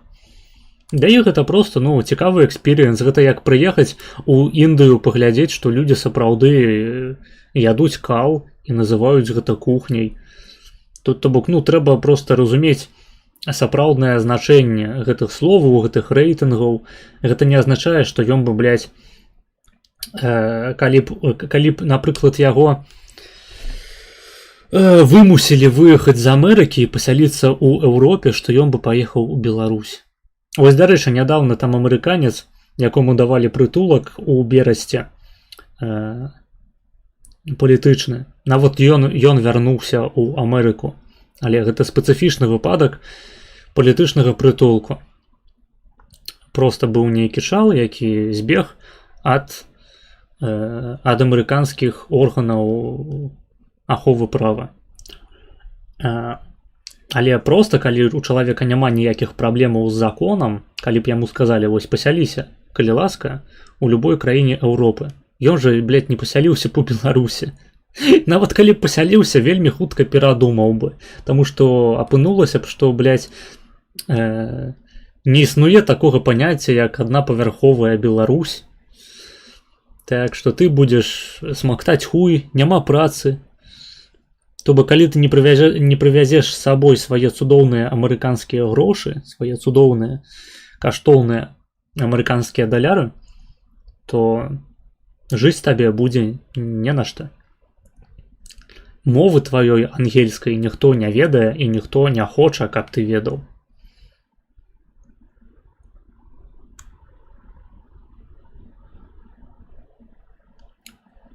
Гэта як амерыканцы, якія прыязджаюць жыць у Рашку, а потым апыняецца, што ты будзеш жыць як у чорным гета, толькі ты пры гэтым белы і амерыканец.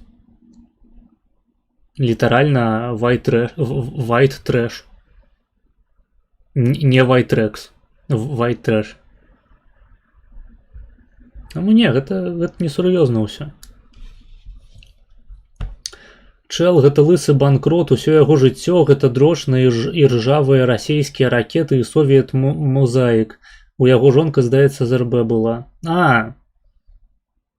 Гэта яшчэ і лысы банкрот, ну тады ўсё ясна.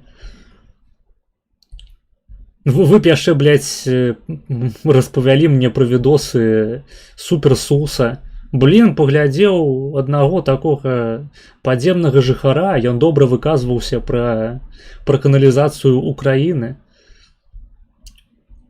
Паставіў яе на першым месцы ў рэйтынгу.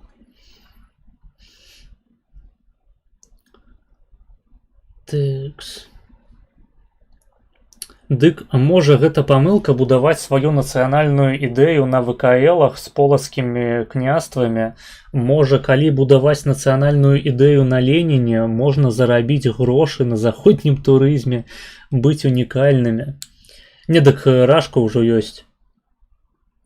Навошта? Калі ёсць Рашка, калі літаральна, блядь, у Рашцы ёсць маўзалей, у якім ляжыць мумія Леніна, то гэтую нішу немагчыма ўжо заняць паўторна. Яна ўжо занятая помнікамі Леніну у Рашцы і, уласна кажучы, муміяй Леніна, блядь, у той же самай Рашцы, у Маскве. А Беларусь можна проста транзітам праехаць, каб пабачыць Леніна жыўём, скажам так. Таму я не бачу гэта галоўнай крыніцай турызму.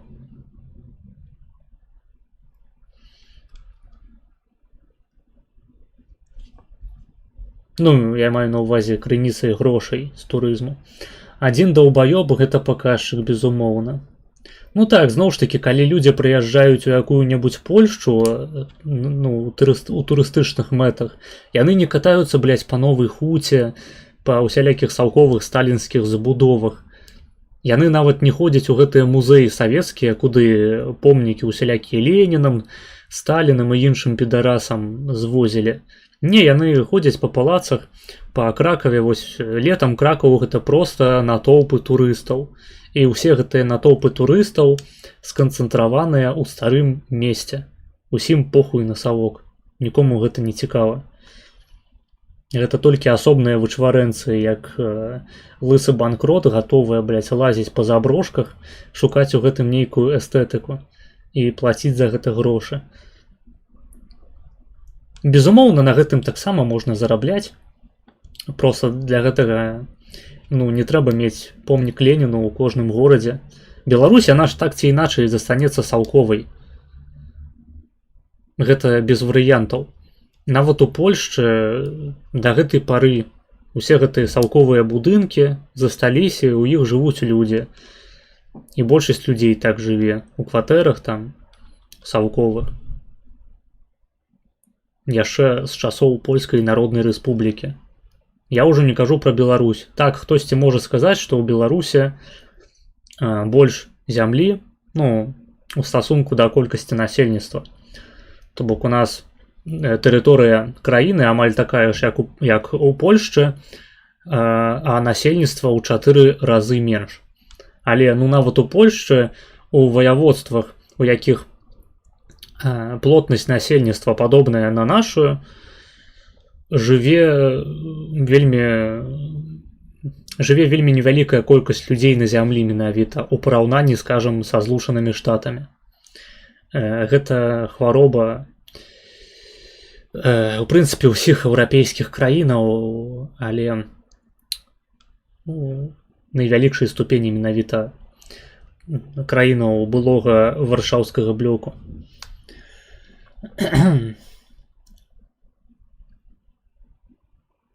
Чарговая краіна з замкамі ды каралямі нейкімі там такіх яшчэ некалькі дзясяткаў. Думаеце, гэта камусьці цікава? Ёсць Чэхія, ёсць Францыя. Ну, тым не менш, і ў Чэхію, і ў Польшчу ездзяць турысты кожны год. Іх проста цэлыя натоўпы. Я думаю, Беларусі там таксама хопіць месца.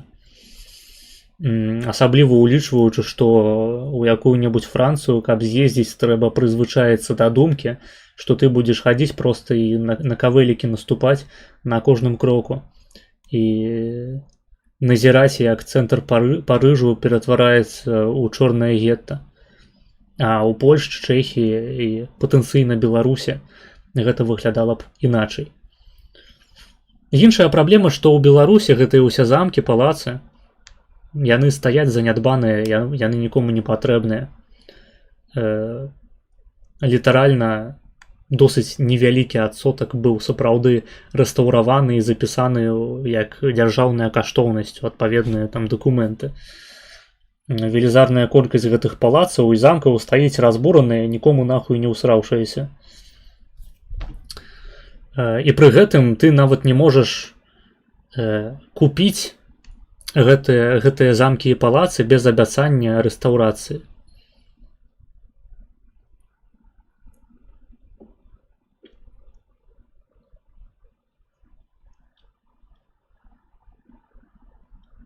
То бок у Беларусі гэтыя ўсе палацы і замкі, усе гэтыя турыстычныя месцы хлебныя прыйшлося б адбудоўваць самастойна, то бок інвеставаць велізарную колькасць грошай дзяржаўных. Вось як Зянон Пазняк хоча зрабіць. Я супраць. Я лічу, што гэта хуёвая інвестыцыя. Лепей сапраўды гэта ўсё распрадаць. І хай там людзі проста сваё жытло будуюць. Калі камусьці сапраўды захочацца, можа і рэстаўраваць.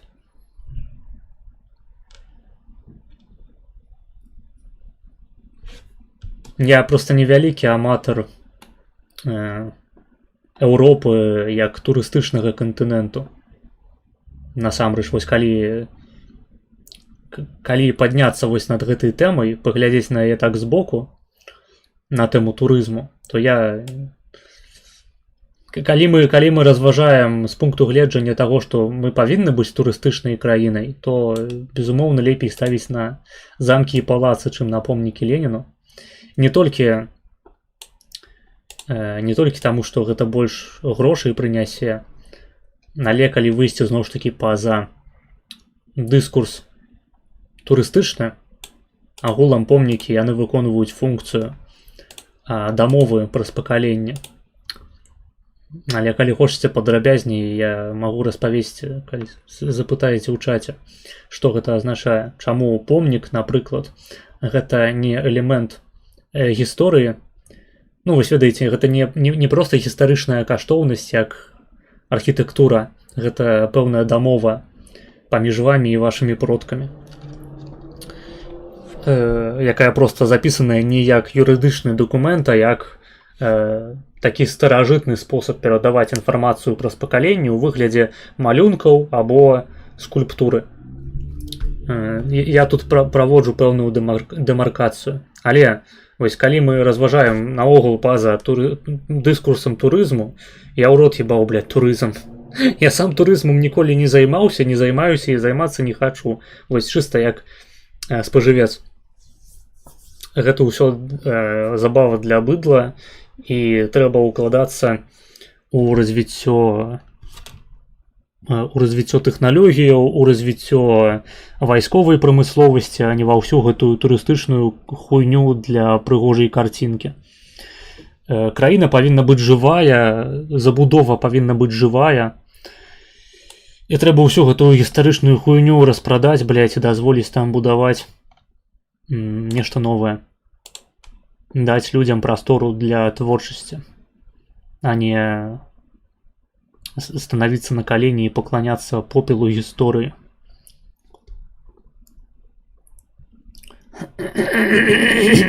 Так, ну вось у мяне з усіх аднагрупаў толькі адзін такі даўбаёб быў, які драчыў на ўваход у склад РФ. Астатнія хоць і руснявыя, але хаця б не вельмі хацелі праёбваць нават такую незалежнасць. Я апісаў сваё бачанне сітуацыі, не бачу сэнсу далей распаўсюджвацца на гэтую тэму. У РФ усё ж такі ёсць Ленін у труне, у адрозненне ад помніка гэта лепей, мне так здаецца. Так. Лысаму банкроту не спадабаўся Чарнобыль, блядь. Сур'ёзна? Ёпта. А чаму? Таму што там нельга было трахнуць рускі Наташа, спадзяюся. Або рускага Ваню. А навошта нам амерыканцы, пакістанцы нашыя браты, а гэтыя? Ну, хутка амерыканцы гэта таксама будуць пакістанцы, паходу. Хуй ведае. Гэта звычайны гаўнаед, якому падабаецца каў. Ён некалькі гадоў у Індыі пражыў, камон. І ён брыт. А, ну так, ён жа брытанец, дарэчы. Гэта ты ў тэму заўважыў, што, блядь, брытанцы, гэта ты яшчэ гаўнаеды. Я б на іх не арыентаваўся зусім. Чаму ты ўпэўнены, што мова пра аднаго і таго ж чалавека? Таму што магу. Я ўпэўнены, таму што я магу быць упэўненым. Мне падабаецца. А ты як думаў? Што я сур'ёзную дыскусію нейкую тут ладжу? Не, я просто накидываю і байчу. У гэтым заключаецца праца стрімера. Я просто нясу хуйню з упэўненым ебалам, і мне за гэта плоцяць. Прыкіньце. А вы думалі. Хе-хе. Так, таму што гэта яго топ-краінаў, не ўсе амерыканцы белыя. Праўда, ніхуя сабе. Вось гэта ты выдаў базы. А мы думалі. Ведаю шмат гісторыяў пра амерыканцаў, якія трапілі ў Еўропу і захацелі там застацца. Я рады за іх, я лічу, што так і павінна быць. Толькі я б хацеў, каб амерыканцы, толькі белыя амерыканцы, ведаеш, тыя самыя, якія не складаюць 100% насельніцтва, як мы сёння даведаліся, каб яны прыязджалі ў Еўропу, але канкрэтна ў Польшчу. Вось. І хацелася пры гэтым, каб тое былі не левыя дзяўчынкі з кампусаў амерыканскіх універсітэтаў, а людзі ўсё ж такі свабодолюбівыя. З іншага боку, што ім, блядь, рабіць-то ў Польшчы у такім выпадку? Ну хіба што, дарэчы, палякі, якія ўжо пакаленнямі жывуць у Амерыцы, яны маглі б прыязджаць у Польшчу і фармаваць тут свой палітычны дыскурс. Гэта было пахуенна. Гэта часткова мае месца, напрыклад, сярод так званых гураляў, што жывуць там у Карпатах. У прынцыпе, у такім паўднёвым малапольскім ваяводстве. У іх дахуішча сваякоў у Амерыцы. І я не здзіўлюся, калі апынецца, што шмат хто з іх сам мае амерыканскае грамадзянства. Яны вельмі кансерватыўныя, вельмі правыя, і для іх нават канфедэрацыя недастаткова радыкальна правая партыя. Вось, карацей, я за Палонію, так званую, за польскую эміграцыю у США.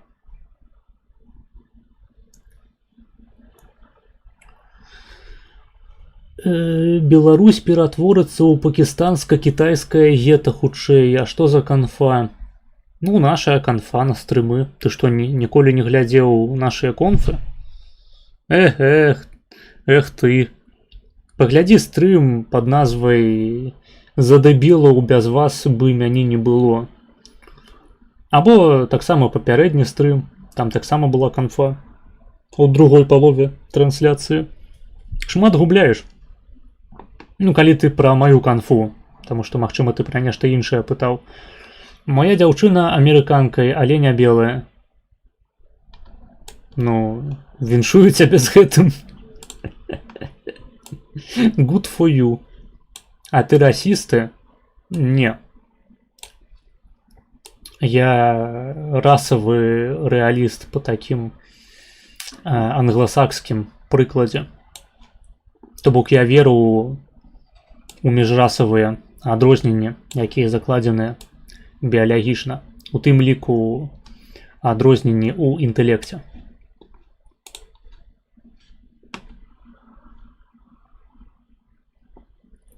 Але гэта не азначае, што я расіст, таму што нізкі інтэлект не азначае аўтаматычна, што я павінен ставіцца хуёва да такіх людзей. Просто я лічу, што мы павінны існаваць асобна для блага, дакладней, для добра, для абодвух нашых папуляцыяў. Палякі ўжо ж едуць з выспаў масава. Ну, правільна робяць. Великабрытанія гэта кал. Я не разумею, нахуя ў прынцыпе туды ездзіць. Нават за вялікімі грашыма. Лепей ужо, блядь, у Нямецчыне працаваць. Што гэта за хуйня? Мабыць, яны па інерцыі проста працягваюць туды ездзіць, але... Як можна пасля Польшчы, пасля таго ўзроўню палітычных свабодаў, якія тут існуюць, узяць і паехаць у Великабрытанію, нават на заробкі. Гэта вось трэба быць ментальна падобным да чалавека на экране, вось злева, который сядзіць. Для блага. Не, ну блага ў беларускай мове яно азначае супрацьлеглае ад таго, што маецца на ўвазе ў расейскай пад благам. Блага гэта хуёвае нешта. Таму для добра, для нашых усіх папуляцыяў паасобку. Таму што змешванне расаў гэта геноцид літаральна. Пасля таго, як белы змешваецца з чорным, іхнія дзеці яны перастаюць быць і белымі, і чорнымі адначасова. Такі абаюдны геноцид. І ў наступным пакаленні гэтых папуляцыяў не будзе. А я хачу, каб яны былі. Разумееце, я хачу, каб былі розныя папуляцыі на свеце. І чорныя, і белыя, і карычневыя, і жоўтыя. Все, нават чырвоныя. Не люблю Амерыку, дурная краіна, яны ў фундамент усяго ставяць расу, а раса гэта што? Чал, ты ёбнуты. О, яны там гавораць пра нейкую белую культуру, чорную культуру, але што гэта такое? Культура якой нацыі, якога народу? Блять, код Блэк, блять, у чате. Да. Ты стрим начал или как? Я? Ой, прывітанне, Олег. Так, я на стриме. Ну, а что только один? Так. Кто-то еще? Ну, вось пакуль што ніхто не прыйшоў. Ну, хорошо. Добренько. Пока, давай тогда пообщаемся. Давай. Хорошо, какие темы? Ну, мабыць, у цябе ёсць якія-небудзь тэмы цікавыя. История, политика. Кстати, могу разогнать за то, что с Лахвичем, за то, что там произошло Лахвич, не Лахвич. На источники ссылаться не хочу, но история такая самая правдоподобная. Ну, можешь паспрабаваць. В общем, это Гена. Это все как ходил Гена, скажем так. Правда? Ну, не только, там было еще 3 мужичка. Так. Дарэчы, вебку Гена, можешь уключить? Что ты говоришь? Вебку. Ваху? Или ты про что? Камеру. Можешь включить камеру? Сейчас только найду пачку кое-чего, блин, а то... Так, презервативов, блядь. Настроил точно. Сейчас... Па-па-па-па-па. Вот так. Сейчас. Сейчас врублю. Так. Так.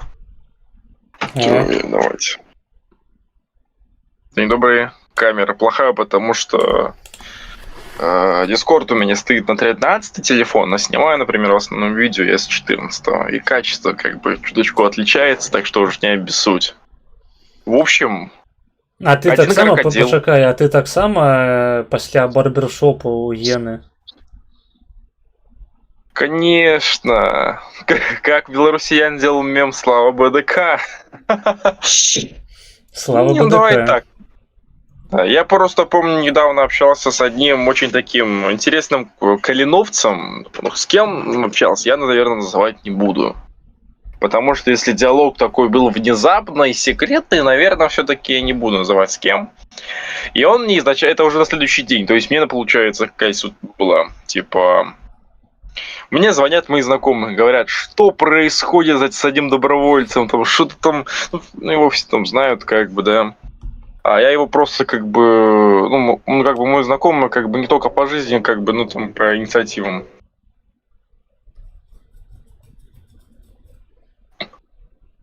Я как-то с большего прикинул, типа, думал, ну, наверное, что-то там, ну, классика, там, подрались, побрились, какая разница. Он в итоге, как рядовой одного подразделения, высказал мнение по поводу рядовых другого подразделения. По итогу его впятером поймали, попугали и предложили подраться. Он отказался и просто решили снять вот это видео, типа, чтобы просто помириться. Но как я вижу... То есть тут решили все мирно. То есть это видео было добровольным. Типа такая суть. М. Но то, что вот эту ситуацию сейчас раздувают, да, то есть единственное сейчас спрос, то, что подловили Лахвича, попугали. То есть там как бы сейчас сделается очень много вбросов, ну вроде как, по то, что я знаю. Просто его словили впятером, попугали, предложили подраться, он отказался, ну, типа, сделали все мирно. Как-то еще социальными сетями, там, типа, как-то он не контролировал эту ситуацию. Ну, там богу известно вообще. Ну, что-то типа такого. А как Калиновец, один, к которому я общался, там была в чем суть. Он объяснял аналогию. То есть все мы знаем, почему у Пола Калиновского были вообще проблемы. Ну, в дальнейшем, да? Когда там было белорусов, там, ну, типа, самое большое количество. Там их перестали брать, там, ВСУшники. То есть была такая проблема. По итогу прочет оказался на 100 человек. Там периодично. В общем, раньше в полку Калиновском была пара украинских офицеров. Там еще белорусских даже не было.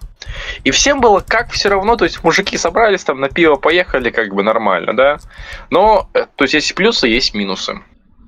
Раньше они могли там, образно говоря, там куда-то поехать, собраться вместе, там по визиции покинуть, как бы, ну, рядовых много, офицеров мало, как бы, начало войны, ты понимаешь, да? Ну, где ты офицера найдешь в начале войны? Только если в могиле какой-нибудь. Ну, как-то так, знаешь, типа, то есть офицеров мало, контроля мало, и как-то работу между собой решали местные рядовые. Потом как-то офицеров прибавилось, и рядовые решили, типа, все контролировать. Ну, типа, я не знаю, что там правит, я там особо в хронологии мне что-то рассказывали за совет там офицеров, как бы я... Честно, я говорю, я не шарю, говорю, что мне говорили. Там такая проблема была, то, что когда рядовых, ну, когда офицеров стало нормальное количество, то есть, когда офицеров мало, рядовые сами по себе между собой определяют, что там каждый должен делать. Из-за этого случалась такая проблема, что кто-то там с кем-то мог там, я не знаю, там поругаться, образно говоря. Но когда есть офицеры, они такого не допускают. И когда стало очень много офицеров, рядовым, ну, скажем, не нравилось то, что офицеры там им командуют, там меньше такой свободы, там, знаешь, типа после работы нельзя с позиции поехать как-нибудь за город, там пивка попить, образно говоря. Ну, я тебе не говорю такого, ну, типа, без дискредитации, просто говорю, типа, то, что вообще изначально, то есть, есть разница от полка Калиновского, то, что какие-то подразделения, скажем, его недолюбливают, потому что там такая-то тоталитария офицеров. Ну, там, в Туре, БДК, то есть, в таких подразделениях, я не знаю, как мне сказал этот человек, суть такова, что есть какие-то определенные подразделения, скажем так, где просто офицеры меньше, скажем, контролируют рядовых, они там между собой как-то уже распределяют все свои главные задачи. Хотя тут ситуация, наверное, какая-то больше индивидуальная, но я тебе просто говорю, исходя из того, что мне высказывали. Вопросы есть? Да насамрэч у палку Каліноўскага рэпутацыя не тое, каб нейкай таталітарнай адзінкі, якая ўсё кантралюе, хутчэй наадварот, што там усялякія наркаманы перыядычна ўсплываюць або далучаюцца адкрытыя Амерыкі. Слушай, кто создавал полк Калиновского? Его создавали предприниматели и обычные люди, знаешь, типа и интеллигенты. Не, пачакай, якія там былі прадпрымальнікі-то? Его изначально делали, скажем, предприниматели. Ну а каго То ты есть маеш на изначально ўвазе, якія там былі прадпрымальнікі? Я тебе говорю, типа, мнение калиновцев, потому что изначально как бы была прям элита, то есть прям вот было две категории людей. Вот интеллигенты, предприниматели, бизнесмены и обычные люди, там, ну, может, в том числе кто выпивает, например. То есть, там, понимаешь, разные категории людей, но было очень много интеллигентов. Сейчас как бы там, ну, называть то, что кто-то там какой-то алкаш, ну, это индивидуально, я так полагаю. Ну, как бы, блин. Сейчас, как мне объясняют много человек, полк Калиновского, он как что-то внешнеполитическое очень сильно ослабел, но там какая-то структура присутствует, то есть, например, там сейчас, как мне объясняли, всех рядовых записывают в ПЛА, потому что экономят силы. Так что так. Потому что жалко рядовых. Так, а дарэчы, як па-твойму, вось Гена, ён інтэлігент ці прадпрымальнік? Он поэт. Ну, то бок интеллигент. Ну, как бы вообще, как люди меня описывали, он человек якобы интеллигент. Ну, в отношении Лахвича, как я полагаю, тут немножко типа, ну, что вообще некрасиво. Ой, бля, я вообще как бы не спец, но, как я полагаю, я думаю, это было неправильно. В отношении Лахвича эти действия. Ну, так почекай, ты только что сказал, что все было мирно, все было доброохотно. Вообще как? То есть, мирно, наверное, я не знаю, человека подловили. Там сказали, типа, там, ну, ругались, там, с ним хотели подраться, в итоге там как-то успокоились. Ну, тут как бы просто обычный такой срач, который очень сильно раздули. То есть, такого вообще быть не должно, как бы, тем более, сам факт, что вот еще вот тут на канал пропагандистов это попало, типа, этот срач. Ну, як и любой срач. Это не означает, что конфликты не повинны вырашаться або публично оголошиваться. Да как по мне, такого конфликта быть и не должно, скажем, было. Это очень грустно, что так получилось. Ну, ладно уже. К сожалению, так получилось.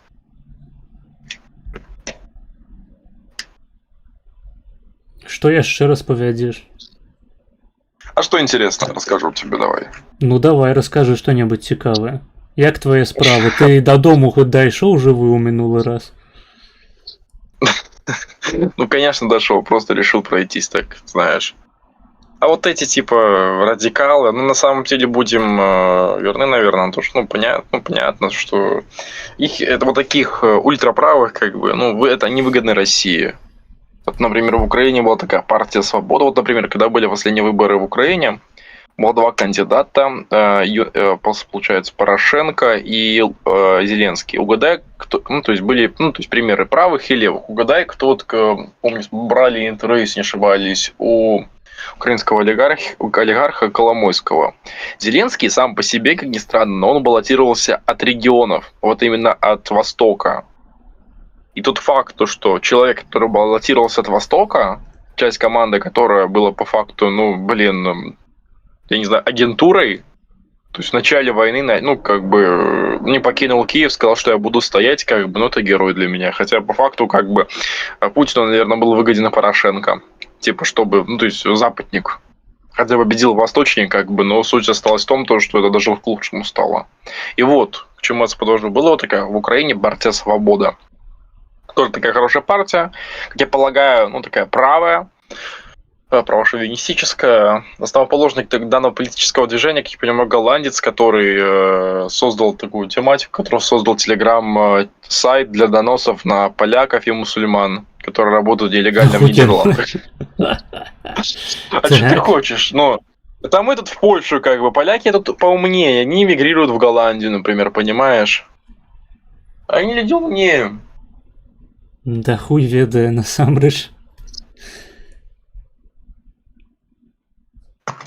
Гэта, конечно, Вот не ў так. Голландыі, па-мойму, у Гішпаніі ж прызналі 500 тысяч мігрантаў грамадзянамі Гішпаніі. Я вообще против этого. Я вот за пожизненное ВНЖ, как в Азии. Я считаю, то, что вот новая Беларусь, она должна базироваться на фоне национального государства. После национального государства Пам-парам. Витаю, пан. Драките, Целовать братишка, як поспал. перстенок. Хорошо поспал, знаешь, так ты дремлю, мне звонят как-то. Говорит, Олежка, просыпайся. Я так думаю, бляха-муха, окей. Тут вижу, тут у вас стрим начался, нормально. Нормально. А сегодня смачно поел. Поел, а что я ел сегодня такого? Я уже не помню. Я бы параіў бы калісьці прыйсці, тут ёсць гэтыя польскія пекарні, путкі так званы, ну можа ведаеш такія, да? І там карацей ёсць такой типа хлеб тварожны, да? Яго яшчэ называюць часам хлеб мёдовы. Той самы подзалупны, так. Не подзалупны, не ругайся, будь здоров. Нет, гэта нормальный хлеб. Нормальный хлеб. Такой солодкий. Я вот поляков не понимаю, как они могут делать квас, который без 1,5% алкоголя, это как вообще, вот белорусский квас, это типа вот берем 18-летнюю девочку, которая весит 45 килограмм, она выпивает 2 литра кваса 1,5%. А потом мы ее, блядь, в мясорубку нахуй вытискаем алкоголь из ейной крови. Да. И уже кровь, есть, она уже пьяная, по факту пара минут будет, потому что, 2 литра кваса с 1,5% спирта и 18-летняя девочка, которая весит 45 килограмм, она уже пьяная. То есть, такая ситуация. А здесь квас без алкоголя. Где 1,5%? Там, мне кажется, здесь кефир даже без спирта, но я просто не понимаю, как это вообще возможно. А ты что, хворы на квасный алкоголизм? Ты без спирта жить не можешь? Тебе треба Нет, я человек, который не пью, но как по мне, квас, который содержит 1,5% спирта, он вкуснее. Як гэта праяўляецца? Ты які спирт на смак? Ты вось калісьці спіў чысты медыцынскі спирт? Честно, я на протяжении 1,5 лет, там был практически год на СИЗО, я делал, я просто варил пиво. Буду говорить честно, получается хлеб, изюм, яблоки, сахар. И как-то под батареей в носке вот это все дображивал. Еще очень часто, любил... Пошукай, в носке, блядь, у шкарпетці? У шкарпеце. Я просто либо брал бутылку, брал яблоки, сахар, изюм. Изюм, кстати, еще какого-то черта доставал. Брал бачок, а то в унитазе был, сливал оттуда воду, да подливал кипяток. И 3 дня, в принципе, вот эта субстанция в бачке, типа на кипятке, там кипяток обновляли. Она так зарела, и за 3 дня такие газы были, аж чуть ли не минеральные, столько газов было. Там бутылки аж взрывались. Я помню, аж просыпаюсь в 3 часа ночи, а мой весь сосед просто весь зеленый. Потому что в дрожжах. Потому что бутылка взорвалась. Он такой, спец. Да я разбираюсь, как брагу делать. Да я разбираюсь. Да нормально, что там газы. Да это нормально, их спускать не надо. И просыпаешься в 3 часа утра, а бутылка взорвалась. А он весь зеленый. Подбегает конвейер, а там такой звук еще такой, как будто ракета взорвалась. Я даже не знаю. Шрека своей базукой выстрелил. Так, коли бутылка взрывается у задницы, это травма. Не, не в заднице, она в батарее была, а он спал под батареей. И она взорвалась. Бабах? Брагу очень тяжело делать, знаешь, что-то не так, и она взорвалась уже. Не, ну так-то гэта жыццёва, тому що я памятаю, калі ў Суліюку Почекай, жыў, у нас почекай, там... почекай. Да-да-да. Вебку можешь включить? Вебку, ну могу паспрабаваць, конечно.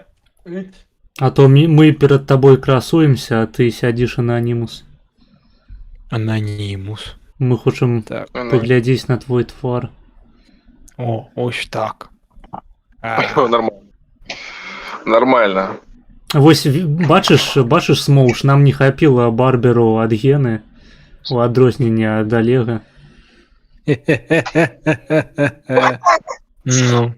Давайте уже не будем без этих типа срачей, которые, знаете, типа там, блин, там между БТК и туром, как бы, то, что кто-то кого-то подловил в пятером.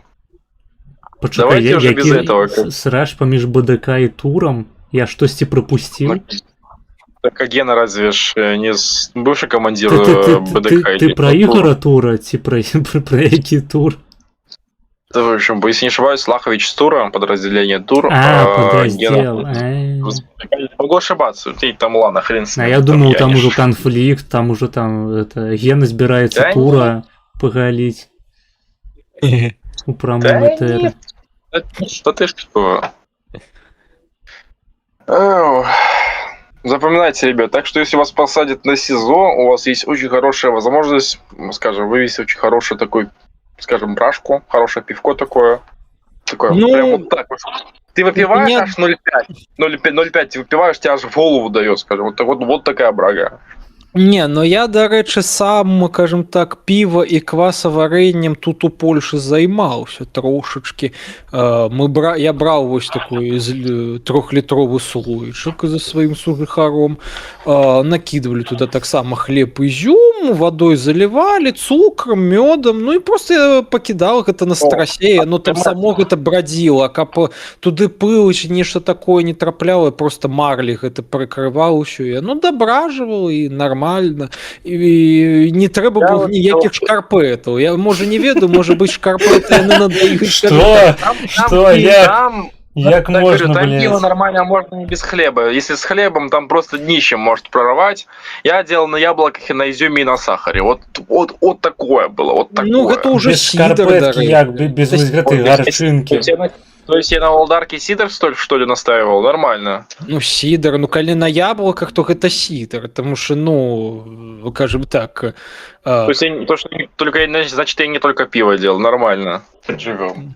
Ну, я вино рабіў, правда, у меня з вином тут у Польшы было невялічкі рофл, калі я ўзяў, карацей, у бутэльку з-пад сока, налил там нават не вина, а такую винную жужу. Я просто праз пагружны блендер перабіў виноград, ну і закінуў халадосаў і трохі прыадчыніў гэту саму бутэльку, каб газы выходзілі. Ты как бы с семенами, получается, перекрутил на соковыжималку. Ну да, і оно ж там усё ж таки і скурці гэта, оно ж там то мацней брадзіць пачало, но я памятаю, узяў я калісьці з халадоса, хацеў свайму суседу Геннадію, дарэчы, аддаць, паспрабаваць, ну і, карацей, уся гэтая тэма выбухнула, бабах, і у меня ўся кухня была, выглядала так, быццам прыйшоў, кажам так, фіялетавы смурфік. Дарэчы, Олег, а у вас на зоне былі газанюхи? Что ты говоришь? Повтори еще раз. У вас на зоне были газанюхи? Как понять газанюхи? Ты про водолазов, что ли? Гляди концепцию тлумачу. Замкнутое помяшканне у турме. Сядзіць, сколько у вас у камеры было человек? Олег. Ой. Я даже не буду вот эту инфу, которую сейчас вот про этот срач, кстати, узнал, кто участвовал. Просто даже не буду называть, кто. Это пиздец. У камеры колькі у вас человек было, Олег? Калі ласка, заставайся ў гэтым вымярэнні. В камере сколько человек было? Там нормально, от 2 до 6. Ну вось глядзі, сядзіць у замкнутым памяшканні 6 чалавек. І камусьці вось просто кроў з носа захацелася пёрнуць так смачна. А выйсці ніяк нельга. І павінен знайсціся чалавек, які паставіць свой братэрскі рот пад анус таварыша, засмокча гэты газ, і потым падбяжыць да фортачкі і туды выдыхне. Ты думаешь, какой ты бред сейчас несешь? Там к дверям подходили, блин, и пердили. Блядь, что вообще за бред у нас сейчас? Давайте Патлумач мне тады, а як у вас пердзелі на зоне? К дверям подходили и пердели. Потом конвоир приходил такой, типа, кто тут, блин, в туалет не ходит? Блин, ну это... Нормально. Вот, ну это реально, давайте без этого кринжа, пожалуйста, добро. Дарэчы, наконт кринжа, я чаму ўсё ж таки тут матэрыялізаваўся, фонам нешта слухаў, глядзеў, а там Владимиру Donation прыйшоў. А, так, я забыў зачытаць. Гэта ты правільна, што нагадаў. Тут прыйшоў донат у 12 злотых, а калі пераводзіць у еўра, гэта 2 еўра 83 еўрацэнты. І паведамленне такое: Мазыч, здарова, гэта табе на відэа смаўжа па першай. Олегу таксама вітанне. Калі Олег пойдзе з намі вахаёбіць, мы хочам ПВП Олег супраць Лізушкі. Вось, дзякуй табе за донат. Пачакай. Дзякуй за донат. Вось, я закіну гэтыя 2.83 на відос смаўжа, але там, по-моему, не хапае. Там не хапае яшчэ. Там відос же 40 хвілінаў, по-моему, правильно? 45. Так, таму трэба яшчэ дакінуць. Але дзякуй за донат, ты неверагодны. Сейчас смотрит стрим человек, говорит, что надо презерватив надевать на, получается, барашку. Я отвечаю на вопрос. Мне сейчас тут написали. У нас на зоне не было презервативов. Так. Мы закрывали, получается, крышку бутылки.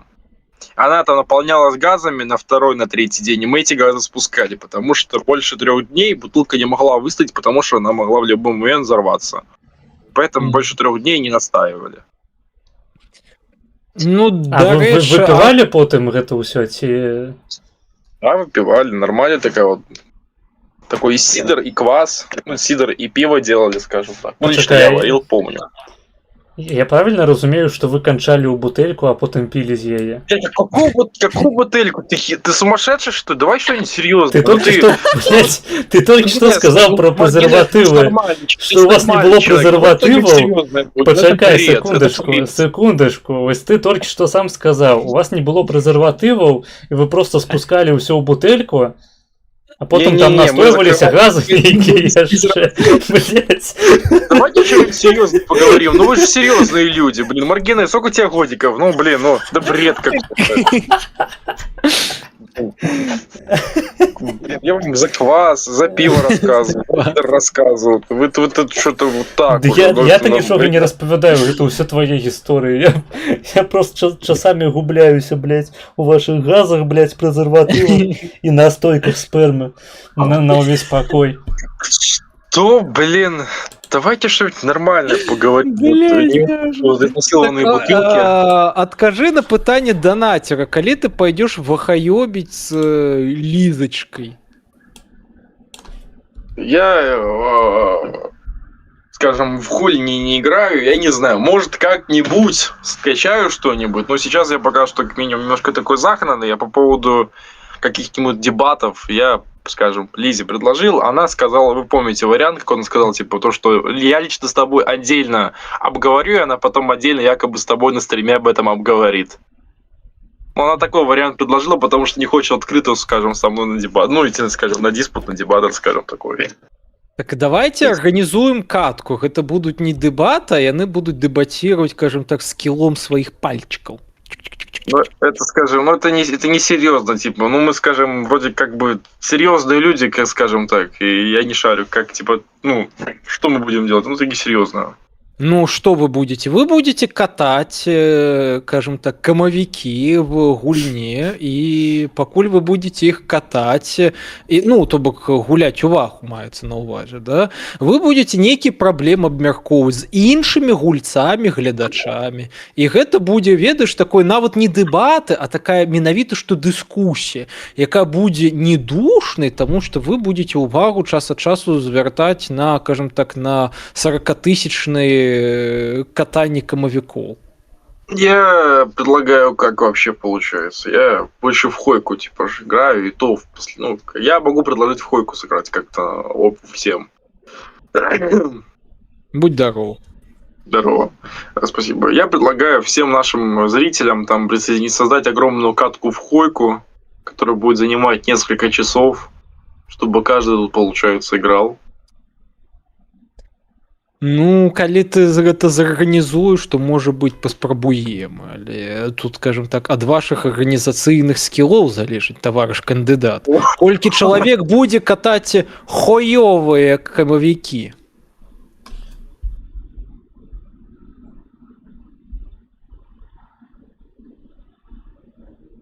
Тут мне пишут, что вы немножко уже с ума сходите, ребят.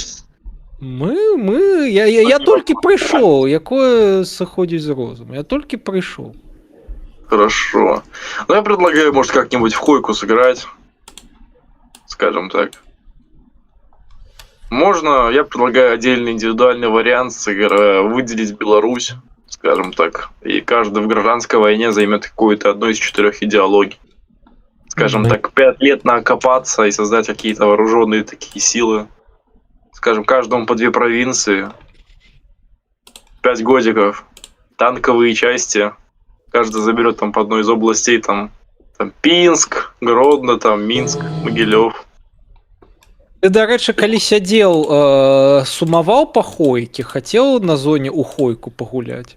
Блин, хотелось бы, наверное. Не, ну вось ты вось калі сядзеў, ты вось у тебе не было ніколі думак таких типа, бляй, хашу в хойку, зараз бы в Конечно. хоечку. Конечно, в хоечку, ты что? Ну, хоечка святое. Хоечка святое, як пазняк? Ну, конечно. Конечно. Святоша наш самый главный. Так, я занес відос з маўжа, але па-першае мы яго паглядзім, блядь, праз 10 год. Тут перад гэтым відосам яшчэ 5, калі што, па першай, і 2 па другой. Таму як бы... Не. Там атрымалася 28 хвілін 18 секунд. Вось, таму можете яшчэ дакідваць.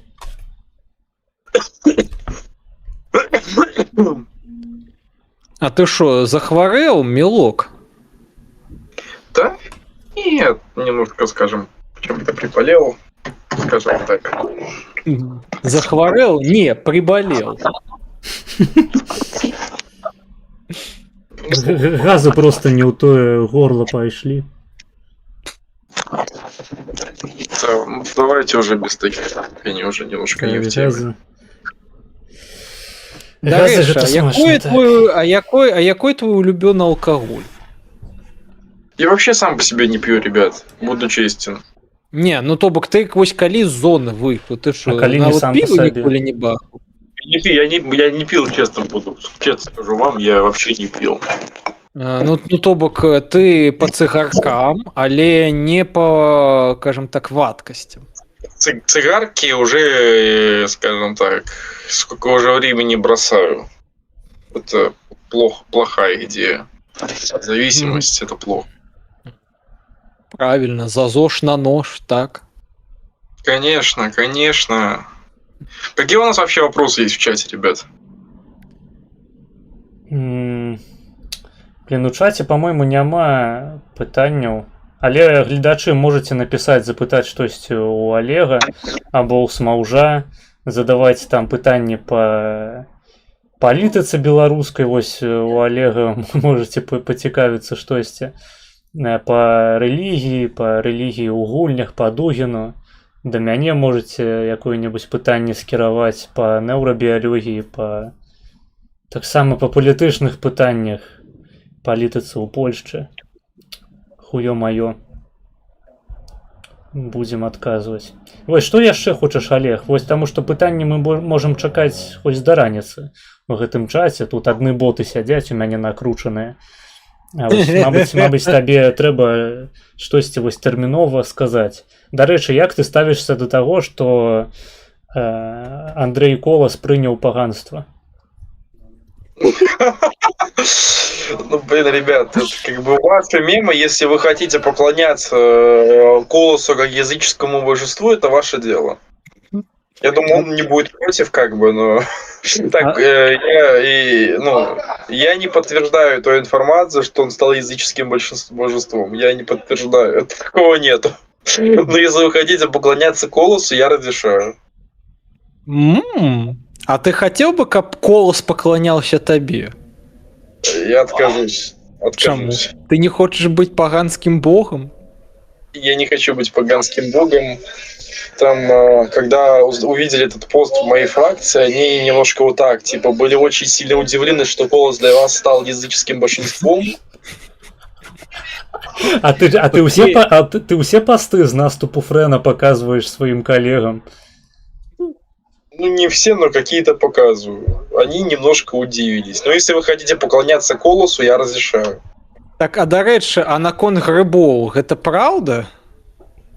Нет. Мне не нравятся такие посты, немножко обидно, ребят. Давайте вот без такого. Там, ну делайте из меня там, окей, моего деда рейхсфюрером, типа там вопросов не имею. Но когда вы хотите, типа, ну, делать какие-то мемы про медведей, белый мед, то что там у меня была постельная сцена с медведями, хочется подумать, ребята, серьезно, или вы дебилы, простите меня за высказывание. Это бред, реально. Что вы вообще делаете? Ну вам делать нечего. Ну, пачакай, а вось, ну, пра мядзведзей. Ты ж, дарэчы, ведаеш такое беларускае народнае свята Камаедзіца? Камаедзіца. А гурт такие белорусские, ведаешь? Покажи. Так. Вось, да.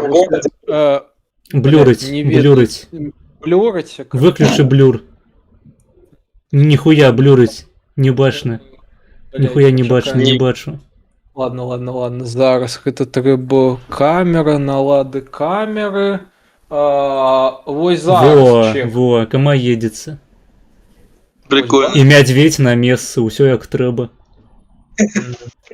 Толькі белого меду не хапае. Медведь представляется только с Единой Россией. Я как-то по медведям не очень сильно. Я немножко их осуждаю. Каго, мядзведзі ці Камаедзіцу? Медведей. Камавікі я насуджаю. Тут, дарэчы, былі пытанні ў чаце. Што думаеш пра Дугіна і пра Гену? Кто? Олег. Всё, я немножко вам накидал за историю, но как-то не хочу продолжать, как бы. А Дугин Александр Гелич? Про Дугина, который в России, что ли? Я просто ну, які вражцы дед, философ Дугин? Объясняю. Этот человек теорик российской идеологии, российской истории, но на самом деле русских придумал Ленин. Я вот так скажу только. Вы можете посмотреть на ролике «Свободного Смоленска». Сейчас еще в ближайшее время должно будет выйти интервью со злым московитом, которым я... Злый московит, блядь. Ну, не только псевдоним, типа злый московит. Калі до гэтай пары мы бачылі добрых, то як, сука, блядь, павінен злы московит выглядаць? Это ж просто жах нейкі. Гэта ж ёсць, ведаеш, як канал на Ютубе ёсць, типа ватны ліберал, нешта такое. Нет, там нормальный человек называет Россию Московией, объясняет, почему она Московия, это продолжательница идей, очень таких идейных людей. Почему Россия Московия? А я дополняю это к тому, что Россию придумал Ленин, скажем так. То есть Россия... А ты ведаешь, что слово «Москва» оно связано со словом «маскулинный»? Не знаю. Москва по-фински переводится как «синяя вода». А ў гэтай вадзе, пачакай, а ў гэтай вадзе былі газы? Не знаю. Вось такі з цябе гісторык, Олег. Што ты ведаеш увогуле? Ребят, запомните, русских придумал Ленин, это самое важное. Да, мы зразумелі ўжо, дзякуй. Так пра Дугіна што думаеш? Ну, человек, который придумывает историю, государство, у которого истории на самом деле нет. Ну, в принципе, правильно. Я згодна. А то пишут в чате: Олег, вы участник гонки. Ось Олег, дарэчы, Олег, давай сапраўды гэты тэст правядзем. Вось глядзі, ты удзельнік гонкі і ты абганяеш трэцяга. Які па ліку ты становішся пасля абгону? Вторым. Ясно. Я не понимаю, в чем прикол шутки. Ну, блин, извините. Да, что меня. да, в принципе.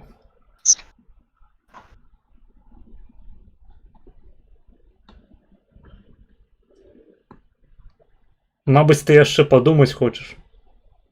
Глядзі, ты абганяеш трэцяга. Гонка. Машыны ездзяць.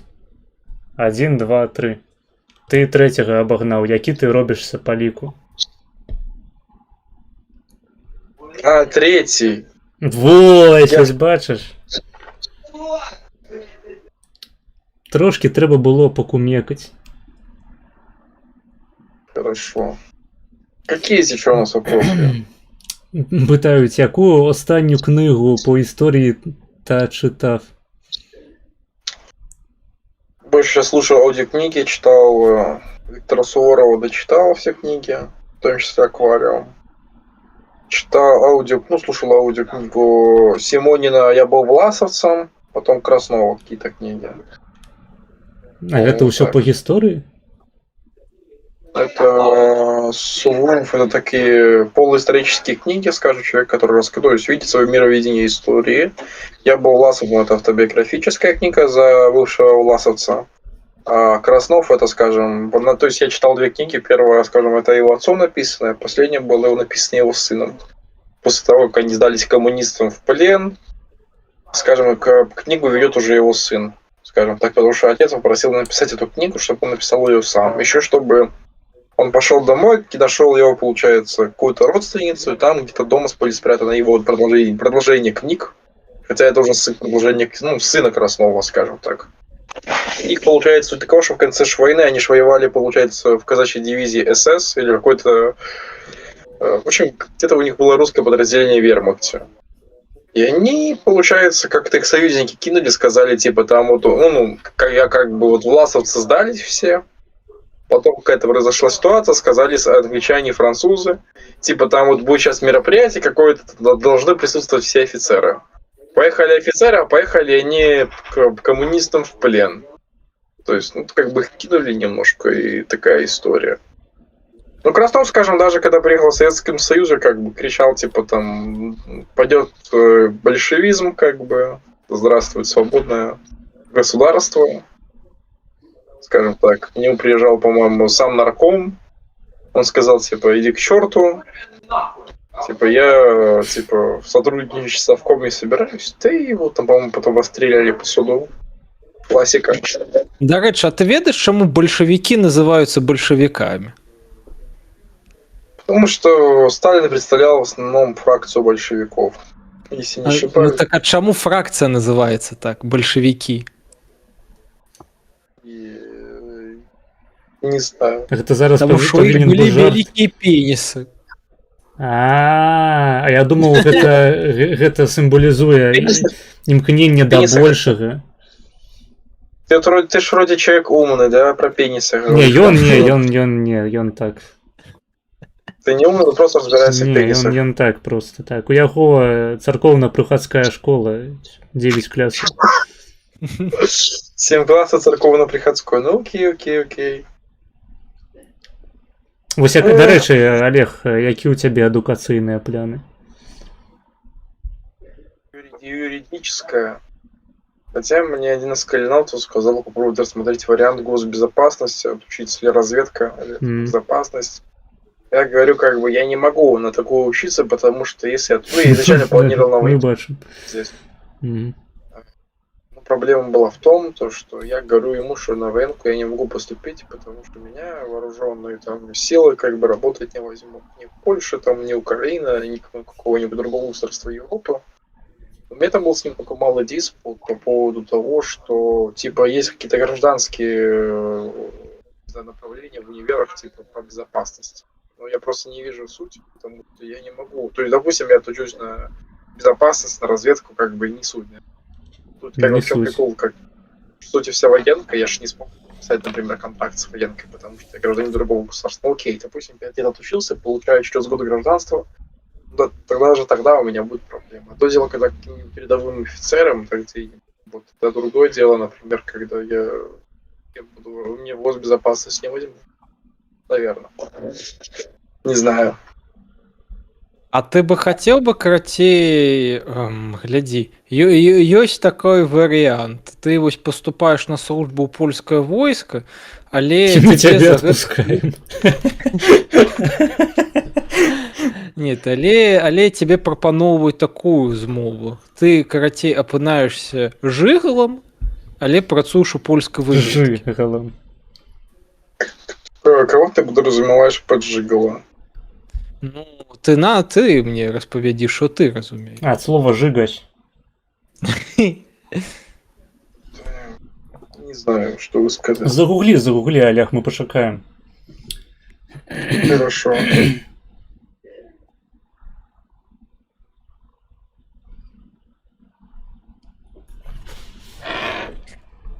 божечки Белорусское слово. Это белорусское слово. яно ўвогуле здаецца з французскага паходзіць могу памыляцца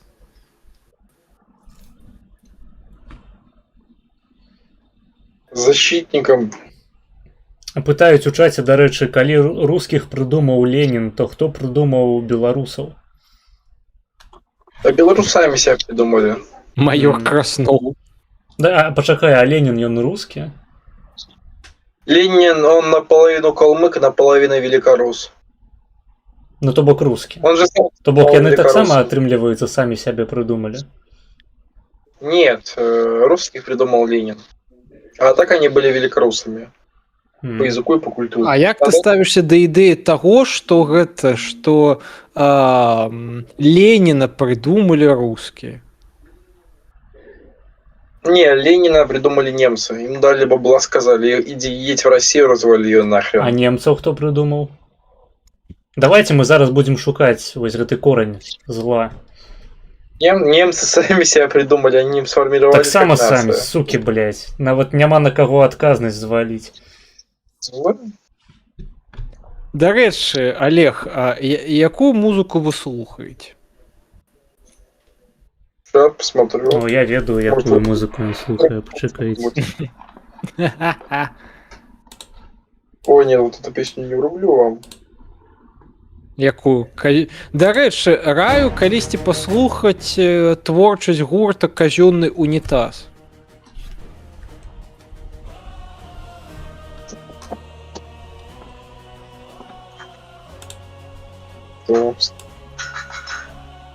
Тю-дю-дю-дюнь.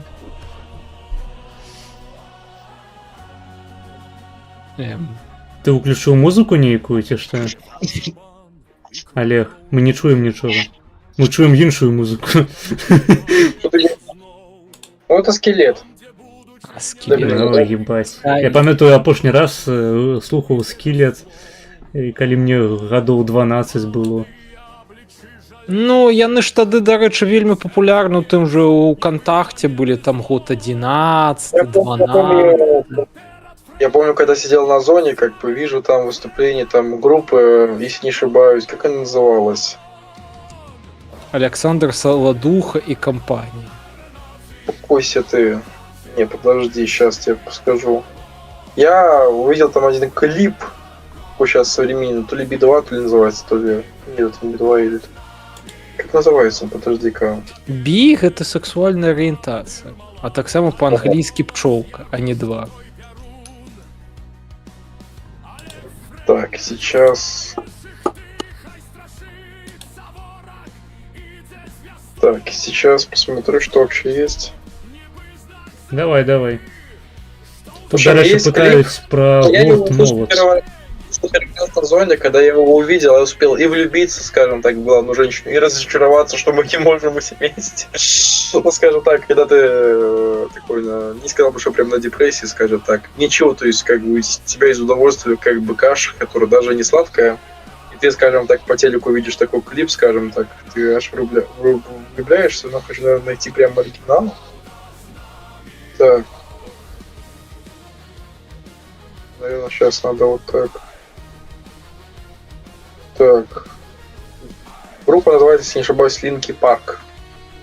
Ну, класіка. Андеграунд, конечно, ты слухаешь, Олег, просто кожны гурт, як з-пад зямлі выпаўзае на святло.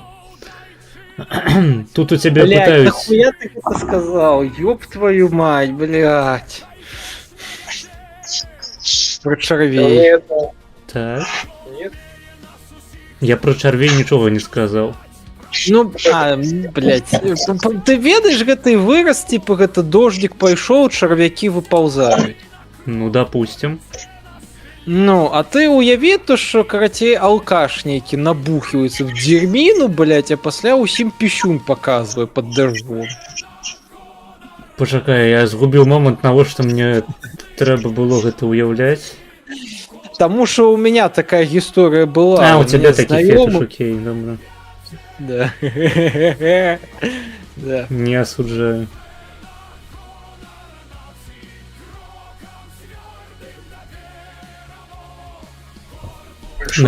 Не, гэтае пытанне задаваць не буду. На каго Олег дрочыць, гэта вы. Это вы Лізе Пракопчык лепей задавайце такое. На каго Олег... Да, пачакай. На каго Олег мог бы пораіць подписаться? На кого подписаться мог бы? Ой, я вижу стрим наш. Ты видишь стрим наш, нихуя себе. И что? Да. Нормально. Подожди, сколько просмотров хочу посмотреть. Погляди. Какой был вопрос? Какой был вопрос, повтори еще раз. Блять. На кого Где? раешь подписаться? Так, подписаться на кого раешь. Ты подписался на канал Роман Кунигас, Олег? Па-па-па-па-пам. Подписывайтесь на... Даже не знаю. Не, даже назову кого-нибудь надо, принципиально. Если это не я, тогда посоветую, наверное, подписаться на... На что? Я... Не, я просто не пошел. Название... Я такой канал не знаю. Я, наверное, посоветовал бы, блин, если посмотреть по своему примеру, что тут нет такого есть. Давай. Ну, я подписан на Зеленского, потому что вот сейчас период Третьей мировой войны, которая может начаться, вполне возможно, в этом августе. Так, по прямому на канале Зеленского. Да. Я, наверное, подписан на Зеленского. Лепший ТК канал. Ну, блин, ты чё, это канал реально президента Украины, который, типа, объясняет, типа, что скоро с Беларуси будет нападение, как бы, я читаю, как бы, ну, норм. А адкуль з тэрыторыі Беларусі рыхтавалася на Украіну напад? Вось там, по 4 напрамкам, давайте покажу. Ну, по мнению Лукашенко, украинцы хотели напасть на армию России в Беларуси, захватить там Гродно, Мозырь, Пинск, Брест, как бы, нахрена, Богу известно, но якобы хотели. А ты б хацеў бы захапіць Мозыр і зрабіць яго сваім, скажем так, феадальным горадам, дзе ты быў княжем? Можно, пожалуйста, если более серьезные вопросы, пожалуйста? Это бред какой-то, но я хочу как-то посерьезнее быть. Ну пачакай, а ты бы в Хойке такога б не зрабіў бы, ты бы не падняў бы бунт у Мозыры. Я просто сделал бы гражданскую войну за какие-нибудь идеологии, очень интересно, и все. А что такое цікавая ідэалогія? Самая цікавая ідэалогія, на твой погляд? Не коммунизм. Это самая интересная идеология. Все, что не коммунизм, все, что не левые. Нацизм? Я говорю, да мне все равно, я просто говорю, все, что угодно, кто не левый. А ты бы хотел бы гэта у Беларусі будаваць шариатскую рэпубліку на падставе эзотэрычнага іслама? И, блин, кто такой вообще? Ты вообще откуда ты генерируешь такие идеи? Я просто не пойму, блин. Ну, гляди. Нам бы сначала какое-нибудь государство создать бы, а чтобы создать государство, нам нужны мужики. А мужики стримят. Понимаете, вот была бы возможность, я бы и тебя маргинализовал, дал бы тебе военную форму. Подожди ты. Ты хочаш, каб я стрыміў у вайсковай форме? Ён Тебе- хоча тебе У мобілізаваць. цябе такія сексуальныя фантазіі? Май.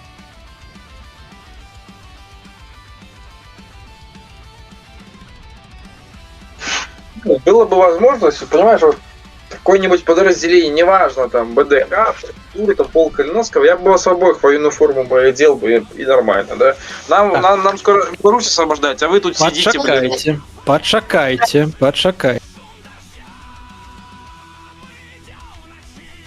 Я Олег. зараз, подчакайте. Так. Нормально все? Та походу я не ведаю. А ты сам чаго не ў вайсковай форме яшчэ? Ну, блин, я говорю, была бы возможность. Войсковую форму у меня есть всегда с собой. Всегда готов. Ясно. Давай мы апранемся ў вайсковыя формы абодва, а потым мы поябемся. Что ты несешь, блин, что ты несешь? Иди лечись, пожалуйста. Блин, я думал, у тебя просто фетиш на вайсковую форму. Но если будет девушка в военной форме, почему бы нет? Угу. То бок трэба Лизу покликать спочатку. К сожалению, где бы у тебя длинные волосы не были, я на тебя не посмотрю. Слухай, а ты ведаешь, кто такая Ксюшенька?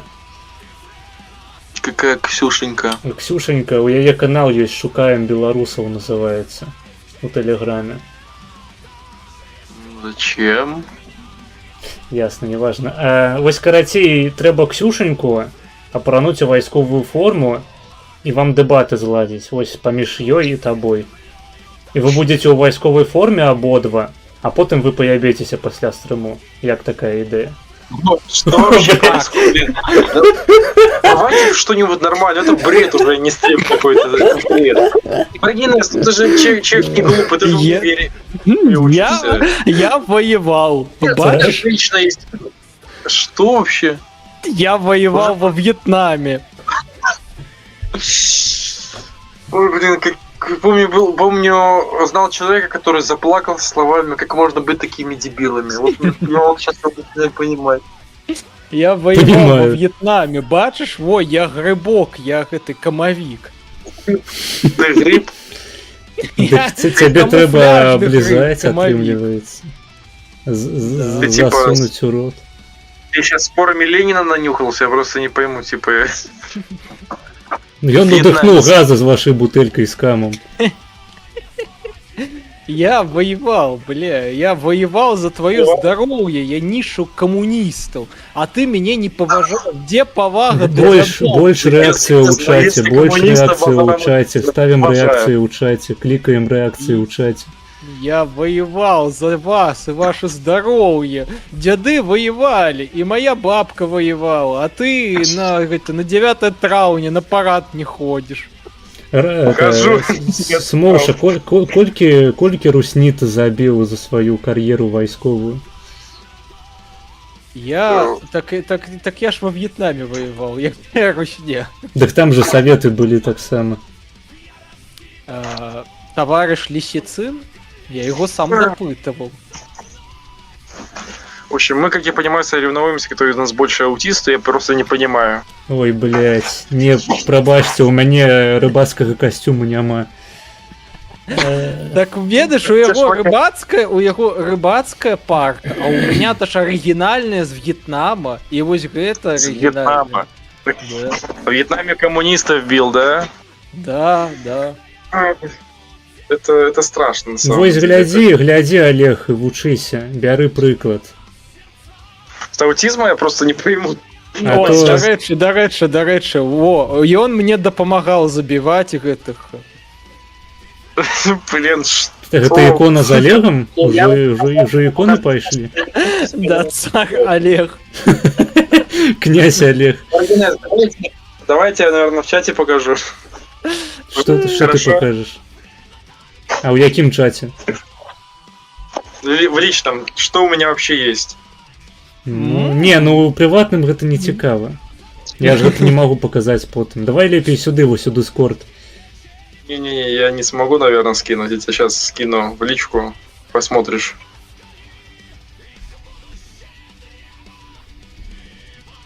Так. Я покажу. Пытаюць Олеговы фуры. О, глядзіце, гэта Олег у будучыні.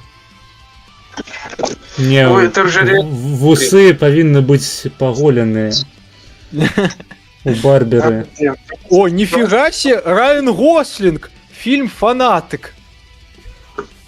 Что ты говоришь уже? Ну это реально какой-то бред уже у вас. Давайте уже Это хутчэй Эдвард Нортон, фильм American History X. Ну, дарэчы, так само. Олег, ты глядзеў гэты фильм? Не смотрел. Подожди, тут вопрос какой-то. Так. Тут Пытание мне не есть. говорит, смотрит стрим, говорит, типа, у них что, спермотоксикоз? Гэта хто так кажа? У нас грибовикоз. Тут сейчас смотрит стрим, но мне на самом деле уже страшно. Хто глядзіць стрым? Мы знакомы. А, А, ясно, Андрей походу, Колос. так, Андрей Колос запусціў трансляцыю.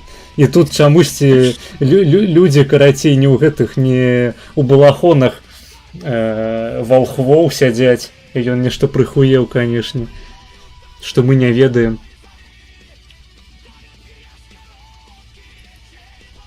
Ладно, посмотри в личке, что я тебе скинул. Да я бачыў. Дзякуй. Ну как? На как? Ну я кажу, паглядзі фільм American History X. Там вось галоўны герой, гэта літера літы. Добрый. Які у тебя любимый фильм, дарэчы, Олег? Да. Не, на самом деле, как-то даже не назову так сразу. Прям фильм. Я бы, наверное, назвал «Сага о Винланде», либо «Золотой век», аниме. Там есть такой мультсериал с постельной сценой. Точно не скажу, по-моему, это, наверное, второй фильм, наверное. Или первый, или там их всего 2. Угу. Я не знаю, она меня просто зацепила постельной сценой, которая где-то в начале фильма начинается между двумя главными героями. Ты такой сидишь, думаешь, нормально. О, дарэчы, наконт пастельных сцэнаў паглядзі, калі ласка, фільм «Калігула». Ось там постельные сцены такие, что ты будешь... Что, посмотри, пожалуйста, первую серию Мага-Целителя и ощути себя в первой роли нашего героя. Наш герой. Ну, я тебя ощущаю, скажем так, в лице героя мага из аниме Маг-Целитель, но только в первой серии. Окей. Посмотри первую серию Маг-Целитель, только анимешник настоящий поймет, в чем идея. Я тебе советую посмотреть. Дарэчы, Олег, понимаете, там это аниме характеризуется эротическими сценами, скажем, которые, получается, формируют как бы Незвычайно, постельные- конечно, аниме и эротичные сцены, нихуя себе. Ну, это категория такого аниме, как бы, и я олицетворяю тебя, наверное, нашим героем, которого изнасиловала Так. женщина, но Так, в конце это второй я. серии, в конце первой серии, Это посмотри, я. пожалуйста. Так, это Это я. ты. Так, это Да. я подтверждаю. Дарэчы, Мяне звался Лиза рэзка, Прокопчик на вачах у Дарэчы, Олега рэзка Фэна. Олег пачаў распавядаць пра свае, кажам так, улюбёныя тайтлы, на якія ён любіць, кажам так, сціскаць камавікоў і дабываць з них сок. Я говорю, что прям там, что вообще? Давайте что-нибудь, ребят, уже. Да, кстати, могу за лучший комментарий подарить 200 жабсов. Ніхуя себе. Да, за лучший Напишите найлепшы каментар вось зараз у чаце, і Олег выберэ пераможцу. 200 жабсов, да. Дарэчы, Олег, я бы тебе бы порекомендовал бы калісьці паглядзець цалкам фільм такі, называется «Моя свинья». За там галоўны рэжысёр Ілля Гуміраў. Даже не знаю. Не, Скинь название. клёвое кино, оно лёгка запамінаецца. «Моя свинья». А пасля яго можаш паглядзець «Аморальный грабеж». Таки хорошо понял. Так і так. Аморальный грабеж, дарэчы, гэта вось такі Блять, бандыцкі конфес баявік. сын Равина Зильбермана, походу. Олег, скажи «Гуаи!» и Ну не Гулаи. Спочатку Авраам. А до Авраама был кто? Гої. Таки диалог у нас не ладится. Ибо для продолжения диалога нам нужно подношение в церковь. А подношение в церковь это какой-то доход. Давай мы тебе поднясем туди. Чекай, а чаму у юдею церква? Ну не церква там, в общем, понятие суть. такое. Понятие. Ой. Понимаю.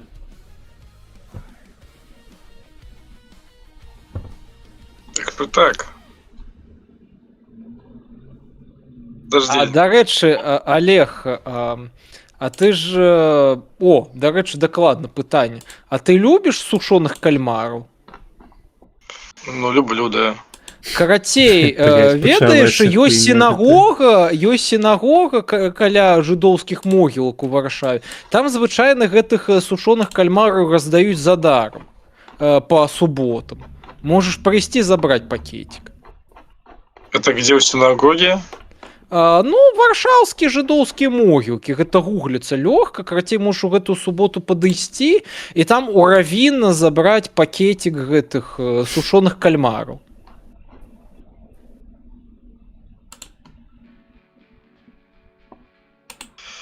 Авраам, как здоровье, кстати? Да добра. Не дождемся, да? Ладно. Чаго Сколько стоит ваш совет? Мой, ну ты зайди на мой Patreon, там сказать дякуй 8 злотых.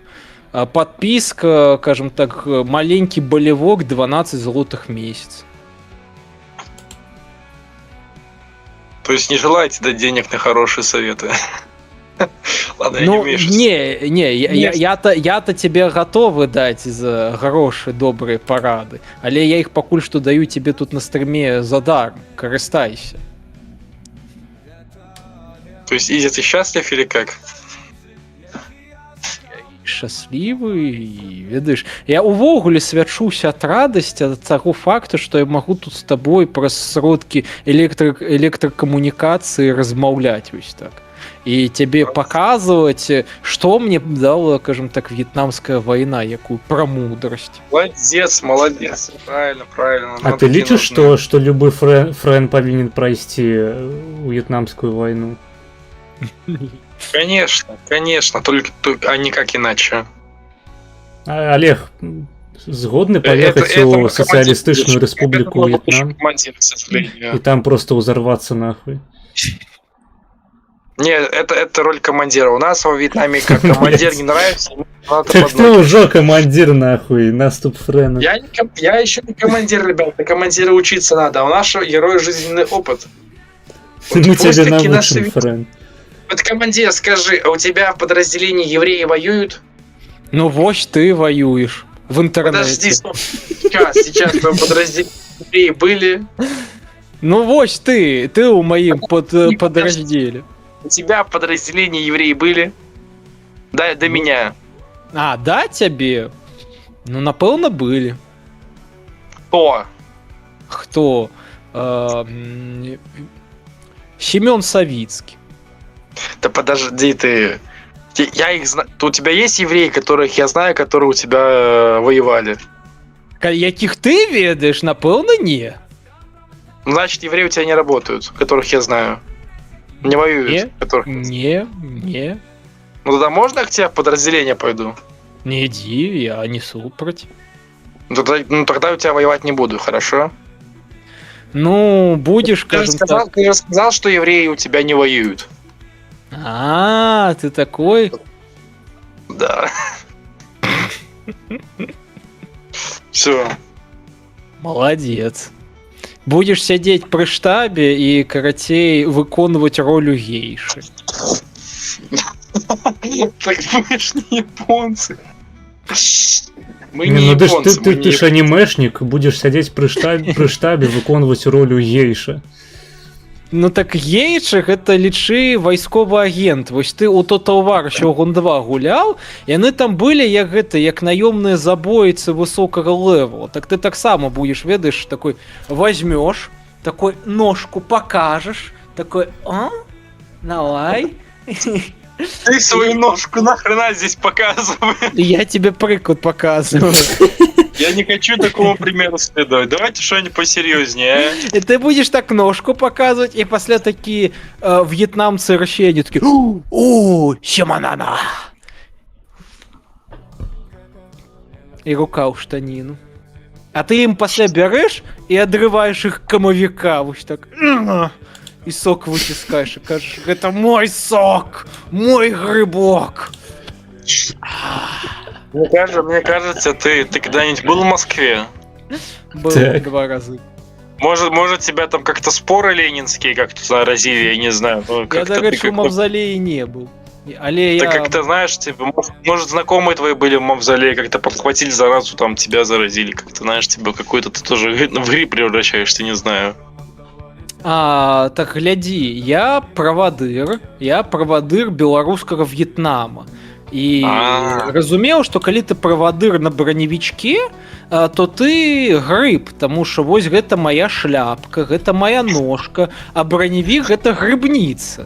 Ты што, Курёкіна не глядзеў? Вось загугли, вось літаральна зараз на ютубе Давайте відосы. что-нибудь. Ленін Всё, я- грыб. Гуглі, я гэта сваім вучням у ліцэі паказваў, што Ленін гэта грыб. Ну, хорошо, загуглю. Блядь, Только давайте можно не сделаем. настолько баянистую хуйню, блядь, про Ленина грыба. Лепей уже Ну- про комовики, блядь, сядеть годину пиздеть. Ленин это комовик, вот такие видосы хочу.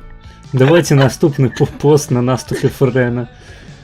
Ленін камавік. Запамінай адмін гэтага наступа Фрэда, кім бы ты не быў. Чекайте, я думал, это Олег. Дарэчы, Олег, ты ж адмін наступа Фрэна, так? Я не админ. Не адмін. Модератор? Ты прикалываешься? Покажи телефон і дакажы, зрабі скриншот наступа Фрэна і дакажы, що ти не адмін. Да ён зараз з іншага аккаунту зойдзе, блядь. Это Да, он со всех нельзя двух верить. аккаунтов. Минимум, вот видите, здесь один аккаунт у меня, да? Нихуя не бачу. Не бачу. Так, ну-ка. Один аккаунт. Это первое. Так а ты Там канал обрежешь, Наступ ага. Френа покажи. Хорошо, сейчас. Где он тут? Бля, что тут вообще? Что это такое вообще? Что это такое? Вот, и у меня тут, видишь, Это мой стрим, так. А что не так? да, Это моя трансляция, ось. Та, что зараз ідзе. это просто страх, это просто страх. Это... Не, ну красивая аватарка, конечно, но Это не аватарка, Прям всё это, сразу, и- это вокладка стриму. там прям все и сразу, и... Дарэчы, Я нікога Олег, не а на... вышел боком, так. Дарэчы, Тут ещё- Олег, а наколькі ты бы ацаніў бы знешку Лізы Прокопчык ад 1 до 10? А потым мою так само. Так, а пасля маргінезу. Хорошо, она девочка красивая сама по себе. Как бы кто-то говорит, типа, запрещи, типа, ну, я не знаю, я женщин боюсь, как бы, вы хз, типа, ребят, я не знаю. Как бы, вроде норм, но она опасная тем, то, что после политического общения по одну вещь она будет пилить своих мужей. Піліць мужэй. А для цябе гэта, дарэчы, важна, каб будучая твоя жонка цябе не піліла?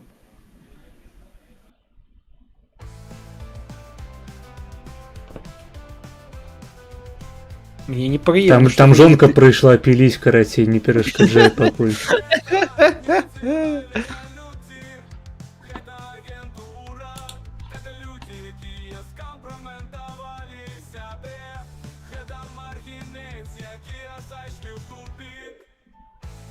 Не, ну дарэчы, не іранічна, яму шляпа пасуе. Ну так. Лепей, чым. Отвлекали по важным делам. В общем, ладно. Мужик, вижу калеку. Держит без рук автомат. Окей. Это белорусская гвардия, что ли? Так, Или в чем прикол? гэта адмін наступу Фрэна. Адмін наступом Ён усе пасты зрабіў сваімі кульцяпкамі вось гэтымі. Вижу белорусияна лысого. Слово БДК. Нормально. И меня, который кормит русский медведь медом. Ну, это не серьезно, ребят, это обидно даже.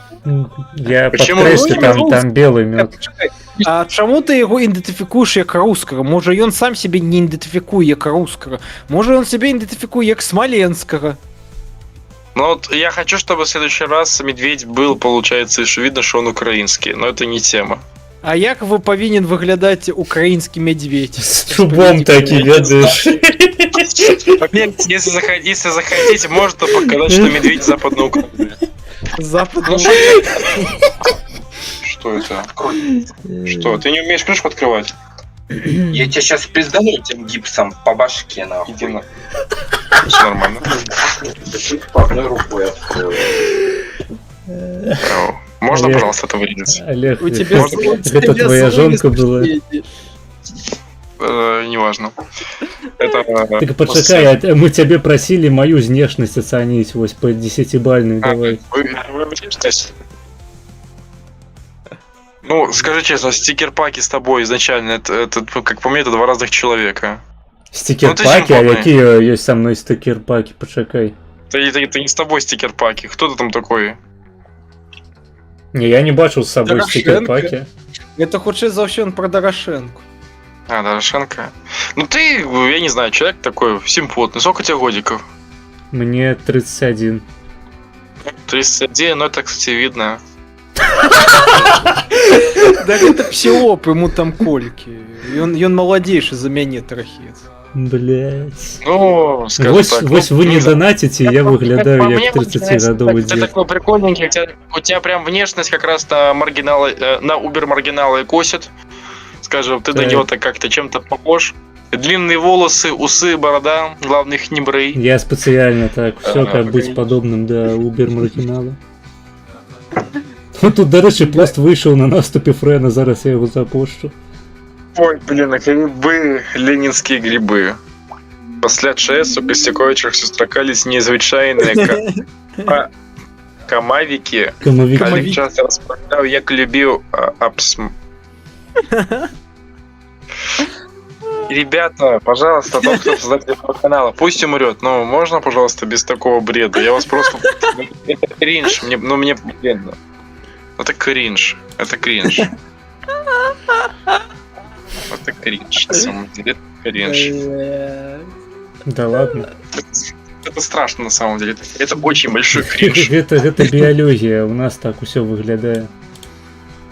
Дарэчы, Олег, вось ты дал маргинезу 31, а мне кульки дашь. Не, ну, как бы он сказал 31, я сказал, вроде внешность симпотная, нормальная. Не, ну як бы Я для думаю- 31 года нормас, так, под пивко, под настойку камовую зойдзе. Я сказал, что ты прям под пивко пойдешь, скажем так, но я думаю, тебя Милфочка могла бы изнасиловать. Ну гэта, дарэчы, праўда. Ну, А да. тебе спробовали гвалтить Милфы? Маргинеза или меня? Да ну, давай тебе после маргинеза. Я не хочу отвечать на этот вопрос, давайте дальше. Ясно, окей. Я вельмі хочу адказаць на гэтае пытанне. Ну давай, распавядай. Мяне... Ладно, не буду. Потому что это была одна Милфа на двоих. Так. Мы дамовіліся просто з Олегом нікому не распавядаць. А. Я думаў парушыць сваё абяцанне, але мне гэта не па-шляхецку было. Мне прыйшлося б галіцца, а гэта ўжо... Скажем так, в два ствола одну ружбайку, да? Так, Что так. засыпали эпоху. Ребята, ну давайте посерьезнее, это какой-то бред уже. Это Мы первое, давайте сваімі вы следующее. камовікамі там прайшліся ўздоўж папярок, так бы мовіць. Ай, блин. Теперь ты у нас стал главный герой или как, да? Ну як бы так. Сколько тебе годиков? Это Нет, песня Цоя, последний герой. Сколько тебе годиков? Мне, а сколько, да? Песня свой последний До натурал. 30 дал бы. Кольки? До 30, но мои слова, наверное, как сидевшего будет казаться тебе двухяко. Ну, 27, мне, конечно.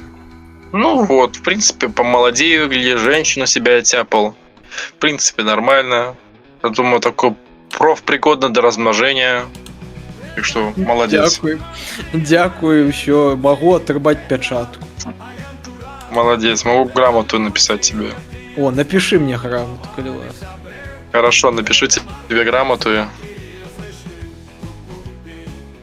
Давай, ты что? Дозволен до помножения.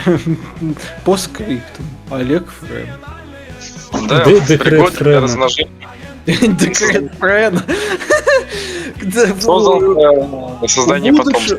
У будучай лібертарнай Беларусі будучыні Олег будзе выдаваць ксівы на памнажэнне. Вось да яго будуць прыходзіць на гэта на дыванчык людзі, рабіць перад ім намаз спачатку так пакланяцца і пасля яны такі. Давайте без этого бреда. Блин, давайте что-нибудь такое годное. Вот порассуждаем еще полчасика этого. Давайте Там, что-то такое вот ведаеце, серьезное. там выдаваліся б пакты про копчык Френа. Об ненападении и поделе Милфа. Что это вообще у вас? Не-не-не, поделе координаційної ради. Вот. Давайте что-нибудь о серьезном, ребят. Давайте. Какие еще вопросы есть? Так, ось мы привыкли на гэтым канале абмяркоўваць сур'ёзныя рэчы. Кожны стрым просто акадэмічная дыскусія. Да рэчы, пачакайце. Вось Френ. Я, карацей, походу знайшоў фотку гэтага украінскага мядзведзя. Так, показывай. О. Не видно, давайте Нормально. сейчас. А гэта дакладна не карпатскі там які-небудзь, не русінскі. Я не ведаю, мне гэта даслалі, і вось, скажем так, ты бы з гэтым мядзведзем бы мёды паел на камаедицу. Блин, ну вижу Карпатские горы, он карпатский, ну хорошо, думаю, подойдет, да. А, то бок з ім мёд можна Трахать. так навернуть. С этим мед можно, с этим мед можно. Окей, все, запамінаем, пацаны, і ўсе гледачы запамінаем, з гуцульскім мядзведзем хаваць камавікі можна. Называется гуцульский. Ну, гуцульскі мядзведь, там же ззаду было написано гуцульская земля. Хорошо.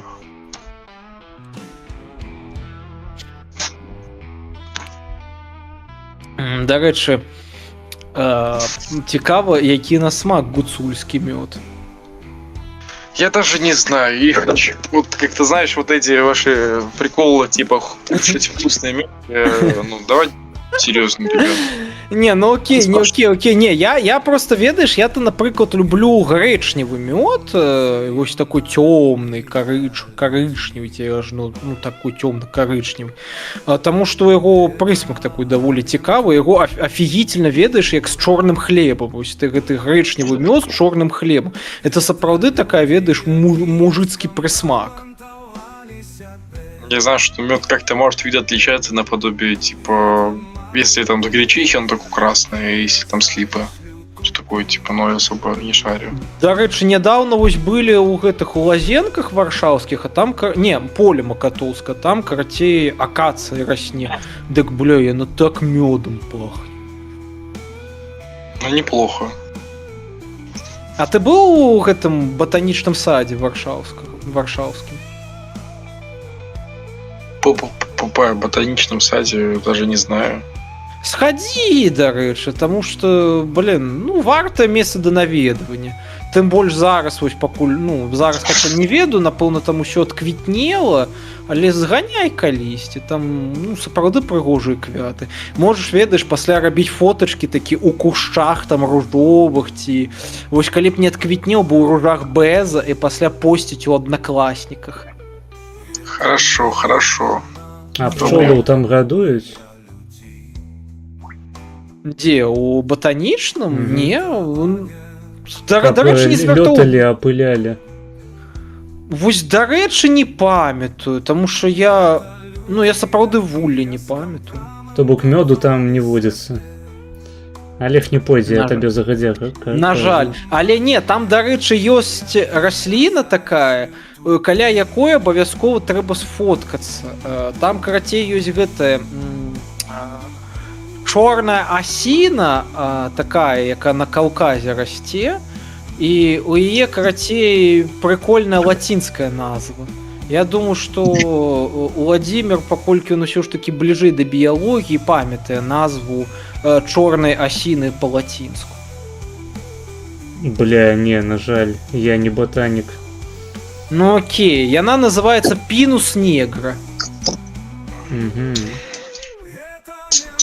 Пінус? Дакладна? Pinus. А, ну так, асіна?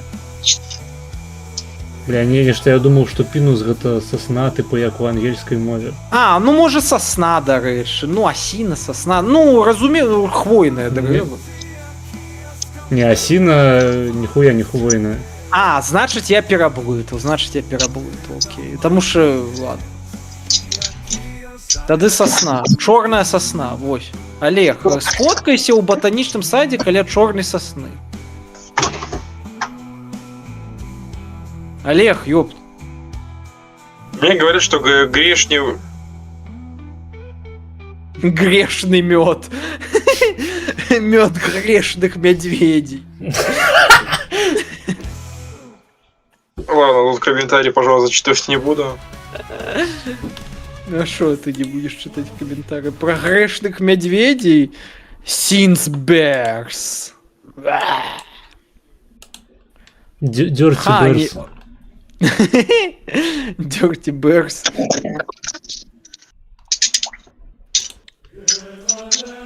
Олег, а ты, дарэчы, з якой жывёлы себе асацыюеш? Каким полом? Жывёлы, а не... Не, давай полом так само.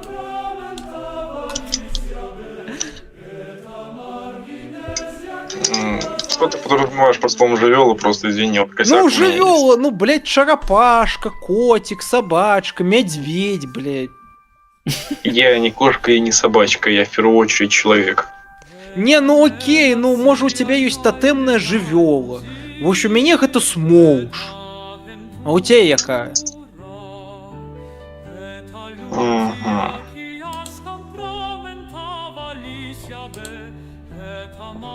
Какое у меня животное? Вопрос хороший.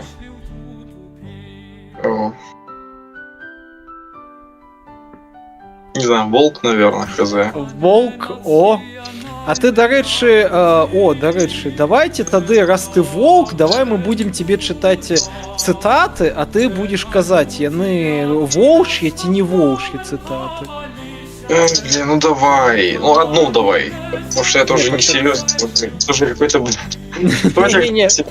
Ребята, ну пожалуйста, вас прошу, давайте как-то посерьезнее. Это кринж. Я зараз буду читать... Волк слабее льва и тигра, но волк в цирке не выступает. А там про комовики лепи что-нибудь. Хорошо, теперь мне задают, ну, Наполеон говорил такие слова. Ты, если, скажем, стадо львов поведет волк, будут они драться по волчьи, но если, скажем так, скажем, лев поведет стадо волков, они будут сражаться как львы. Такая цитата Наполеона. Окей, но калі мы, дарэчы, пачалі размаўляць пра львоў, тады давай я тебе задам пытанне пра львоў. Глядзі. Добро. Хто мацнейшы? Мільён львоў ці львоў? Я думаю, город львов. Чаму? Потому что Львов это сильно. А мільён львоў не гэта не моцна. Дарэчы, як табе вось, у прынцыпе, Львов будет стоять вечно. архітэктура вось такога польскага гораду, як Львоў, табе падабаецца? Ты сейчас вот попытаешься провокационный вопрос задать, как бы это не культурно. Я тебе отвечу на него, что блин, Львов... пробач. Как бы... Что ты откажешь? Львов — это единый и неделимый. Прошу внимания. Ну И, так, один неподдельный польский город. Ён як Ісус Христос. Ты уже моему телефону. Что это за кибер-женщина только что было? Это мой телефон, он разговаривает иногда. А мои Окей. наручники поломаны. Олег, цитата на отзнаку. У батареек есть один плюс и один минус. Один из которых это ты. Я минус батарейки? Мне здаецца, мінус і плюс гэта полюсы батарэйкі. І вось гэтай батарэйкай з'яўляецца саюз Олега з Прокопчык. Толькі Ребят, скажите, мне наручники поломали, что делать, пожалуйста? засталося зразумець, хто з вас плюс, а хто мінус. Почекай, у його БДСМ цацка поламалася, так? У меня наручники, вот один, так скажем, Так. поняли. А это куда? Я не знаю, что делать. А можеш сябе прыкаваць вось прямо зараз у прамым эфіры да батарэі? Я откажусь. Блин. Не, дарэчы, а ты любіш гульні з звязваннем? Не отрицаю. О, все нормально. Ну ён не адмаўляеш любіць гульні звязвання. То бок ты любіш, калі цябе жанчына звязвае, так? Ці ты калі жанчына?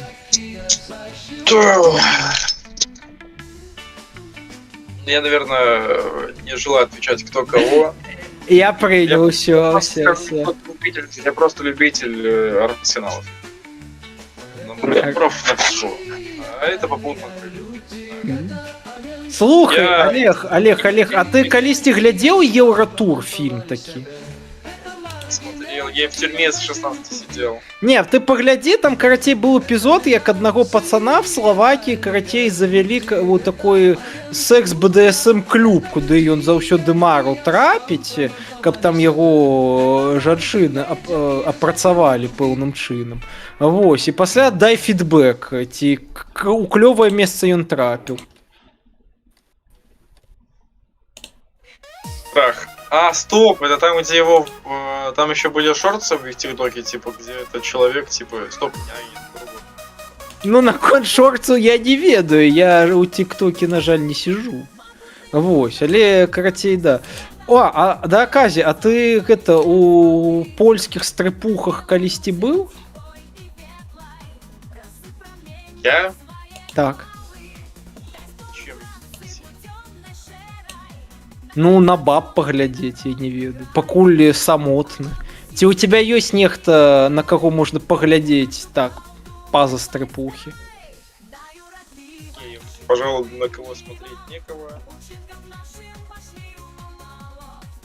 Так, посмотреть у меня особо нету. Искать на кого посмотреть у меня нету, как бы. И особо, скажем так, искать не собираюсь, ибо... скажем так... Просто нету, все, это смешно, наверное. Все. Да не, ты паспрабуй, пошукай тяначку, тяначка, гэта прикольно. Тяночка, это не знаю. Не знаю. Но... Давай мы зробім такую перадачу на моем канале. Мы будем такие...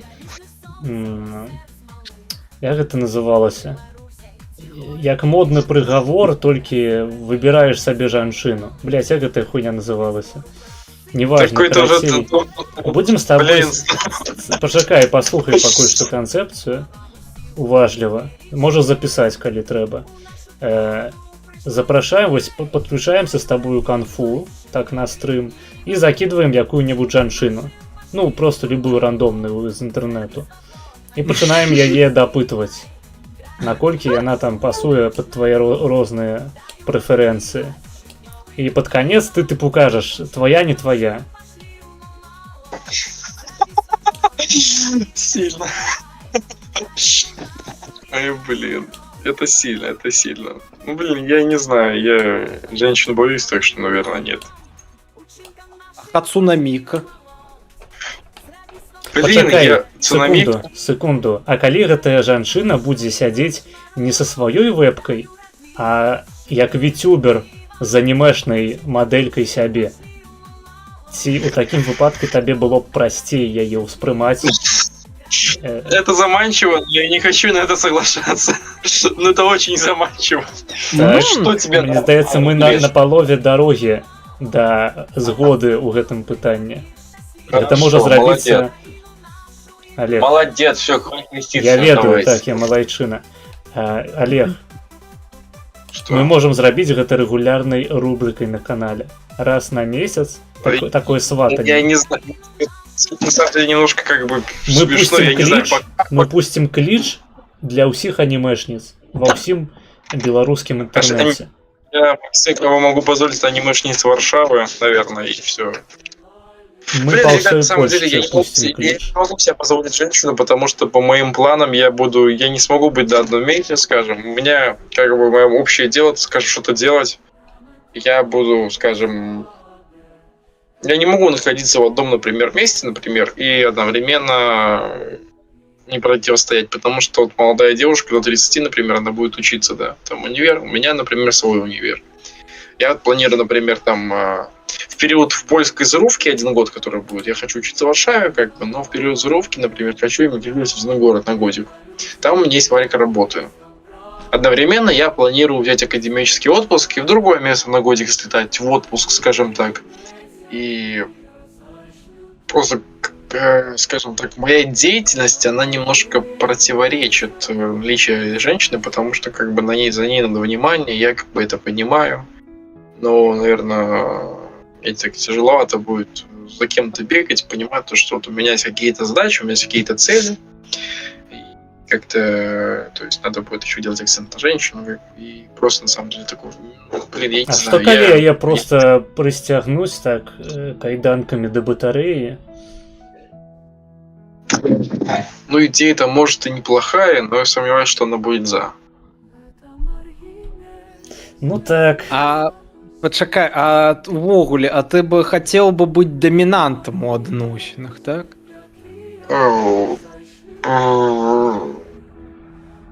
Я такой человек универсальный. Честно, женщин вообще не было. Честно, вообще в отношении женщин не было. Посадили в 16, в 19 освободился, бежал со стороны. Вообще не шарю. Я Не, ну гляди, просто, Олег, вообще как-то я и вникать не хочу, честно. Не, Олег, просто у меня есть вариант, гляди. У Лоди ось у канцы месяца карацей будзе анімешны геймерскі івент, куды ну вельмі шмат карацей анімешніц прыедзе. Да і тут у Варшаве раз на год звычайна адбываецца гэты анімікон, нешта такое, так? І там вельмі шмат таких прыгожых, молоденьких анімешніц, косплеерш. І ты там можаш знайсці нават са свайго улюбёнага тайтла вось гэтую Таню, якая типа з другога райху. Можаш і яе паспрабаваць нават знайсці гэтую блондиночку, да, вось ты уже радуешься. А вось уяві ты яе возьмеш, пасля так на ручки будешь такой моя тянка. Блять, нас Петрухин запустил на канале своим с никой хуя просто. Петрухин? Так. Просто на свой канал, блять, запустил стрим. Ой, блин, капец. Ну, я слышал, что на последнем аниме-коне закончилось в том, что девчонки в аниме-косплеях делали вино, топтали, то есть виноград своими ножками и продавали по $15. А еще с дополнительную доп. Оплату облитывали. Польцы, фу, это японские, японцы садомиты. У нас есть свой польский православный анимекон. Там, ведаеш, там усе яны Богу моляцца, ходзяць на імшу каталіцкую, а пасля імшы яны апранаюцца ў танечку. Вось. И кажут, я хочу Танечку. раздавить большевиков. 1,60 м хочу Танечку. А может 1,50 м? Лет. Я сомневаюсь, что девчонка, которая делает косплей злой Таня, ей будет 18 лет. Как бы ладно, как бы, ну, женщина. Ну, я думаю, ей будет 40. 40 лет? Ну, 40 лет как под наркозом. Я работал говновозом. Ой-ой-ой. Это страшно. Это страшно. Ну, блин, это типа вот То есть это типа русская рулетка, типа ты либо ей 16, либо ей 40. Типа посередине что-то быть не может. Чаму не? Блин, Кажем, не, кажем так, ведаеш, типа, праўда у вачах аглядаючага. То бок, што ты пабачыш у ёй, колькі будзе гадоў, столькі ёй і будзе. А пасля просто бяры ў рукі і ўнасі яе на плячах і кажаш: моя Танечка. Можна вось як герой сённяшняга відэа, якое мы глядзелі, просто яе ў пакет заматаць і вакол свайго цела абкруціць вось так пад адзежай, каб ніхто не пабачыў. У нас сегодня типа разбор, как воровать женщину, либо я просто... Так, ну А так. ты, дарэчы, ведаеш, што на Беларусі стараверы, яны ў 19 стагоддзі, каб, ну, менавіта радыкальна федасеюцца, каб памнажацца, ну, у іх жа была забарона на чпокс і на шлюбавыя стасункі. Дык яны чым займаліся? Яны прыхадзілі, карацей, у дэфолтныя вёскі, там дэфолтных праваслаўных, католікаў. Яны, карацей, калі маладыя вянчаліся, яны, карацей, бралі іх і пиздзілі. І просто вось так бралі, уносілі ў свае лясныя калгасы. Зачем? А каб іх павярнуць на стараверства і, ну, як і падтрымліваць існаванне абшчыны, калі ты не памнажаешься, просто пиздзіць людзей з навакольных вёсак. Это жестко. Капец капец на Гомеле были традиции страшные. Это Так страшно. гэта не Гомель, гэта, дарэчы, Віцебшчына. Еще страшнее. Ведаю, практыкуем, У тебя так. такие традиции там были исконно. Или в чем? Так. Я ў гэтых традыцыях вырос. Так глядзі, так ты просто ведаеш, ты просто прымі стараверства, так, і кажы, што я старавер, я духоўная асоба, я маленькіх девачак не лапаю, я лапаю толькі паўнагадовых танечак. І ты урываешься ў гэты анімікон у сваім гэтым капялюшы, як гэта, як з Джо-Джо персанаж нейкі, такой кажаш: Амате, камате, ты моя назавше. И берешь я такой за это грудки, такой: ты моя Танюша. Это Берешь кринж. и уносишь ее.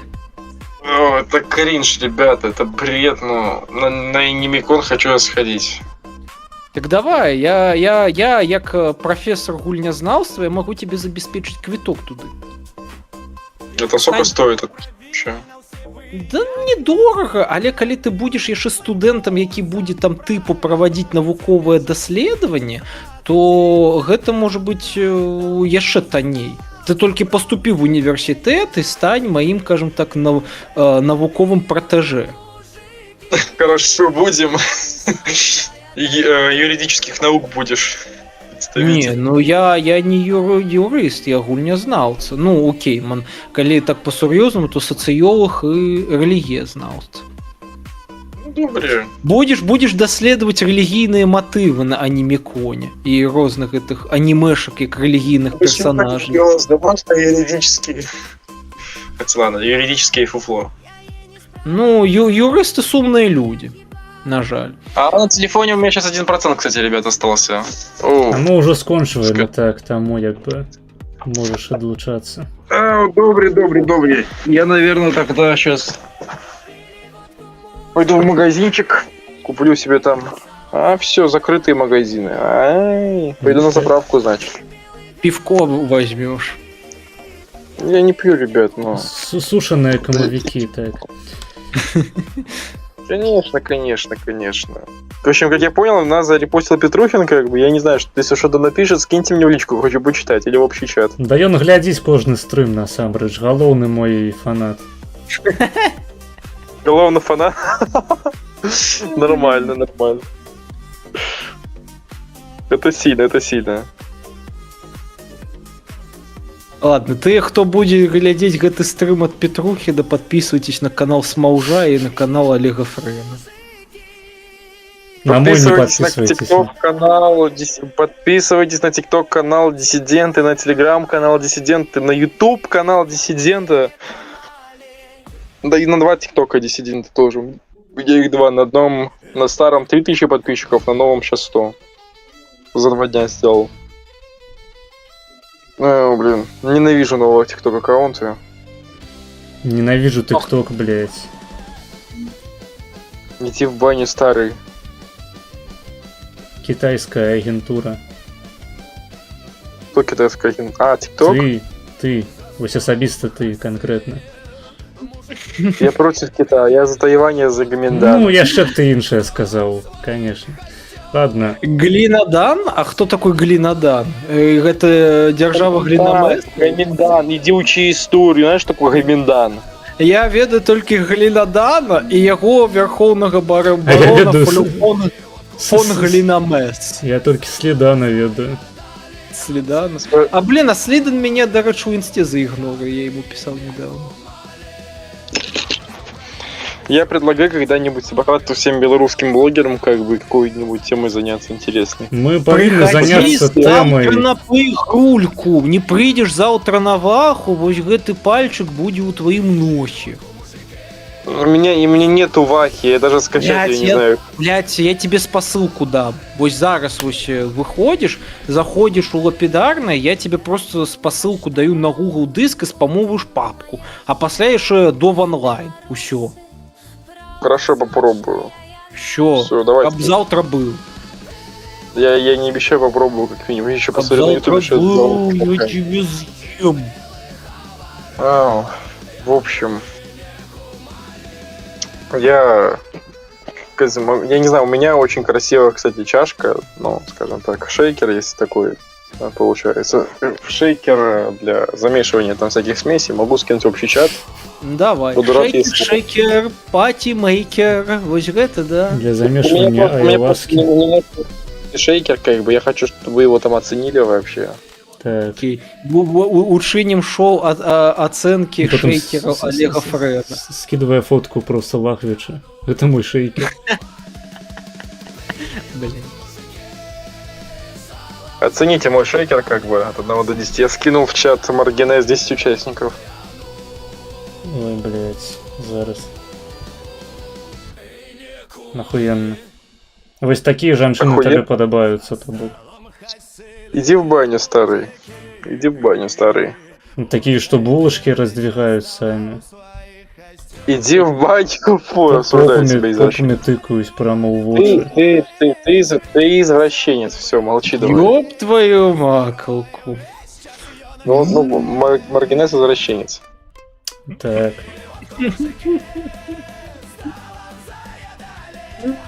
Да. Дарэчы, а пачакай, а гэта выпадкова гэта не мастурбатор, выбач запытанне. Нет, это шейкер. Шейкер для пищуна. Берешь и пищу такой шейкой. Ой, блин, он грязный еще, капец, в общем. Сейчас тебя скину. Блять, прикиньте, у яго вся гэтая хуйня трымаецца на 1% батарэі на телефоне. Вось гэта я разумею. Моц аніме. Это страшно. Ой. Котик мяукнул. Мне надо, в общем, как-то ее помыть, он грязный, капец. Ну, нашейковал. Молочка для белорусов. Замес бутыльки, короче, теперь Это все шейкер. креатин, это все креатин. О, у меня креатин еще остался, нормально закину сейчас. Креатин. А дарэчы, а ў склад спермы уваходзіць креатин? Напэўна ж не. Не. Шкада. Креатин это белок, 5 грамм, не, 15 грамм на килограмм говядины. Креатин гэта не бялок. Ты блытаешь с кератином, походу. Я говорю за креатин, креатин это белок. Ну, креатин гэта не бялок, прабач. Креатин Это белок. это типовый, скажем так, подписчик Янки Дорошенки. Как у Горгиев. Найс. Блять, а можно не пить кам прямо на моем стриме? АСМР. Якой кам? Камовика сок. Сок камовика. Это я пью креатин. Так. И Думаете, что это белок, прикиньте, блять. Адмін пабліку наступ Френа. Проведи доследование. Креатин уваходить у склад камовиков ці не? Ну, креатин это такі хімічны кампанент мышцаў. У форме креатин-фасфата ён там знаходзіцца і выкарыстоўваецца для запасання энергіі. А потом раскладается на креатинин, по-моему, и фосфат. Это нихуя не белок, блядь. Кератин это белок. Белок волосов, там, поверхневых слоев скуры.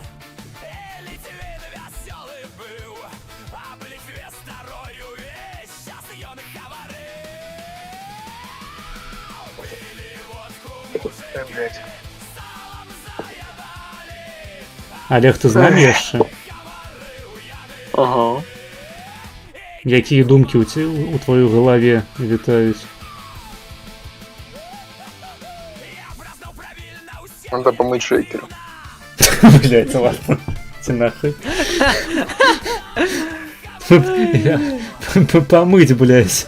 Як кот каратей, блять, облизать.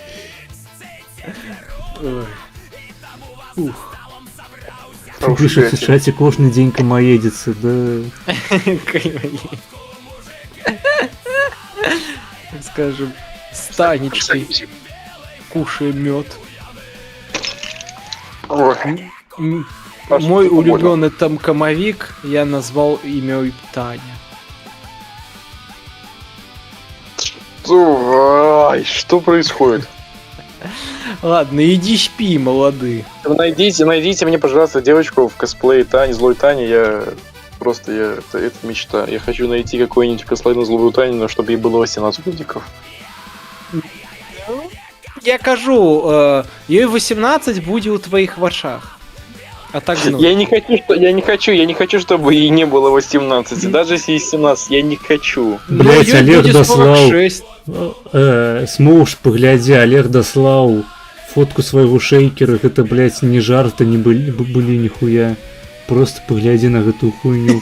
Это подзалупная перхоть, блять. Это креатин, блин, дурак. Блять. Я не уважаю, что это креатин, понимаешь? Блять. Ты сам сказал, что тебе некий дел на креатин продали, які про гэтым биолог. По-моему, тебе наебали, и там был некий третий компонент креатин белковый. Давайте как-то посерьезнее будем, ребят. Ну, давайте что-нибудь адекватное, блин. Ну, у вас ваши шутки, это честное слово.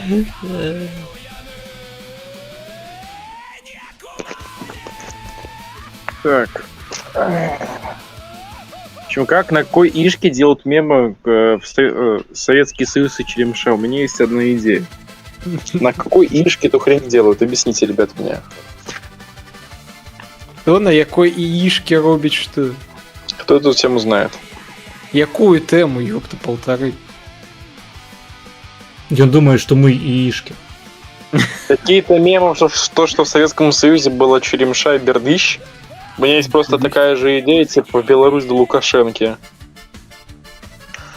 По историям Лукашенки, когда был 1 килограмм муки на всю страну. Вот такая типа идея появилась. 1 килограмм френового креатина у шейкера. Ну, ребят, это может быть. Ну, вот кто у вас...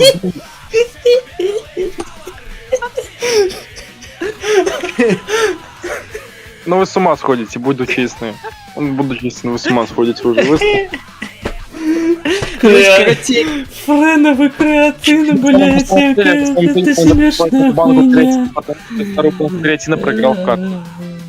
Помню, давал кому-то интервью одной девчонке, как-то заманил ее домой. Начинаем играть в карты, нажила, проиграла и банку креатина, и она ушла к себе. Блять, а ты примусил я пить свой креатин, нет? Нет. Короче, есть креатин, а есть фреатин, добываемый из особливых камняков. Из фреатин, да. Фреатин, так, фредатин. А есть, короче, особный кшталт, есть, короче, камовик стрижакус, есть камовик стрижакус, а есть камовик фрекакус. Блин, это типа креатин, пропущенный через френа, я просто не могу понять, что вы, блин, в головах у себя делаете. Маргинес, ударься пару раз головой об стол. Нам не просто этого не хватает. Я обов'язково поза стримом гэтым займуся. О! Да мне даже зажигалка есть с полуголой женщиной. Ладно, давайте. Ладно, Пока, ребята. давай, добраныч, товарищ. Чакаем завтра уваги. Добраноч. Ой, блин. Ахуенна. У нас яшчэ пару хвілінаў ёсць. Але ты, калі табе трэба, таксама можаш адшаліць. Да я не ведаю, я б кушать пойду, хотя, может быть, трэба нейкае падсумаванне таму, што адбылося зрабіць. Давай падсумаванне, блядь. А я не ведаю, якое магло быць Вось падсумаванне. разумееш, з Олегом раз на раз не прыходзіцца. Кожны раз як першы, насамрэч. Ну як, трэба было раскачагарыцца толькі. Так. Ой, блядь, ну гэты шейкер і танечка. Не, ну дарэчы, не іранічна, яго можна ўзяць на нейкі івэнт унутрапольскі анімешны. Вось я ж сапраўды паеду на нейкую канферэнцыю навуковую, а там, здаецца, прыкладна ў тыя ж дні будзе нейкі анімешны івент у Лодзі. Дык цалкам можна было бы яго ўзяць, а пасля, ведаеш, зрабіць такой відос на канал, гэта свабодны Смаленск, дзе Айфрэн бы просто хадзіў бы і рабіў бы агляды на розных анімешных косплеерш, і типа вось гэта такая, а вось гэта такая, а вось гэта была бы яшчэ лепей, калі бы змагалась бы за вольную Смаленшчыну. Ну так. Ну гэта як Лабубу. Это вось ты ж глядзеў гэта інтэрв'ю Дугіна ў Сабчак, як яна яму паказвала Лабуб, вось тое ж самае з Фрэнам было б. Ён бы таксама хадзіў, казаў, што гэта вось японская культура, агрэсіўная, азіяцкая. Ну так. Ой, добра. Так што ось так. Ладненько, напэўна, буду сапраўды адыходзіць уже, так што дзякуй за магчымасць пасядзець і павучыць, кажам так, маладога вайсковай справе в'етнамскай. Да, няма за што. Дзякуй, што прыйшоў. Так что давайте там до завтрашних поигрулек. Давай, на побачення. Да побачення.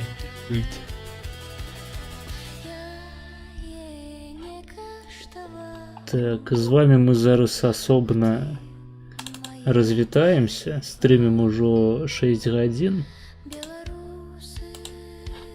Так.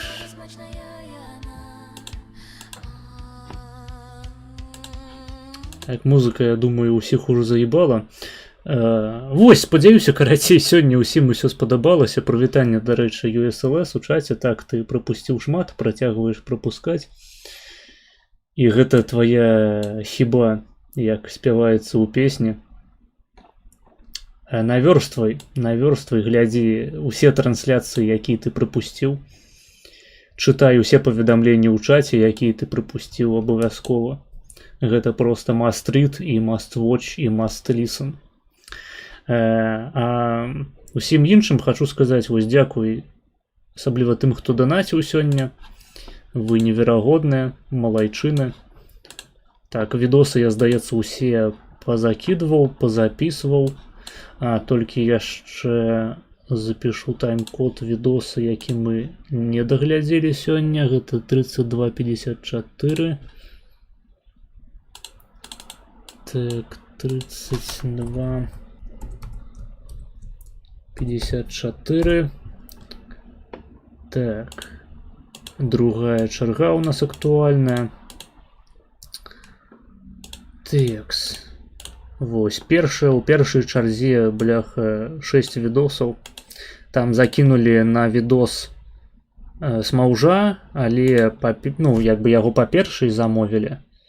І пры гэтым нават не цалкам, таму можаце кідаць на гэты відос смела, там нармальна. Каб па трэцяй паглядзець, там агулам трэба каля 12 еўра, нават трошкі больш. Вось, дзякуй тым, хто данаціў, дзякуй усім, хто проста пісаў там у чат, хто глядзеў. Не забывайце ставіць падабайкі, не забывайце шэрыць трансляцию. Не забывайте подписываться на YouTube, на Twitch, на Kik, на Telegram-канал, на Instagram, на X. Долучаться до нашего серверу у Дискорде. У нас есть платный Telegram-канал, у які вы атрымліваеце доступ по подписцы на Патреоне за $2 у месяц. Не забывайте финансово падтрымліваць канал, гэта важно. І в прынцыпе ўсё здаецца. Так, что ты тут яшчэ пісаў? Ёсць тут чалы, хто чакаў на міжнародную абарону, колькі чакалі. Я думаю, табе трэба лепей недзе у прыватных чатах попытацца. По-рознаму чакаюць людзі насамрэч. Вось, карацей, усім добранач. Побачымся з вами у суботу. Вось.